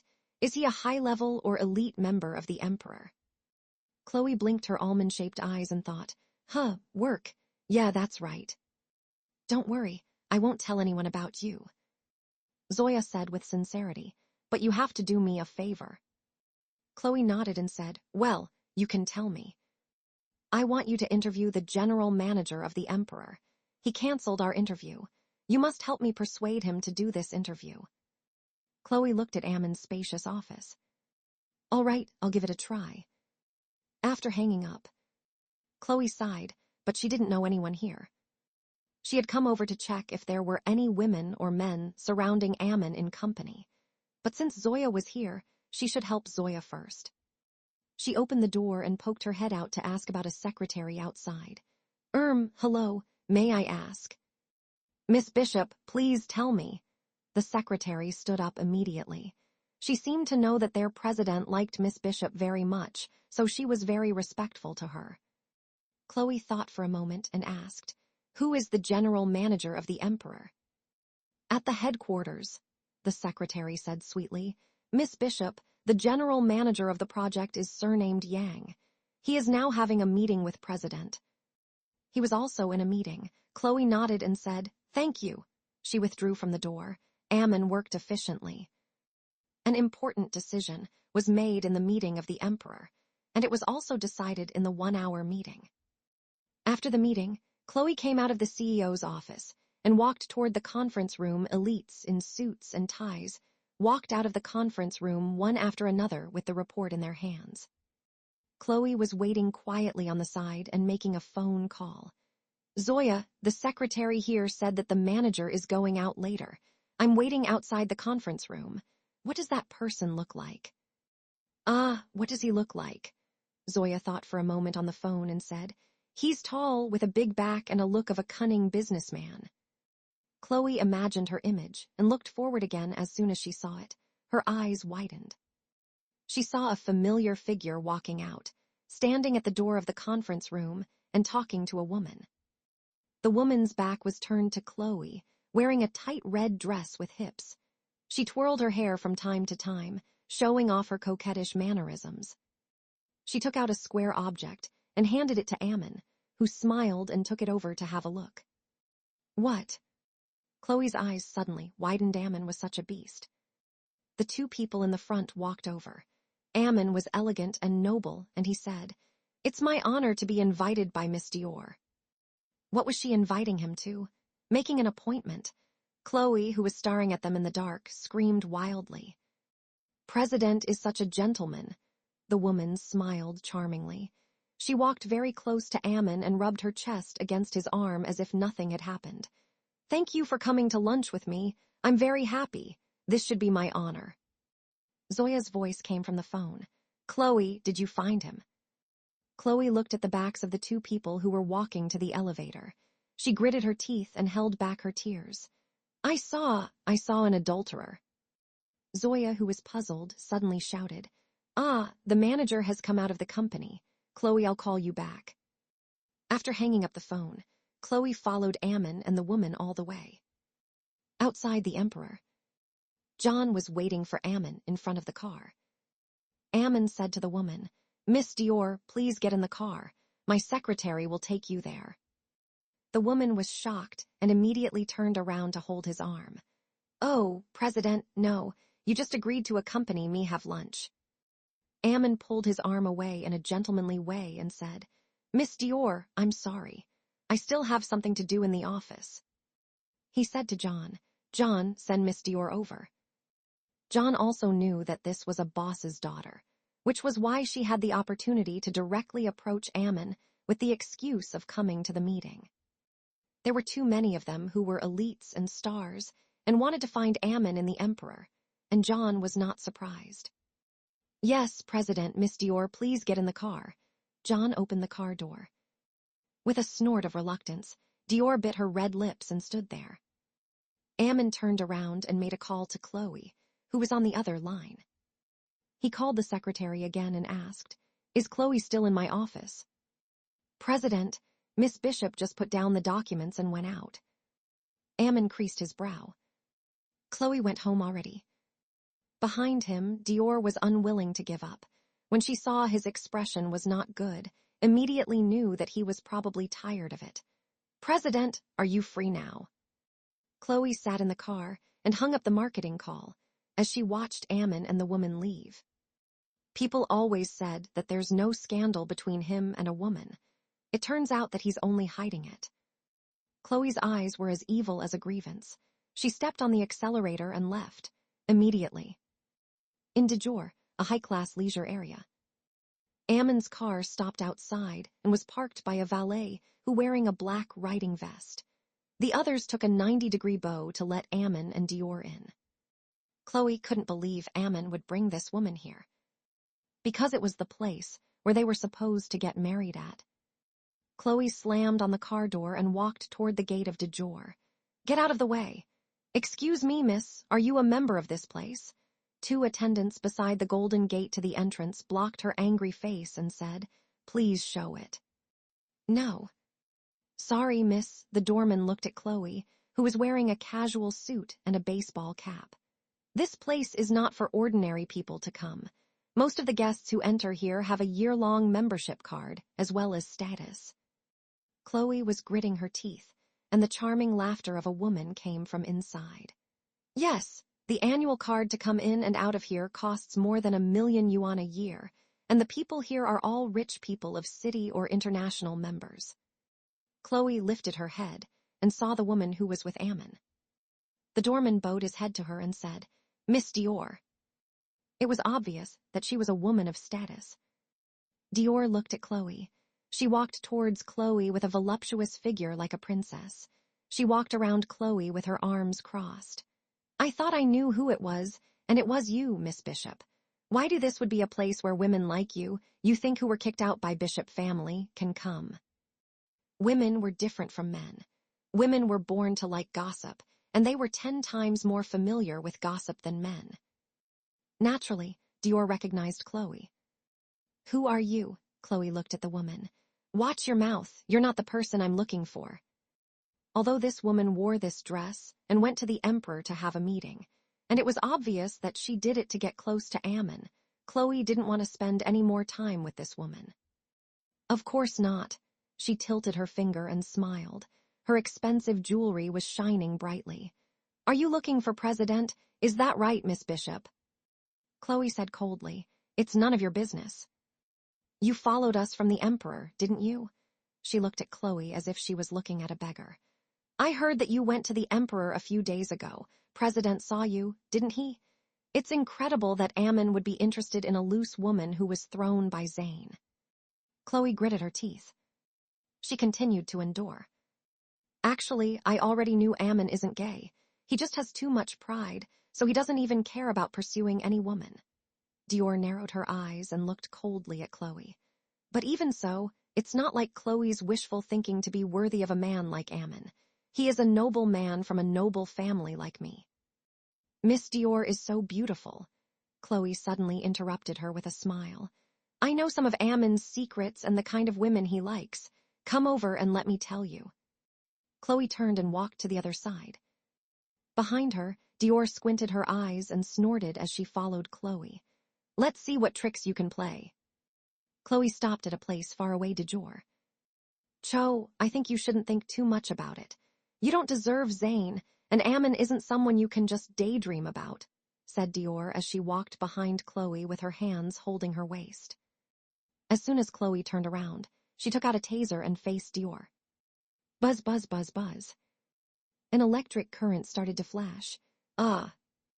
As Dior was struck by the electricity, she screamed, and her body was in a distorted state as she fell to the ground. Chloe sneered with the taser in her hand. "Miss Dior, you were quite good at talking, weren't you? Go on, I promise I won't electrocute you." The woman fell to the ground with her eyes wide open. "Chloe, you be *TCH, how dare you beat me?" Chloe kicked at her body and slapped it on the face of Dior. "You don't have the final say on what I can or can't do. What the fuck are you talking about? I'm the one who dumped Zayn, and it's you who's still dreaming. How can a slut like you hook up with Ammon?" Chloe beat the woman with fire in her eyes, and she even wanted to seduce her husband. However, Dior was a famous young lady. When people heard someone screaming, people from Dior immediately rushed over. "What are they doing over there?" "Stop." More than a dozen people rushed over and pulled Chloe away from the Dior. In Dior Luxury Club, Ammon was thinking about how he had seen Chloe's car earlier. Suddenly John came with news. "President, bad news. Young madam is hitting someone outside." Ammon frowned and immediately stood up to leave. Chloe was taken outside of Dior, and the noble attitude of Dior was completely gone. She was beaten black and blue, and her face was swollen and embarrassed. When Ammon came out, she rushed up and pointed at Chloe. "President, this woman dared to hit me. I will tell my father to put her in prison so that she can live a life worse than death." Ammon narrowed his eyes. He saw the girl who he was trying to call earlier. It was none other than Dior. Chloe's eyes were red as she glared at Ammon. She started it. She called me loose woman. Ammon frowned and said to the others, "Bring Chloe in. Miss Dior never entered Dior again. John, cancel the cooperation between Emperor and the Dior Corporation." John nodded. "Yes, President." The others were shocked. Ammon actually protected Chloe, who had beat up and punished the daughter of President of Dior Corporation. John immediately took Chloe in. Chloe glanced at the coquettish bitch before she left. Behind him, Dior widened her eyes in disbelief and reacted. She angrily pointed at Chloe back and shouted, "Ammon, didn't you hear me? This woman slapped me." "I heard it very clearly." Ammon turned his face back and raised the corner of his lips. "And you said that she's a loose woman. What, Miss Dior, do you want to say that my woman is a loose woman?" As she looked at Ammon's back, Dior's gaze instantly widened. Chloe was his woman. The people outside of the Dior could clearly hear and see their conversation. Dior's face darkened as she got kicked out from Dior, and Ammon even said that that bad girl who hit her was his woman. However, Ammon embarrassed her in front of so many people. It would be as if she had lost the pride that she's had for 20 years. "Okay, Chloe, is that so? I will let you know what will happen if you offend me in city." Dior glanced at the people around her and said, "What are you looking at? Ammon has been with a lot of high-class girls, so he has a little interest in the woman like Chloe." After that, she covered her swollen face and walked to the car angrily. She made a phone call to Kate. "Miss Bishop, guess who I met? Of course, it's the Chloe Bishop who was driven away by your Bishop family." After Chloe was brought into Dior, she sat in a luxurious room that did not look like a room for negotiation. Last time when she came to this place to see Ammon, she met him in the swimming pool, so she had no idea what kind of place it was. Ammon walked into the luxurious room accompanied by John and asked, "Did you follow me from the company?" Chloe's white face turned to the side. Who said I'd follow you here? Does your family own this place?" Aiden looked at Chloe and smiled. "You could say that." "What?" Chloe suddenly turned her head. "No way." John explained to her, "Young madam, all the buildings in this street, famous for its high-class entertainment area, including the land, the road, and the plants, are all under the business of the Emperor." Chloe moved her lips. "It was also owned by the Emperor. How many estates did he own?" "Including this Dior Luxury Club, it is also property under my name." Ammon warned her in a gentle tone. "Otherwise, why do you think it was named Dior?" Chloe was dumbfounded. So Ammon was the one introduced on television as the biggest merchant in the city, given the title of Dior. No wonder it was said on the television that the boss of the title was very mysterious and came from a very prominent background. It turned out that he really had a strong background. He was the president of the Emperor. Chloe looked at her husband in the name in front of her and snorted. "Is that so? Mr. Ammon really has a big business." Ammon sat across from her and said, "If you were to call me husband, half of this family business might be yours too." I still have something to ask you." Chloe Bishop coughed twice to interrupt him and changed the topic. "I have seen with my own eyes that Mr. Ammon is romantic outside, having an affair with a woman, and he came to this place to hook up. Excuse me, have you cheated on me?" "Chloe, what are you talking about?" Ammon sat across from her and looked at her. "Don't worry, I just want to confirm some facts," Chloe said gloomily. "Even if you have a mistress outside, I won't care, because we are free after marriage." It turns out that the premarital agreement works in order to facilitate him to flirt with other women outside. Chloe secretly had a fire all over her body. Ammon's face darkened slightly. "Watch your mouth." "Isn't it?" Chloe could not control him, but she also wanted to tease him. "Hey, to my surprise, there are rumors that President and women have no scandals, and you are the Prince Charming of the new century. It turns out that President not only has sex with both men and women, but also has a close relationship with women in private. It's amazing that you have been able to maintain that image to the outside world all the time." As John listened to the conversation between them, he consciously avoided it. "President, I'll wait outside." After John left, Ammon poured a cup of spirits and sat on the opposite side of the table. He smiled as he looked at Chloe. "If that's the case, what do you plan to do?" "So what? I'm not going to do anything," Chloe said sourly. "I just wonder how many lovers you have outside." "Don't worry, you have mistaken." "Mistake," Chloe wanted to show her middle finger. "If Dior is my lover, and you beat up my lover outside, will I help you?" Ammon asked. Chloe gritted her teeth. "But I saw it. She gave you a condom at the door of the meeting room of the Emperor, and you picked it up." Ammon smiled. "So you were at the company just now?" Humps. Even though he had been discovered by her, he was still unhurried. "How dare you, Ammon?" "A playboy." "Are you referring to this condom?" Ammon's 2 fingers were holding something that looked like it. Chloe was stunned. When she saw this, her face turned red. I misjudged you. You are so shameless to take this out in public." "Why can't L?" he said. "This is a normal life supplies for men and women, isn't it? The brand of Durex is the most popular one." Chloe didn't expect that Ammon not only hadn't scolded her, but also protected her, and even told her the information of condom after she hit Dior. "I'm so ashamed and annoyed." I'm sorry," she gritted her teeth. "I don't want to talk about this anymore." "But now that we're the only ones here, why can't we talk about this topic?" Ammon asked her with a smile, as if he was deliberately flirting with her. Chloe was even more uncomfortable. "What's more?" "Puh." That thing was thrown in front of Chloe. "And this isn't a condom."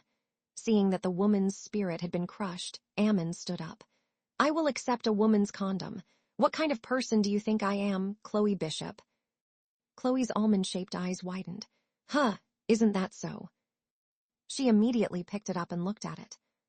"Take a good look at it yourself." President was speechless. "This is the latest cream sample of the Dior brand. Dior is a cosmetics brand that is on par with the Bishop Limited in America. This time, Dior Corporation wanted to join the Emperor. Miss Dior was representing her father, the chairman of Dior, to attend the meeting of the Emperor. But I don't have any intention of making cosmetics." Chloe quickly took the package and looked at it, only to find that there was indeed the sign of Dior on it, and it was soft inside. She tore a small mouth. She squeezed out some fragrant cream from the inside. Chloe put down the things in her hands. Her head drooped lower and lower, and she sweated profusely. "Is that so? But even so, you still acted intimately, didn't you?" "Chairman of Dior Corporation allowed her to attend the meeting. Most likely, he wanted his daughter to get close to me." Ammon's voice was calm. "There are many women who want to approach me, not just her. Moreover, we came here for a meal, not a hookup." Chloe almost lost her balance. "Well," she began to retreat. "Sorry, it seems that I misunderstood. I won't bother you and go back first." Behind her, Ammon looked at the young wife wearing a white baseball cap. He stretched out his hand and wrapped it around her waist. "You've followed us all the way here. Do you want to leave now?" "What are you going to?" Chloe's eyes widened. She gazed at his enlarged, handsome face in front of her. He wrapped his arms around her waist and suddenly pressed down on her lips gently and forcefully, kissing her. Hot breath brushed across her delicate skin, and her face started to feel slightly hot. She thought of the days and nights with him a few days ago. She felt a little dizzy. Chloe suddenly came to herself and pushed him away. "Don't kiss me." "Why?" Ammon looked at her with a deep gaze. "In my opinion, 2 people who don't love each other can sleep together, but kissing is abnormal." Chloe turned around and said. In her view, people who would kiss each other were usually lovers, and kissing others was easier for her to fall in love with than sleeping together. Ammon looked at her for a while. "Are you jealous?" Chloe's feet paused, and her body immediately froze. "Mr. Ammon, you're joking. How can I be jealous?" Behind her, Ammon whispered in her ear, "Then what are you doing here?" Sending documents to you." Chloe's voice trembled slightly, trying to avoid his warm chest which was close to her body. When I saw you go out with Miss Dior in the company, I was curious where Mr. Ammon, who had no scandals with women, would go. Since it's not like that, I'll go back first. Continue with your work." In fact, she wanted to have a look in the Emperor again to see if he was still close to man. She did not expect to find a woman this time. Ammon asked her again, "Did you meet Zayn Ali when you went out? Did he find you?" Chloe was stunned for a moment. "No, I'll go back first." As soon as she finished, Chloe opened the door and went out. A hint of coldness appeared on Ammon's elegant and luxurious face. John pushed the door open and came in. "President, have you made it clear to Madam?" "She's just a little girl.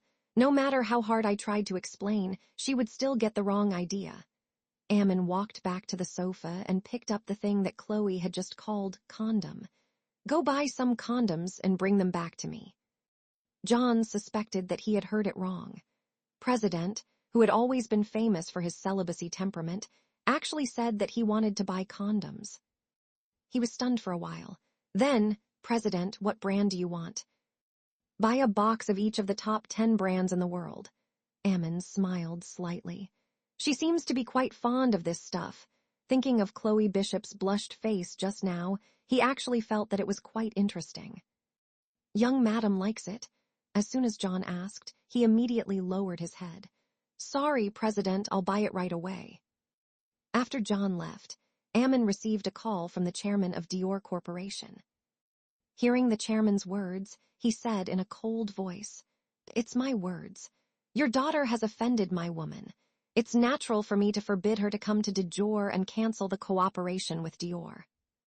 On the other side of the phone, the chairman of Dior was furious. "Ammon, my daughter is precious. How can the woman who was driven out of the Bishop family be compared with her? You ignored my face and let others beat my precious daughter on the spot." "She deserves to be beaten up," Ammon said casually and hung up the phone. John quickly brought his things back because Dior Luxury Club owned everything. There was no need to buy anything at all. John stood behind him and asked, "President, Dior Corporation and Bishop Limited have always been opponents. This time, they are preparing to join the Emperor in order to continue competing for the market in America with Bishop Limited. But is it really fine to refuse the company this time? They are likely to cooperate with the Ali Enterprises." "I originally didn't want to make a makeup brand." Ammon expressed his lack of interest in that aspect. "Furthermore, his daughter dared to insult my wife, which means that she has offended me." "Yes, President," John replied. The status of emperor in America was unshakable, and the name Ammon was also the name that no one dared to offend. Chloe was his woman. The person who offended his woman was the same as offending him. Ammon turned around and asked, "My things?" John quickly lowered his head. "President, all you need is here." "What's wrong?" Ammon looked at his strange expression. John adjusted his gold-rimmed glasses, and his usual serious face was inevitably embarrassed. "President, please let someone else buy this thing in the future. It would be misleading for me to buy such a big bag of it."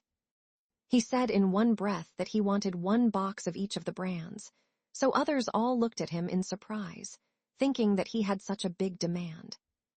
Ammon picked up a box and looked at it. He saw that there were not only all kinds of brands, but also different types, such as strawberry flavor, mint flavor, even studded.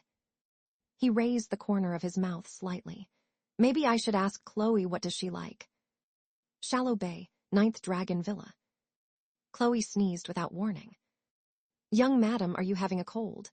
Bucky asked. Chloe rubbed her nose and said, "I don't know.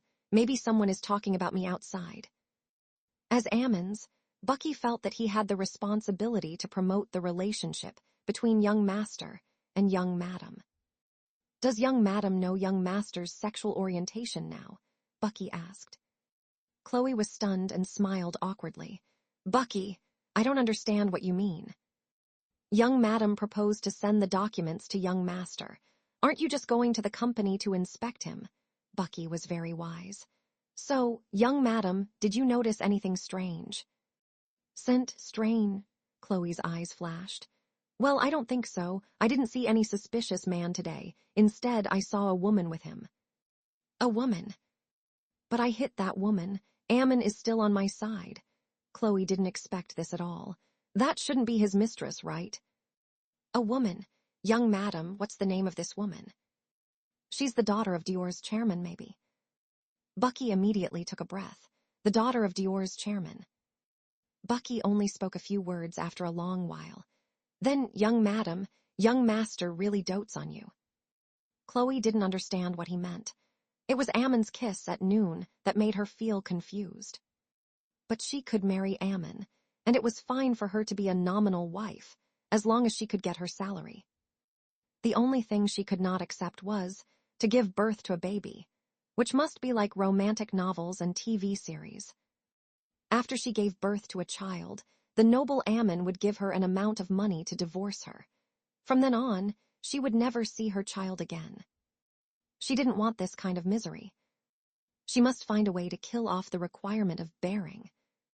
Therefore, no matter how licentious he was outside, she had to turn him straight in order to ask the old man who she met in South Lake Tea House to help her solve this problem. Thinking of this, Chloe stood up decisively. I'm going out. I'll come back for dinner. On the afternoon of that day, Chloe drove out of the shallow bay and came to an adult goods store in downtown. In the dark Gothic store, there were all kinds of things that made people blush and hearts beat fast. Chloe's face turned red and she didn't dare to look at those things. May I ask if there are any? The shop owner looked at the girl wearing a tight mask and sunglasses and said with a generous smile, This is your first visit, isn't it? My products is the best-selling in the whole city. You can buy anything you want. Tell me, do you want to buy anything for man or for woman?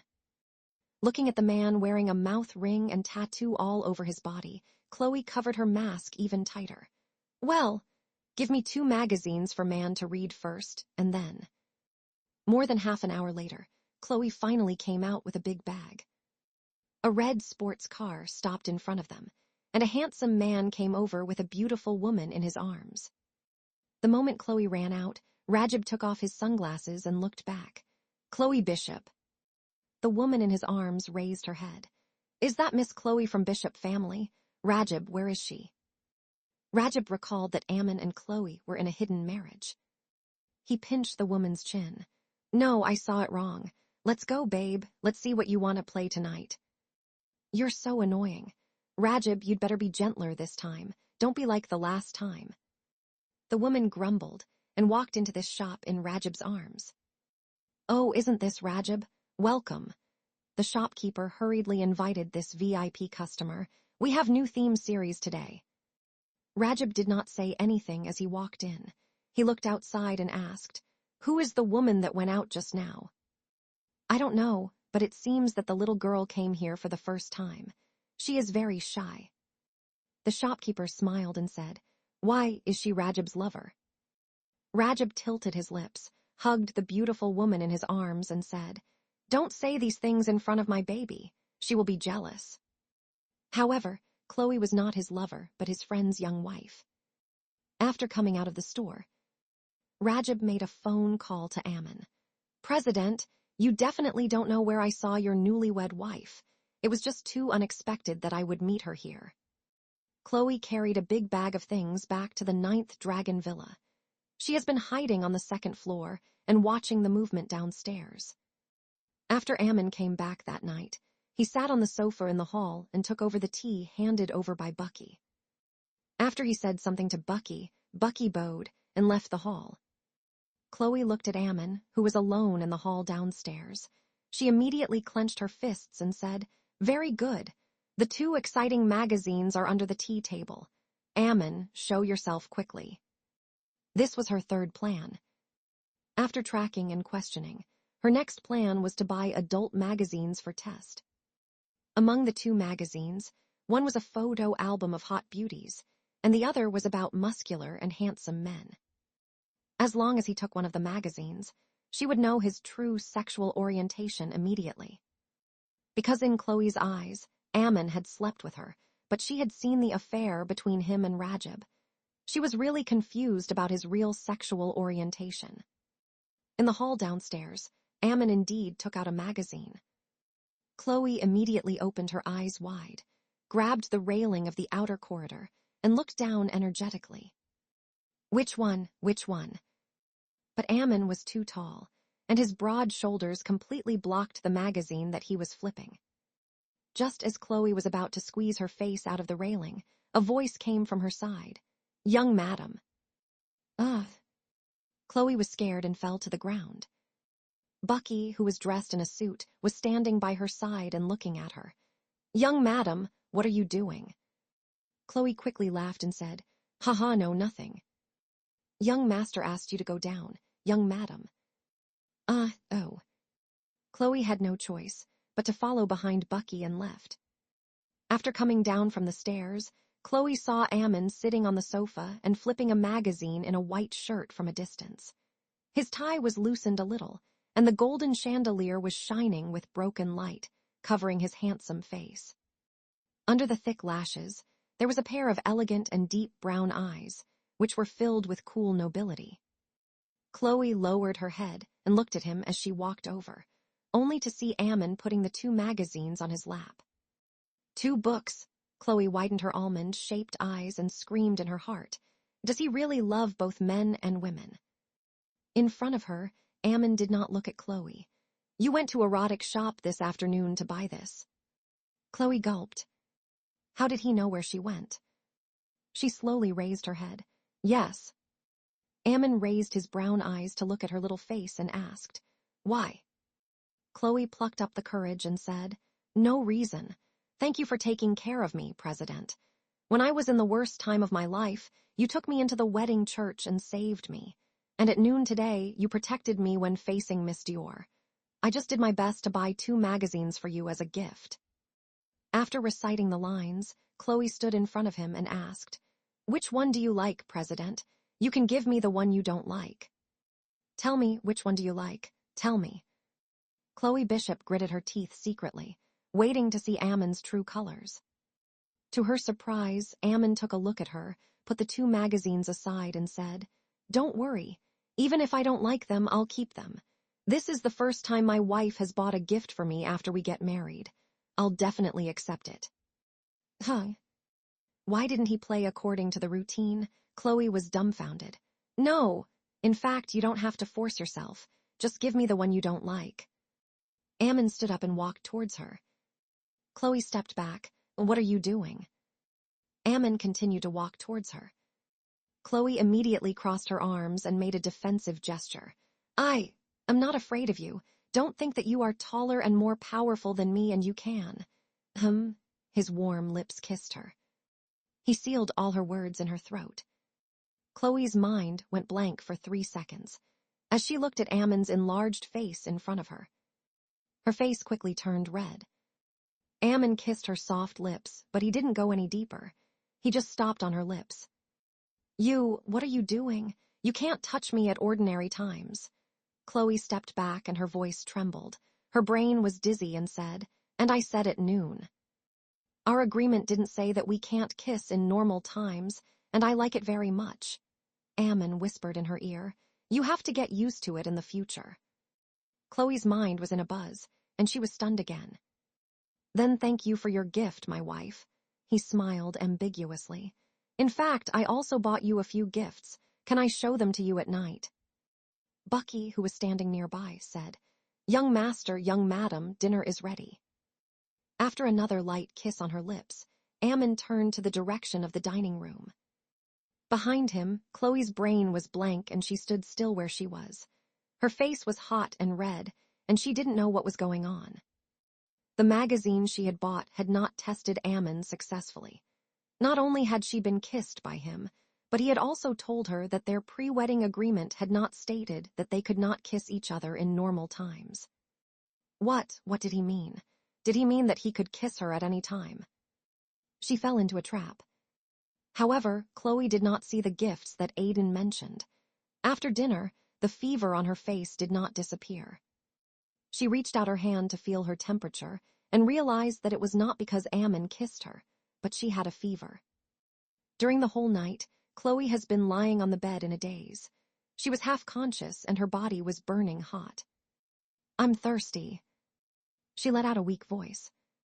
Soon, some cool water flowed into her mouth, and something warm and soft covered her lips. Ammon sat on the edge of the bed, gently feeding her with water. His face was so cold that Bucky was scared upon seeing it. After the doctor left, Ammon looked at Chloe lying on the bed and asked, "Why does she have a fever?" "Young master, it's most likely caused by a cold." Bucky lowered his head and said, "Young madam seemed to have some symptoms of a cold this afternoon and was sneezing, but she said it's fine. I was negligent." Ammon looked at Chloe, who was covered in a quilt and her face was burning red. He frowned and said, "Listen, even if she and I are in a nominal marriage, as long as she is here for one day, she is still my wife. If you don't have the ability to take care of her, you don't have to stay by my side." Bucky immediately bowed down. "Young master, please forgive me. In the future, I will pay more attention to the young madam's health." Ammon did not move. He looked at her, and no one knew what he was thinking. In the magnificent bedroom, it was very quiet. Suddenly, the corner of his lips twitched and he asked Bucky, "Do you know why I married her?" "Because, young master, you need to get married and give the family an explanation, and—" Bucky glanced at Chloe. "Young master used to. Have a good night with young madam in the hotel. Young master wants to be responsible for her, right?" "This is only one part of the reason," Ammon said. "Then, is there any other reason why young master wants to marry the young madam?" Bucky asked. Ammon was silent for a moment. "Forget it, you should go out now. As her husband, I should also take care of her." Usually, he was busy in the company. He did not have much time to spend in the 9th Dragon Villa, let alone accompany Chloe. Bucky glanced at Chloe and nodded. "Okay, good night, young master." Ammon quietly looked at Chloe, gazing at her soft, sleeping face and her little frown. His finger reached for the space between her brows. "Waters." Chloe made a sound again. Ammon's finger stopped above her inner brow and drew back once more. He picked up the cup, took a sip, and fed it to her. But because Chloe was lying, she choked again after a few sips. Ahem, ahem, ahem. Ammon sat by the bed, picked Chloe up a little, and then fed her again. Chloe, who was held in Ammon's arms, immediately shrank and curled up in his arms like a child. Ammon held her hands tightly for a while and released again. He put her on the bed and said, "I heard that after a cold, sweating can cure it faster. Maybe we can have a try." That night, Chloe, who was in a daze, had the dream of being pressed by the big truck and kissed by the big truck. It was too terrible. When she woke up the next day, she didn't know what time it was. Chloe held her head and asked, "What time is it?" "Young madam, 11 o'clock. The maid standing in front of the bed said, "You caught a cold and had a fever yesterday. Are you feeling better now?" Chloe shook her head. "It's okay." It's just that her head was a little heavy. "Oh, that's good. Before young master left, he told us to take good care of you." The maid immediately sent the medicine and water over. "This is yesterday's medicine. Young madam, please take it." After Chloe swallowed the medicine, she went to the bathroom to take a shower. The strange feeling in a certain place immediately made her find something wrong. After coming out of the bathroom, she angrily called Ammon. "Ammon, what did you do to me last night?" "Help you warm the bed." Ammon just gave a few simple words. "Ammon, I didn't expect you to be such a despicable person." "Chloe, have you recovered from the cold?" Chloe clenched her fists.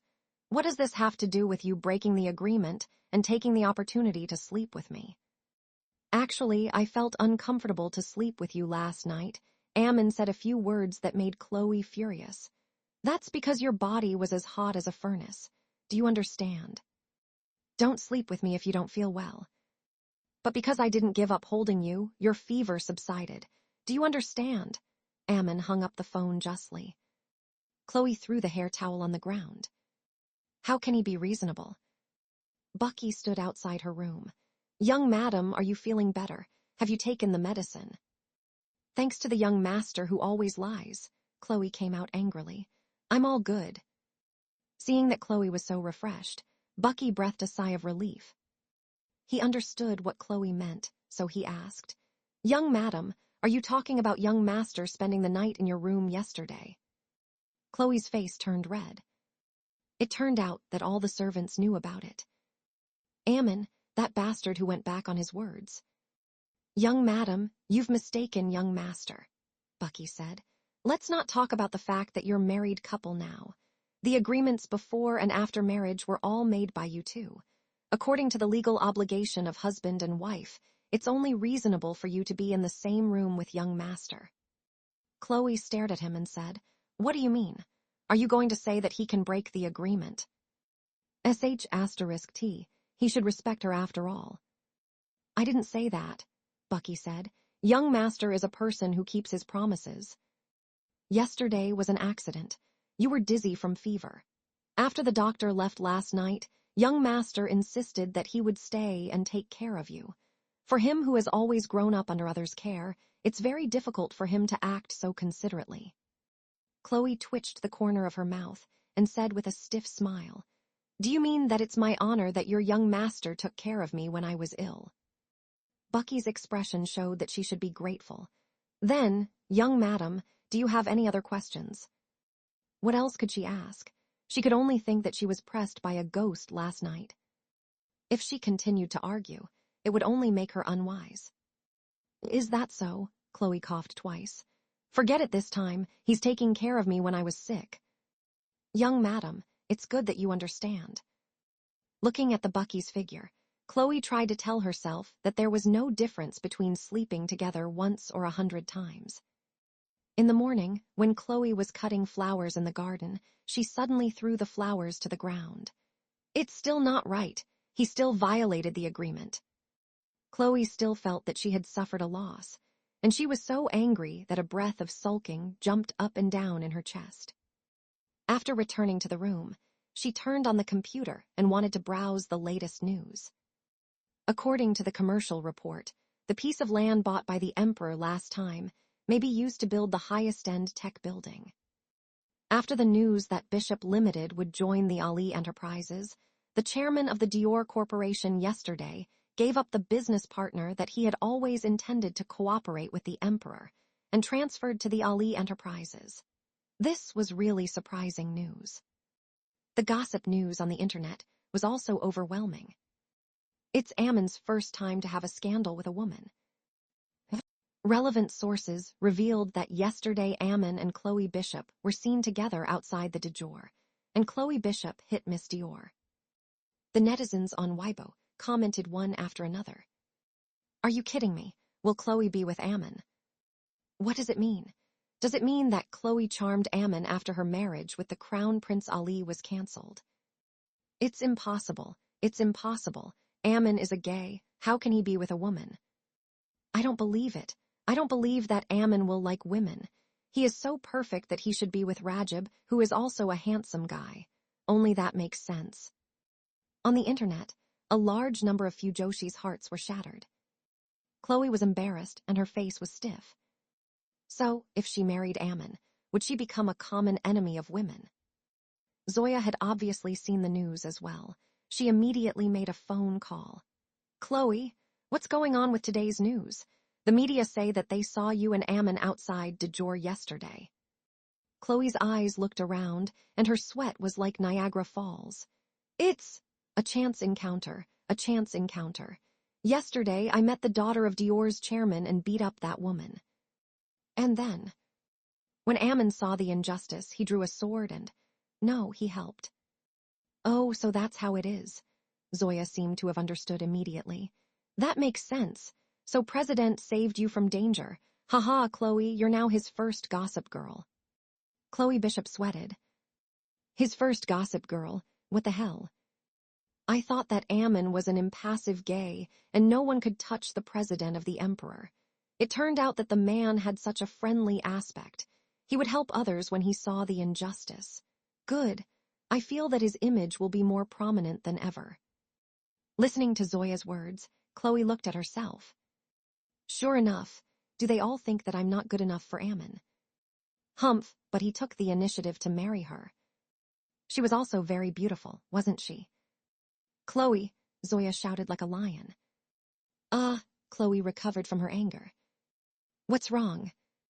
But didn't you go to the Emperor yesterday to find your secretly married husband? Why did you go to the de jour luxury club? Chloe recalled that Zoya saw her yesterday when she went to the Emperor.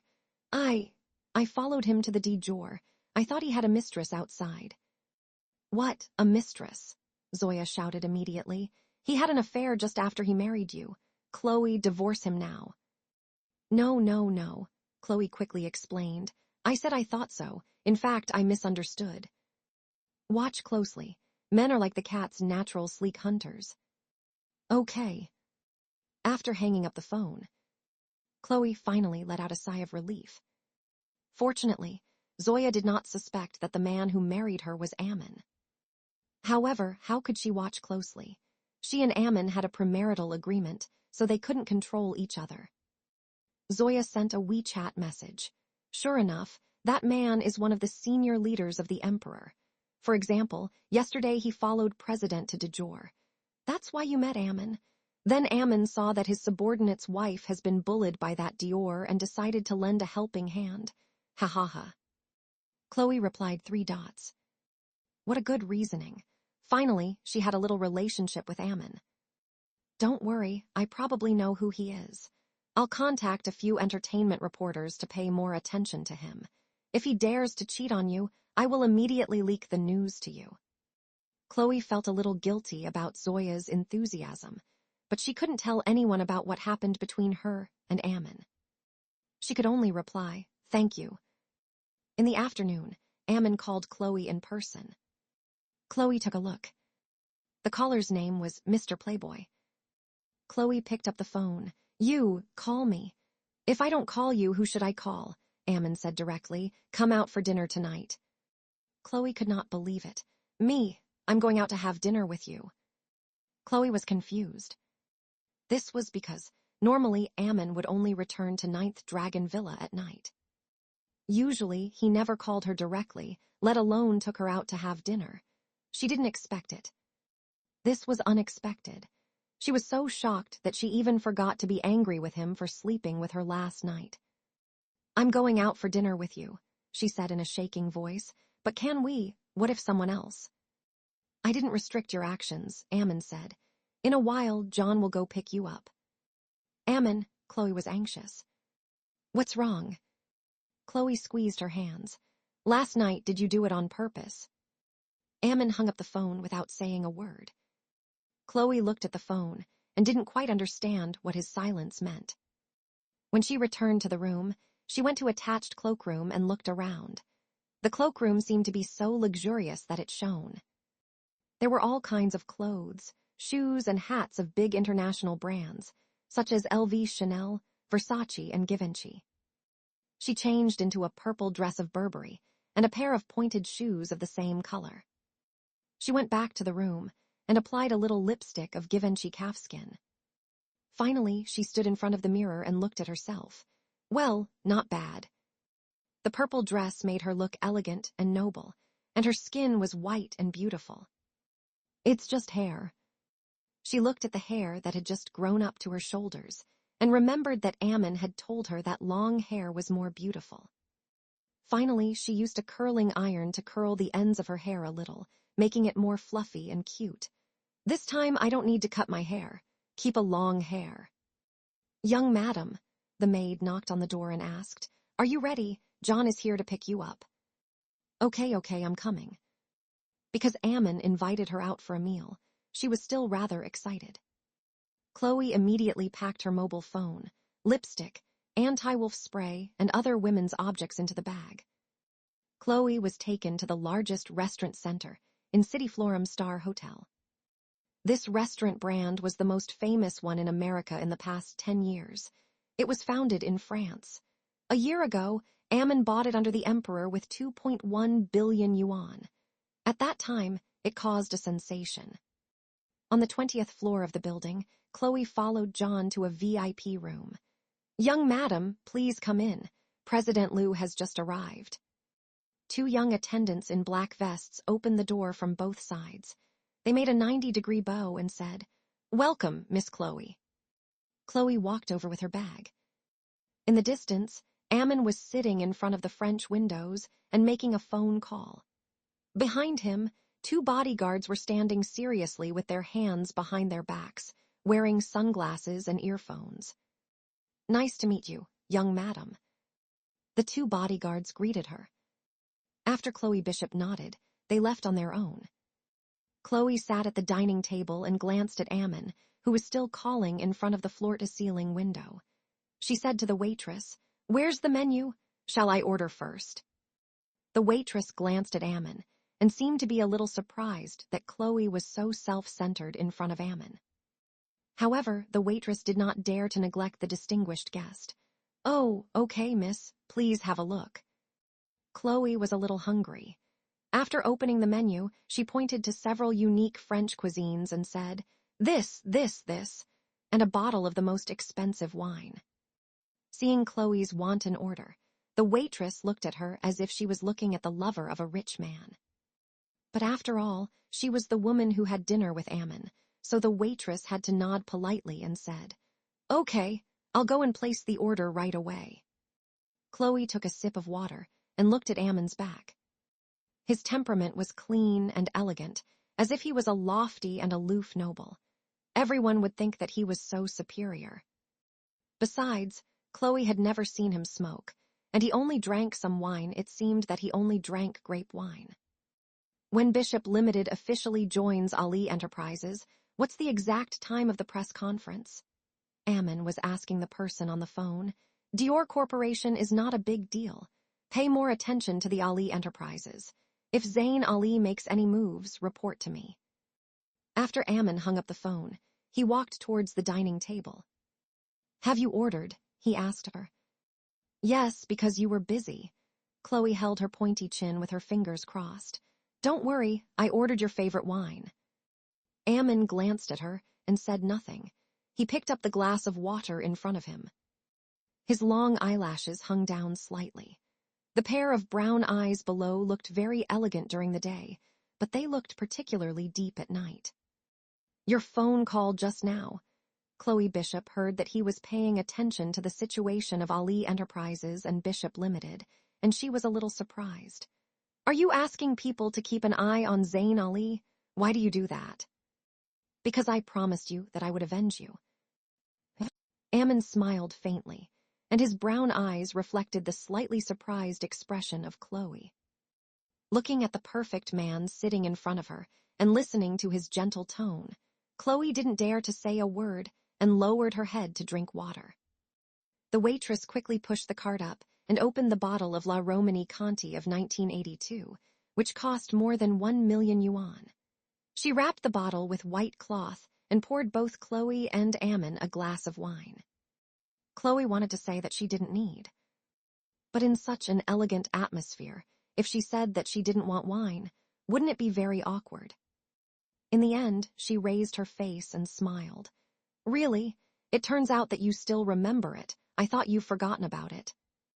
"I won't forget what I've promised." Chloe didn't want to drink, because she was afraid of messing things up after drinking, but looking at such expensive wine in front of her.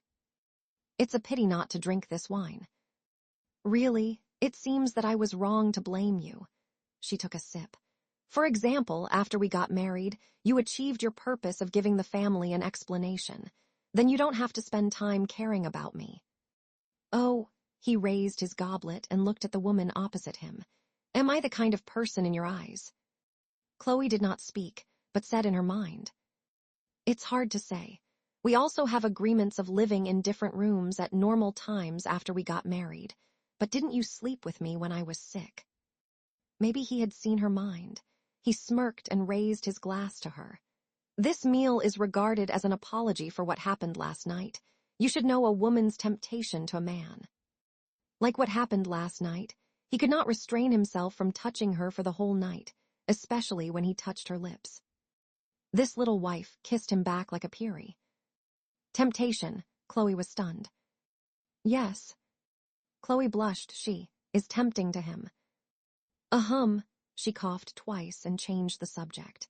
Well, since you invited me to dinner today and you took care of me last night, I forgive you for what happened last night. Ammon glanced at Chloe. Forgive this girl. On Ammon's cold face, he smiled again. After the dishes were served, Chloe asked him while eating, Well, I remember yesterday you said you also bought a gift for me. Where is the gift? You've already used it yesterday. Chloe was stunned. Ah, have I used it? What is it? Ammon smiled without saying anything. This meal was very harmonious, and the atmosphere was also very pleasant. However, there was still half a bottle of wine left after the meal. Chloe looked at it and said, It's too wasteful. If you don't want to drink it, I'll help you drink it up. Taking away, this kind of thing is not in line with our noble president. She didn't expect Ammon to pick up the suit jacket and smile gently. Don't you know that the wine can be saved? Chloe was in a daze. In the end, Ammon stroked her drooping head and comforted her. Let's go. If you like the dishes here, we'll come back next time. After walking out of the restaurant, John was waiting outside. President, have you had a good meal with young madam? Should we go back to Shallow Bay now? Where do you want to go? Ammon looked at the time and asked Chloe. I have spare time tonight, so I can take a walk with you. Chloe turned her head and said, Then I'll go to the bathroom first. Wait for me for a while. At this time, on the other side of the corridor of the hotel, Dior just came out of a room. When she saw them, she immediately stopped. Ammon and Chloe. She saw Chloe standing next to Ammon and saying something.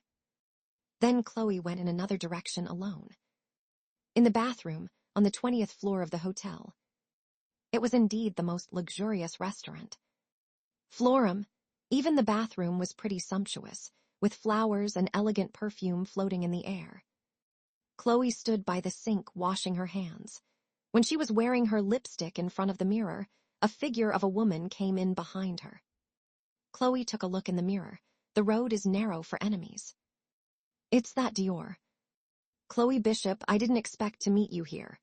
Behind her, Dior crossed her hands and looked at her arrogantly and viciously. What's wrong? Are you unwilling to be dumped by Zane? Have you hooked up with Ammon now? Dior hated Chloe to the core. After the media reported what happened outside the Dior these 2 days, socialities were laughing at her for being beaten up by an adopted daughter of Bishop family. After finishing wearing her lipstick, Chloe smiled faintly and said sarcastically, I'm sorry, Miss Dior. You can't hook up with him even if you want to, so you can only envy me. Pity for you. Envy you? Why don't you look at yourself? Dior said angrily. Do you think Ammon will fall in love with a woman like you, who has no status and was cheating at her engagement? Chloe's eyes were curved. Miss Dior, Ammon would rather be with a woman like me than you. Dior's face turned green. Yesterday, Ammon spoke for you. Do you think you still have a chance to go out now? As soon as she finished speaking, she clapped her hands and 2 strong men came in from outside. After that, there was a loud bang. The door of the bathroom was closed and locked. The 2 men looked at Chloe with baseball bats in their hands, and their eyes were evil. Miss Dior is this woman. She's quite beautiful. Dior raised her chin and smiled jealously. Of course, this is the second daughter of Bishop family who had an affair at the engagement. She has a reputation all over the city. Without such beauty, how can she become a girlfriend of Zane and now hook up with Ammon? Looking at everything behind her in the mirror, Chloe put the lid on her lipstick and threw it into her bag. It seems that Miss Dior has forgotten the lesson. Behind her, Dior was very angry. Today, it's you who should be taught a lesson. You're just an adopted daughter who was driven out of Bishop family. How dare you beat me? I think you don't know how to write the word death. Looking at her slightly twisted face with anger, Chloe leaned back against the wash platform with ease. Miss Dior, I like it when you are angry with me and can't do anything to me. Although you are a lady from a noble family, Ammon may think that I, who have nothing, am better than you. It was like hitting the sore spot of Dior, a noble lady. Was she really not as good as Chloe, who had nothing in the eyes of others? You can only talk big now. Dior raised her chin and said coldly to the 2 hired thugs, Go up and beat up her, cut her face, then you can deal with her as you like. The The two thugs looked at each other and walked to Chloe Bishop with a sly smile. I'm sorry. Although I really want to keep this beautiful little face and enjoy the pleasure with you under my body, since Miss Dior said that, I don't have another choice. As he said that, one of them showed a folded knife and was ready to scratch Chloe's face. Chloe's face changed slightly as she looked at the two approaching people. You should know that I won't be here alone. Dior smiled proudly. I know, Ammon is waiting for you outside. I've seen him just now. Chloe closed her mouth slightly. And I also heard that you live in Shallow Bay, don't you? Dior smiled coquettishly. Yesterday, Ammon said that you were his woman. It seems that after you were dumped by Zane, you became Ammon's secret lover. Ha ha ha. Chloe didn't expect that Dior saw her and Ammon, and also heard that they live in Shallow Bay. She looked at the locked bathroom door over there and clenched her hands. It's hard to run away with so many people. And, after a pause, Dior looked at Chloe's slightly pale face with a noble smile. Do you know why I know so much about you and Zane? Chloe smiled slightly and said, because you like gossip. Because I'm a friend of Kate, she said, crossing her hands. Kate is the daughter of Bishop family and the most beautiful woman in city. Chloe Bishop, you are just an adopted daughter, but you still want to compete with her for a man. Should I call you a B*TCH, or are you overreaching yourself? Chloe slowly looked for something in her bag with her hands behind her back. She gritted her teeth and smiled. Oh, it turns out that you are birds of a feather. No wonder you all like to put on a high profile. No matter how arrogant we are, it's because we're qualified. We're daughters of noble families, Dior laughed. And you, Chloe Bishop, are not qualified to stand in front of us. So do you think these two thugs can black me in this bathroom? Otherwise, she said, do you think you can beat two men? Later, I'll ask them to scratch your face with which you tempted men. I'll wait to see how you scream under their bodies. Looking at her coquettish smile, Chloe smiled coldly. That kind of scene is more suitable for a slut like you, Dior. What did you say? Dior stopped smiling and snorted. And I'll tell you one more thing. Chloe Bishop, I came out to have dinner with Kate today. She is in the restaurant now. I'll tell her later that you and Ammon are living in Shallow Bay. Kate hates you to the core. What do you think will happen if Kate knows you live in Shallow Bay? Chloe's eyes became cold. Do you think you, a woman who failed to seduce a man and then tries to avenge me now, can block me here? As soon as Dior narrowed her eyes, Chloe took out her mobile phone. As long as I give a call, someone will come in soon. Believe it or not. Dior hurriedly said to the two thugs, Why are you dawdling? She is going to call Ammon. Hurry up and teach her a lesson and don't let her call. The two thugs looked at each other and then walked over with baseball bats in their hands. Chloe quickly took something out of her bag. Dior saw it and said, Be careful of her electric shock device. Just as she finished her words. After several sounds in the air, Chloe sprayed her pepper spray onto the eyes of these two hatchet men. Ugh. The two hatchet men immediately screamed and covered their red and painful eyes. Sorry, I'm carrying the thing to blind you today. Chloe easily avoided the two hatchet men, held the spray, gritted her teeth, and strode towards Dior with a smile. Tell me who taught a lesson. Do you think I'm easy to humiliate? Dior shouted, covering her face and running to the bathroom door. Somebody, please, Chloe, that little B*TCH. Ah. The 20-inch round-toe stiletto heels were extremely fashionable, but if she ran with them, she would fall to the ground by 100%. Before Dior ran to the door of the bathroom, her high heels slipped, boom. The back of her head hit the ground. She fainted. Chloe went over to have a look and kicked her. Humph, you deserve it. Do you think it's over just like that? Additionally, Chloe sprayed the pepper spray on her face. Dior was still unconscious, and her face turned red as if it was on fire. You deserve it, Chloe kicked her again in the end. Did you want to scratch my face? You go to hell first. As soon as Chloe put away her pepper spray, the phone in her bag rang. When Chloe saw that it was Ammon, she hurriedly picked it up. What's the matter? Chloe Bishop, did you fall into the bathroom? Ammon's cold voice came from the phone. No. Chloe remembered that they were still waiting for her outside, so she quickly picked up her bag and said, I had some trouble, but I'm going out now. She just hung up the phone. There was a knock on the door of the bathroom. Bam, bam, bam. Excuse me, is there anyone inside? I'm a waiter at the hotel. Please open the door. Hello, may I ask if Miss Chloe is inside? Please open the door. Chloe stopped and looked at the 3 people who fell to the ground. The 2 men were still crying with their eyes covered. Somebody please. Chloe suddenly realized that if it was seen by others, would they think that she deliberately hurt them? In the end, she clenched her fists, gritted her teeth, walked over and opened the door. I'm here, what's the matter? Outside the bathroom door, a waiter and 2 bodyguards were standing. These 2 bodyguards worked for Ammon. Obviously, Ammon saw that Chloe had not gone out for a long time, so he asked the bodyguards to take the waiter to find her. Miss Chloe, are you okay? The bodyguard glanced at the 3 people lying behind her in the bathroom. The waiter saw the 3 people lying inside and cried out in horror. Ah, Miss Dior. Chloe came out and said, they asked for it. Ammon and John were standing at the elevator. Seeing Chloe coming over, he glanced at the direction of the bathroom, which was gradually filled with people. What happened? Chloe looked at him in the eyes and said, I hit some people. There was no expression on Ammon's face. He said to John, go and deal with it. Yes, President. John nodded and immediately went there with a bodyguard. Ammon held Chloe's shoulder and walked into the elevator. Don't do it yourself if you encounter such a thing in the future. Why? Chloe looked at him. Don't dirty your hands. Chloe blushed. The man in front of me is so powerful and handsome. This floor was the VIP floor of the hotel. Today, many celebrities came to this high-end hotel for dinner.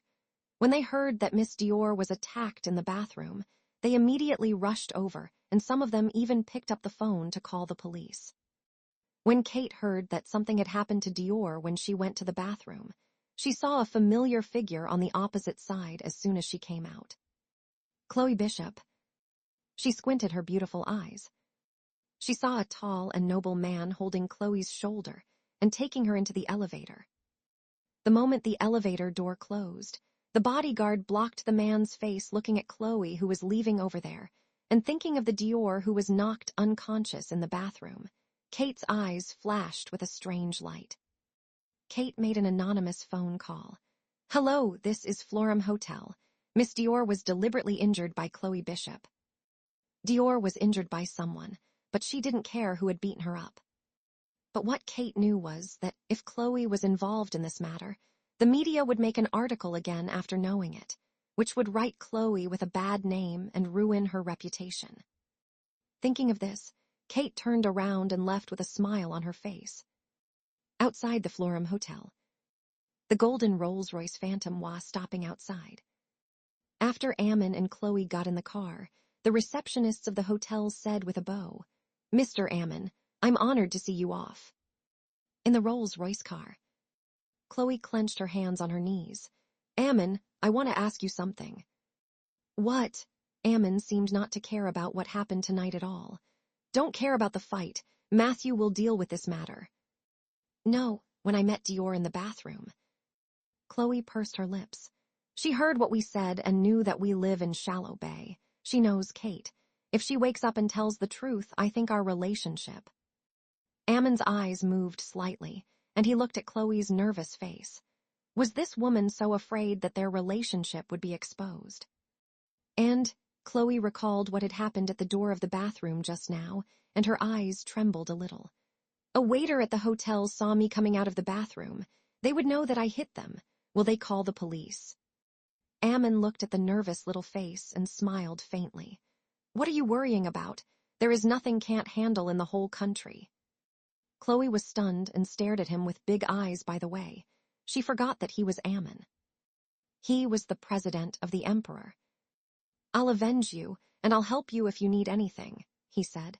This is one of our premarital agreement. Chloe clenched her hands and loosened them. She smiled sweetly and said, Is that so? Well, thank you. Thanks for helping her settle the matter, President. Thank me for what? Chloe looked at the street outside the window and said awkwardly, Thank you for your love, Mr. Ammon. I'm honored to have become your first gossip woman. Now all the women in city must be jealous of me. Ammon's face was slightly stiff. You are not proud to be my wife, but feel honored to be my first gossip woman. It was Chloe's turn to have a stiff face. In the evening, as expected, the evening news on TV was playing the news. The daughter of Dior's chairman was attacked in the Florum Hotel. According to the report and the information provided by the guests of Florum, the daughter of Dior's chairman was attacked in the hotel in the evening and was knocked out in the bathroom of the hotel. Miss Dior's face was sprayed with stimulant drugs. She was seriously injured and was admitted to the hospital. She hasn't woken up yet because of the hit on the brain. The chairman of Dior was very angry and asked the hotel to give an explanation, but Florum Hotel had invited a doctor to examine Miss Dior's injury, and it showed that she fell down on her own. Maybe Miss Dior had had a conflict with someone in the bathroom. Chloe stared at the TV. Humph, this woman fell on her own. Why didn't you fall down and kill yourself? The host's voice continued from the TV screen. At the same time, someone secretly reported to the media that Chloe Bishop injured Miss Dior. As the most controversial person in city, someone just declared that he saw Chloe Bishop and Ammon outside the Dior yesterday. But the reporter has specifically visited the hotel. The hotel claimed that Chloe Bishop didn't go to the Florum Hotel yesterday. Looking at the news, Chloe widened her eyes. Hasn't she been there? Ammon, who was sitting next to her, said, Remember that this matter has nothing to do with you. If anyone asks you, don't say that you have been to the Florum Hotel today. Do you hear me clearly? His words were full of arbitrariness and majesty. It was obvious that he had dealt with this matter thoroughly. Chloe hurriedly turned her head and saw Ammon sitting on the bench behind and reading the newspaper. The golden light of the chandelier fell on his gorgeous face and on his hair. His eyelashes were dyed with a faint golden glow. But, Chloe thought for a moment, I remember a waiter saw me at the door of the bathroom, didn't she? Say anything. Ammon glanced at her from the top of the newspaper. Which company do you think Florum Hotel belongs to now? The Emperor. You bought it with 2.1 billion yuan from France a year ago. Who in this country doesn't know? Chloe was stunned before she finished her words. It's you, Chloe suddenly widened her eyes. Did you ask the people in the hotel to shut up? I've said that I can handle anything in the country. Ammon's lips slightly raised. As the boss of Florum, it's easy for me to let a waiter shut up. Have you forgotten who I am? Indeed, he was Ammon. What if Dior wakes up? Chloe said worriedly. Dior is unconscious now. Even if she wakes up, as long as you don't admit it, there's no evidence to prove it. But, Chloe, Ammon closed the newspaper. You are my wife. Will I let you get into trouble? Chloe was stunned. Her heart seemed to be hit by something. She looked at him and did not speak for a while. After a while, she slowly put on a smile and said, Okay, I really don't have to worry because I have you. Ammon was also stunned for a moment, and then he didn't say anything and continued to read the newspaper. The two of them sat quietly. No one spoke, and there was a trace of warmth in the air. Chloe thought it was a marriage without love, but she didn't expect that Ammon would avenge her after marriage, which gave her a sense of security that she had never had before. If he didn't have someone in his heart, and they didn't agree to have a nominal marriage, but fell in love with each other, then she must be the happiest woman in the world. That night, in the hall of Angel Palace, looking at the news on TV, Kate Bishop stood up suddenly and said, How could it be possible? I saw Cheryl Bishop at Florum Hotel this afternoon. How come the spokesman for Florum say that she didn't go there? Behind her, Zayn Ali was staring at the night outside the villa with his black eyes, evil and gloomy. It was hard to tell whether he was listening to the news behind or not. Zayn, Kate walked over to him. Believe me, I saw Chloe at Florum this afternoon. She was with a man. Who was it? Zayn cared about only one word, man. Kate blinked her clear eyes for a while. Before I could see it clearly, they had entered the elevator. With his face was as dark as the night, Zane didn't say anything. Zane, don't you believe me? Kate shook his hand. I was going to go out with Dior for dinner today and ask her about Chloe. Since she had a dispute with Chloe and Dior, she must know something about Chloe's situation. HMPH, Zane laughed suddenly. It was natural that Florham Hotel would help Chloe if it was Ammon that was with her. Kate was slightly stunned. Zane, what do you mean? Speaking of this, Kate's eyes turned a little as well. If the man with Chloe at that time was really Ammon, it must be him that helped her. After all, the Florham was now bought by the Emperor. Everyone in the hotel will do as Ammon tells. Seeing that Zane did not speak, Kate leaned against his knees and said, Zane, what should we do? Chloe will definitely deal with me. How dare she? Zane laughed coldly and looked at the burn on the back of his hand. Chloe Bishop, that damned woman. She talked nonsense and tried to ruin my reputation. And she even splashed drinks on me. Will I let her go? He could only last for 3 seconds. Saying it, she would destroy a man's strong self-esteem. He wanted her to pay for this sentence. Definitely. He believed that he met Chloe when one day he was returning to the shallow bay, but he failed to catch her car. After that, he never saw her again. Zane's fingers, placed on the sofa armrest, were clenched tightly. For some reason, after Chloe left, there seemed to be something affecting him. He hated the feeling very much. Frowning, he said, Kate, you're in poor health. Go to bed early. I should go out and get something done. Zane. Kate hurriedly held his hand. Looking at her beautiful and delicate eyes in her pretty face, Zane held her arm. Let's go. I'll see you asleep first. You don't have to worry that I'll go out and see other women. Kate smiled slowly and nodded. Yes. Suddenly, an evil smile of Zane burst out near her ear. Because I only need you, he said. You're annoying. Kate immediately pushed him slightly. With a red face, she got closer to him. The more Zane looked like this, the more she felt at ease because it showed that he had an endless passion for her. Zane had never touched Chloe. Kate indicated that Chloe was not as attractive to him as she was. She believed it was true. That night, after Zane drove out of the Angel Palace, he stopped outside and lit a cigarette. The smoke faintly filled the car, passing his star-like eyes, which were as sharp as the starlight in the cold night. Go and find out tomorrow how many BMW 7s are going in and out of the shallow bay as usual. The entire shallow bay, the assistant asked. At a hole, Zane said coldly. When he was kissing Kate just now, his mind was full of images of Chloe. At the thought of this, damn it, he slammed the steering wheel. He knew that if he did not find Chloe Bishop, he would never be free from her curse. He didn't love Chloe, but he couldn't understand why she left an impression on him. He swore to catch that woman and let her pay a certain price. Crown Prince, what's wrong? Hearing his voice, the assistant immediately asked. Nothing. Moreover, find out where Ammon Villa is in the shallow bay. Zane's eyes were cold. If I remembered correctly, the person who bought the 9th zone of the shallow bay was Ammon.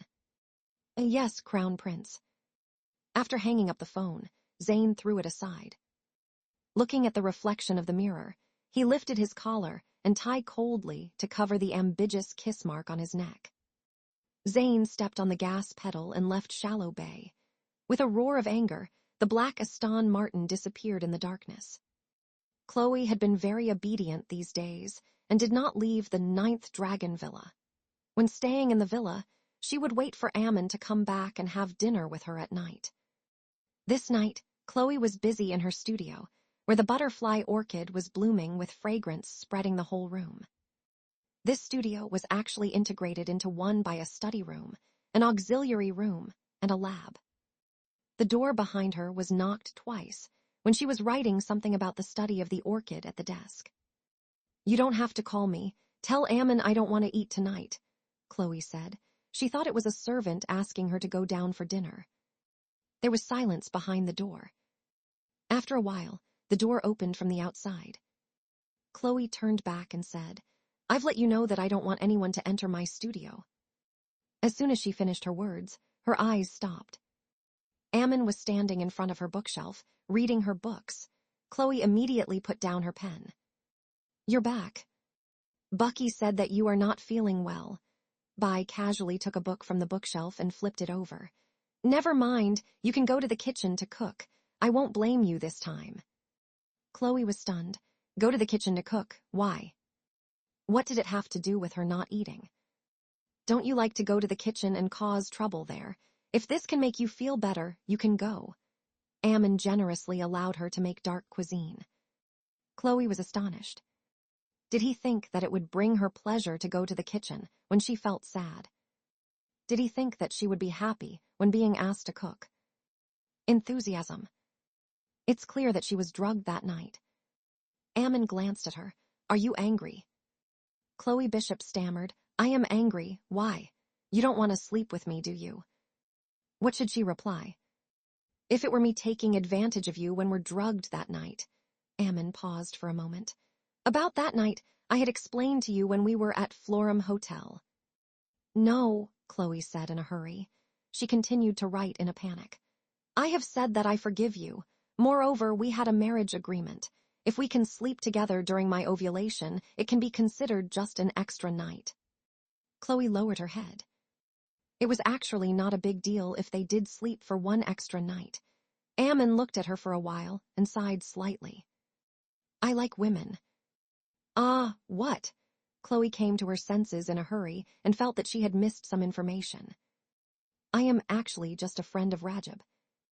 Ammon said, "He has a lot of women." Chloe Bishop paused for a moment and nodded.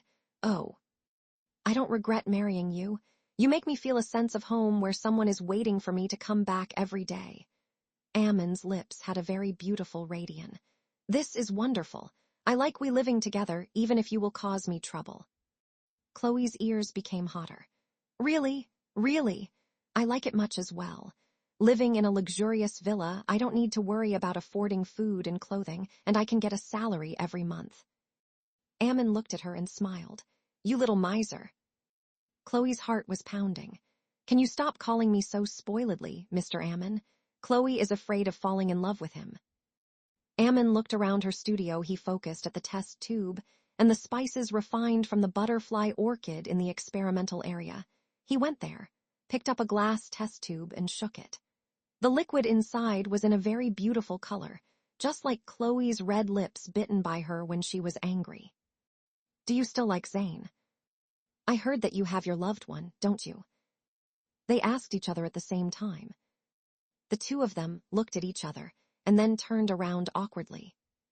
"What did you want to say? I will be after you." Ammon gave full play to the gentleman's spirit. "No, you go first." Chloe lowered her reddish face. Ammon nodded. "Do you still like Zane?" He couldn't forget that she called Zane's name that morning, when he left the presidential suite at Diamond Hotel. She called him with such sincere love and lingering tenderness. Chloe pursed her lips. "I don't want to talk about this. I hate him."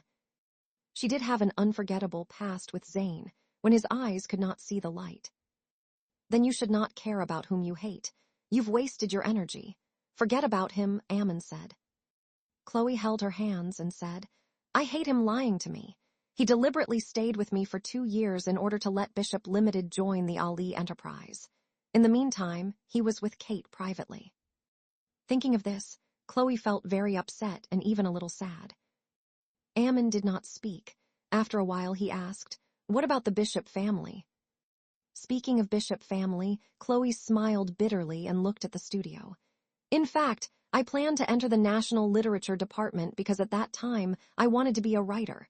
But my father asked me to do chemical research, as Kate did." Ammon seemed to have figured out something. "So that you can enter the Bishop Limited and work for the development of cosmetics. I heard that Miss Kate was an excellent cosmetic developer." "Yes, she is." Chloe tightened her grip on the pen and continued to write about her observation of the butterfly orchid. "She can do her best in everything. She is the pride of Bishop family. Everyone likes her." Chloe's father gave her 10% of the shares of the Bishop Limited, which made her seem as if she and Kate were treated equally in the Bishop family. In fact, they weren't. After she got the 10% share of the Bishop Limited, Mrs. Bishop was not happy at all. Ammon gently patted her shoulder.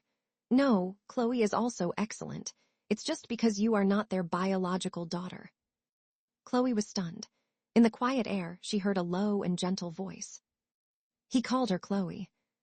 Chloe. She came to her senses, withdrew the water in her eyes, and smiled. Perhaps my father have treated me well in the past. It disappointed him when my engagement with Zane was ruined. Habits are mysterious. Chloe looked at the butterfly orchid spices in the glass test tube and smiled sweetly. Sometimes I like them because I've been in contact with them for a long time. My nose is very sensitive, so I like things with fragrance very much. Ammon smiled faintly. Really? He is the president of DeJour, a company involved in another vast and technology-oriented field. Perhaps that's the reason why he had little interest in Chloe's habits. Did you say that you have a sharp nose? However, he was interested in her words. Do you know what perfume I'm wearing today? Perfume, Chloe stood up suddenly. Do you wear perfume today? Yes. Chloe hurried over and said, I don't believe that I can't smell it at such a close distance. It doesn't make sense. When she said this, she sniffed on his clothes and said, I don't smell any. Ammon pulled her head to his chest and hugged her. His aura lingered around her nose. Chloe suddenly knew his intention, and her face immediately turned red. Let go of me. Ammon touched her hair and said, Let's go for dinner. Chloe had to nod. Okay. In fact, just now I had a stomachache, so I didn't want to eat. Ammon came up to her in person and pleased her. How dare she not to go down? She should eat more or less. Actually, I don't want to eat either. I want something else, Ammon said as he walked in front of her. Just tell the chef what you want to eat. After turning off the light of the studio, Chloe was ready to go out. Ammon stopped in front of her. Chloe walked forward. In the dark, she banged his back with her nose. Are you going or not? Ammon turned around and kissed her on the lips all of a sudden. In the dark, he kissed her lips skillfully. He grabbed her wrist and pressed her against the wall, tasting her sweetness as if he was enjoying some delicious food. As his lips and tongue went deeper, the two people's breath echoed slowly in the air. Their bodies were getting closer and closer. Chloe widened her eyes. What are they doing? A minute later, Ammon let go of her and took her hand into the dining room for dinner as if nothing had happened. No one spoke a word during the whole dinner. Ammon acted as if nothing had happened, but Chloe's face blushed. Bucky and the maid looked at them. The maid asked in a low voice, Bucky, why didn't the young master and the young madam talk? Did they quarrel? Bucky frowned. I don't think so. What did this ambiguous and subtle atmosphere come from? It didn't look like a quarrel.